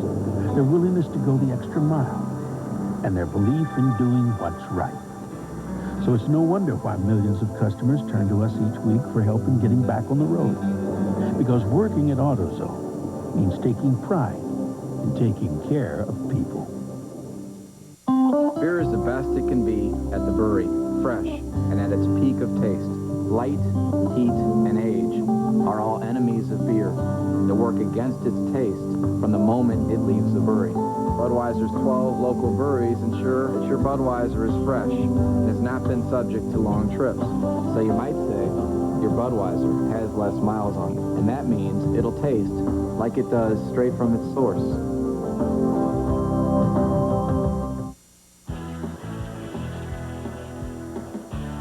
TNN Motorsports coverage of the Duralube Big Kmart 400 has been brought to you by Haviland Formula 3 Motor Oil. Add more life to your car.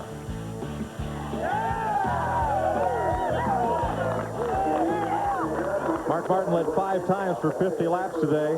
Glenn Jarrett, what did he know that nobody else did? Well, let's find out. The first thing is he's not even sweating after 400 miles, man. What a run. But you guys worked on that car all day. It was awesome at the end. I love this race team, man. These guys won that race. I'm terrible at Rockingham. I'm one of the worst drivers you can bring here. They just, they did it, man, fast pit stops. They had that Taurus working good. The last pit stop was a fast stop. They had the right setup under it. And, you know, the Valvoline team just done, you know, has done their job better than I ever dreamed. You know, I just never thought when we went into this race that we could pull it off. Then Jeff Burton, you know, he's really the man all day long. And but when we got out front, I've told these guys that they'll put me out front with 4 new tires and not very far to go. I'll be tough just about anywhere, and we sure had it going on there. Well, you did, and I got to take exception about you being terrible at Rockingham. I've talked to you about 900 times here in Victory Lane in the Busch race, but this win, you really needed it in this series. Well, it's been 10 years. I got my first win here. It was 1989.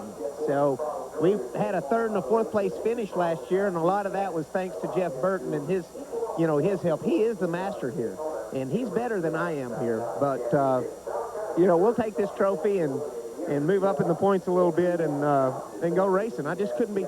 I love this race team. I love working with Jimmy Finnig and and Jack Roush has just been so good to all of us, and, you know, I just feel really blessed. You did pick up a lot of points. It's early to be talking about that, but the guy that's leading the points, Jeff Gordon, had trouble, so you gained a lot of ground. You moved up into the top 10. Well, you know, you can't judge a book by its cover. You can't judge a season by one race, you know. At least we're back racing. It felt good here today. Matt, Arlene, golly, I wish you were here. I love y'all. Congratulations to Mark Martin. And Jack Rouse just grabbed me. You know, Mike Joy told you folks that we saw Jack at the movies the other night. He just grabbed me and told me we were going to the movies every Friday night. Here's Ralph.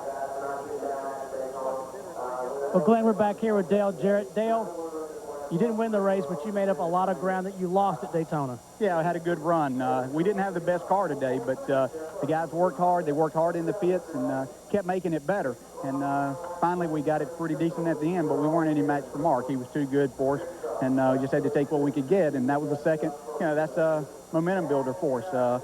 We needed a boost after last week, and now we can go to Las Vegas and have a good test and be ready for there. Mark just said in victory lane he's one of the worst drivers ever at this racetrack. Looked pretty good to me. I didn't see anything he was doing wrong, but Mark Martin's a great race driver, period. It doesn't matter where we go, and you know, he's going to be a factor in the championship. He's going to win a lot of races, and we just hope now that you know, Jeff had a little bad luck today and you know, gave us all a chance to get back into the race, and should be fun from here out. We're looking forward to it. Great run. Thanks. Dale Jarrett, second again at Rockingham. You know, second pay is pretty good. Oh, yeah. Yeah. You know what? He'll go to the bank tomorrow for sure. But he left every dime on the table to win this thing.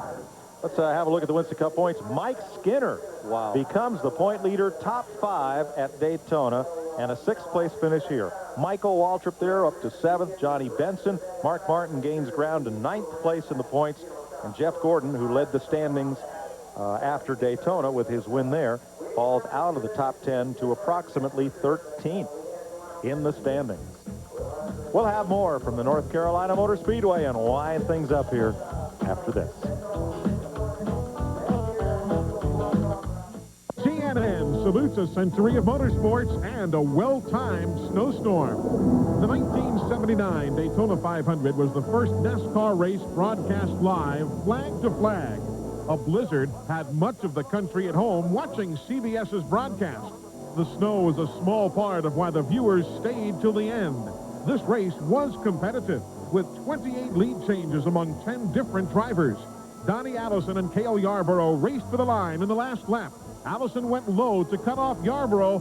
Cale ended up in the grass, and they both finished in the turn 3 wall. Richard Petty won the race, but the CBS cameras watched a fist fight between Cale, Donnie, and his brother Bobby Allison. A great finish to one of the greatest races in NASCAR history. For more on the century of motorsports, log on to country.com, your personal source for all things country. This century of motorsports moment has been brought to you by Pep Boys. Cars like us, people love us. Hurry up, we're missing the best part of the day.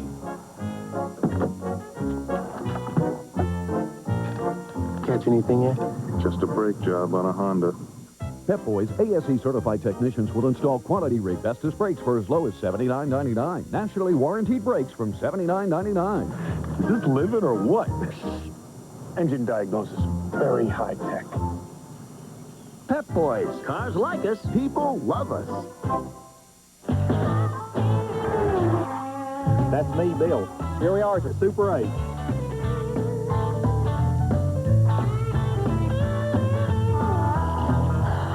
For reservations, call 1-800-800-8000. Introducing Hershey's Bites. No, Little Bites. In 4 of your favorite flavors. New Hershey's Bites. For a big taste, have a little bite. Welcome back to Rockingham. Well, the second race of 1999 is in the books. The point standings have taken a turn pretty much upside down from when we left Daytona. Let's pick up with more of the top finishers in today's race. Let's go to Glenn. Okay, I'm standing by with Jeremy Mayfield. He's getting congratulations from his co-car owner there, Roger Penske, who also owns the racetrack. Jeremy, great run today. You came home 5th. You had a good race car, but you just never could quite get up to that lead bunch. Yeah, we chased it, you know, throughout today, really, and was tight, loose, but just about all day long. And at the end, you know, the pit stops got us back up in the top 5 and was able to come home with the top 5. So we'll take that and go on to next week. Well, by our count, we've got you as high as third, maybe in the points right now. Mike Skinner leading, probably Rusty second, you third. The guy that needed to have trouble today, Jeff Gordon, did have trouble and let all you guys at Daytona that had problems at Daytona catch up. That's big. That's real big, and that's something very seldom see is the 24 car have trouble. But it always happens to all of us, and I'm sure they've had 2 or 3 years of great luck, and that stuff hits everybody, All right, Mike Skinner's down here doing post-race interviews. Mike, it seems like every time we see you, since about last August, we talk about the momentum building on this team. You won in Japan. Yet to hit that first points race, but you guys are still close. Well, that's our goal. We need to win a points race. And, as much as we've struggled here at the Rock, I'll take this finish really good and be very happy with it for Chevrolet and Lowe's and everybody. I'll tell you, this team has just really came so far. The pit stops were awesome all day once again.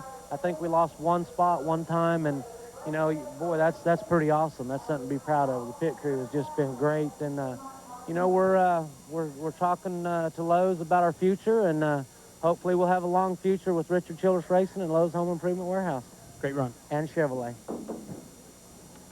Well, Bobby Lawani, it looked like maybe you broke your streak of bad luck here. Did you guys find something? Well, they built a brand new race car for me, and it was really good race car, really neat little race car. And, we changed some other stuff too, to go along with it. But, we came here with the right attitude and the right, setup, I think. And yesterday in happy hour, we didn't get a whole lot of practice, but during happy hour, we were really happy with it, for a change. Usually here we're not. So, we did the right thing. I think all these guys did a great job today. We just, we're not running good here for a while. Kind of got to get in the groove. But I think today we're happy ourselves for this race here. Okay, we're trying to get out of the way of Jeff Bodon's race car here. And here is Jeffrey Bodon, excuse me. I got it right that time. I've been getting the throws wrong all day, but I got your name right with some correction. Great run today. They had to feel good to be competitive again. No, it really felt great to run this good. This is really our first race. Daytona is a different kind of racing. To come here with the power team, with the Chevrolet, for the first time with this team, to run this good. We were competitive all day long. We just couldn't get good track position to capitalize on how good this car was. Pit stops were great. Everything just went really good. We're ecstatic. I'm just can't wait to get to Las Vegas. Well, you can see the excitement in his voice. Jeff Bodon, a great top 10 finish here today at Rockingham. And for his team, Joe Bessie, only his second race as a Winston Cup car owner. We'll have a look at final results when we come back to the North Carolina Motor Speedway after this.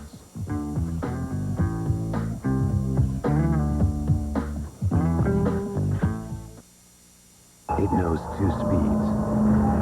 Stop and go. It just beat a series of the toughest stop-and-go driving tests in the world, and it's brand new.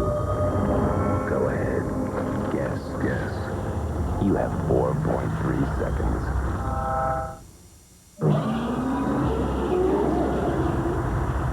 Introducing Pennzoil with new Pure Base.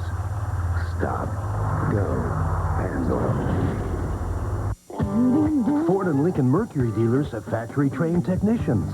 The parts made for your vehicle. And everyday low prices on the services you need most. Now get brake service for $95 or less installed. And a Motorcraft Tested Tough Series battery for $59.95. The right people, the right parts, and always the right prices. Quality care service at participating Ford and Lincoln Mercury dealers. At your service, quality care. I hope I see you there.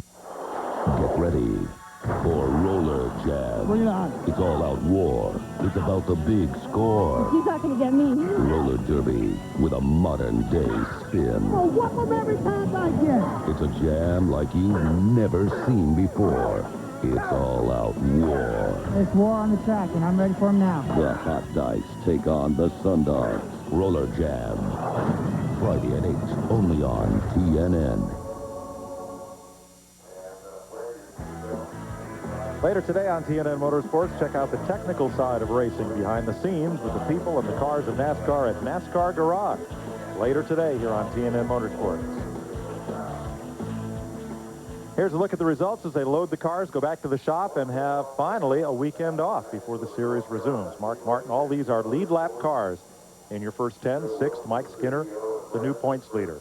Great battle among the cars one lap down, and you'll see them in positions 11 through 20. Kenny Schrader holding off the rookie Tony Stewart, Kenny Wallace, Robert Presley, all up in that battle. All of these cars were one lap down at the finish. And these cars are 2 or more laps back at the end of 400 miles of racing at Rockingham. Ricky Rudd, the pole sitter, ending up in 30th position. And back through Sterling Marlin, these cars were all running at the end of the race, as was Ted Musgrave, Elliott Sadler, and Jeff Gordon in the garage. Gordon had only 2 DNFs all last year. And let's go meet the 4th place finisher. Here's Steve Burns. And that would be Jeff Burton. Mike, Jeff, a good day for Roush Racing, a win, and a top 5 for you. Well, it was a great day. We're a little disappointed with the XI team because we ran so well, and at the end of the race, that was the worst we were all day. We pushed too bad to go make a run, and we lost some spots in the pits. So we lost the race together. I made the call on what to do to the car, and we didn't have the greatest pit stop. We didn't have a terrible pit stop. It's just the other two had great pit stops. So there's some room to grow there. We're awfully excited about the upcoming races because we got a lot going for us, and we'll get better in those areas. We'll have better pit stops, and we'll make better decisions. I'm standing by with Bobby Hamilton. I believe he came home in 9th position, and you got to be one of the most tired guys here because you came from the back so many times. You really worked hard today, but you had a good race car. Real good race car. The power steering pit and broke off at 40 laps to go. We ran the last 4 laps without an ounce of power steering, so we just sort of rode that last 10 laps and then got after him and got back up to 9th or whatever. But, you know, the car done good. The motors run excellent. I'm really looking forward to this year. These guys have turned it all around, and I just feel good about it. You know, we need to make good showings for Kodak, Landair, and Dana. They deserve it, man. They worked with us last year, bared with us. We got the top 10 in points, you know, so we're going to go after it this year.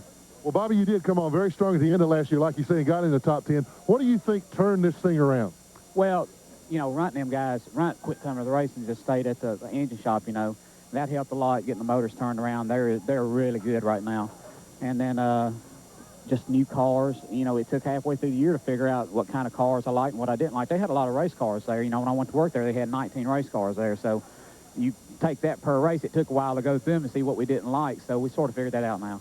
Okay, the Runt he's talking about is Sheldon Runt Pittman, the engine builder for the number 4 team. Good run for Bobby Hamilton today here at Rockingham.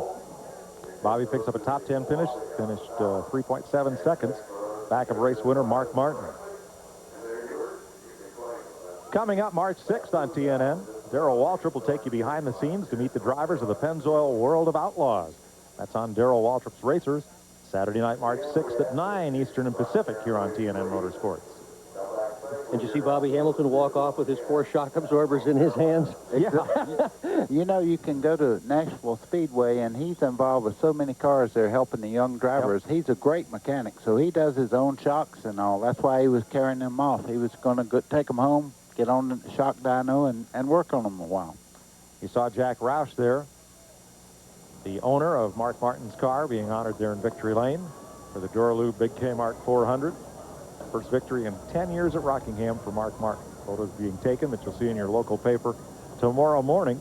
We hope those of you who joined us on TNN today from the Daytona 500 and that record audience on CBS like what you saw when we get to these unrestricted racetracks, and we'll have a good look at some more NASCAR Winston Cup racing as the season goes on. And when your local racetracks open in the spring, check your local papers for the NASCAR Winston Racing Series track nearest you. And get out and see some good short track racing and where some of these future NASCAR stars come from.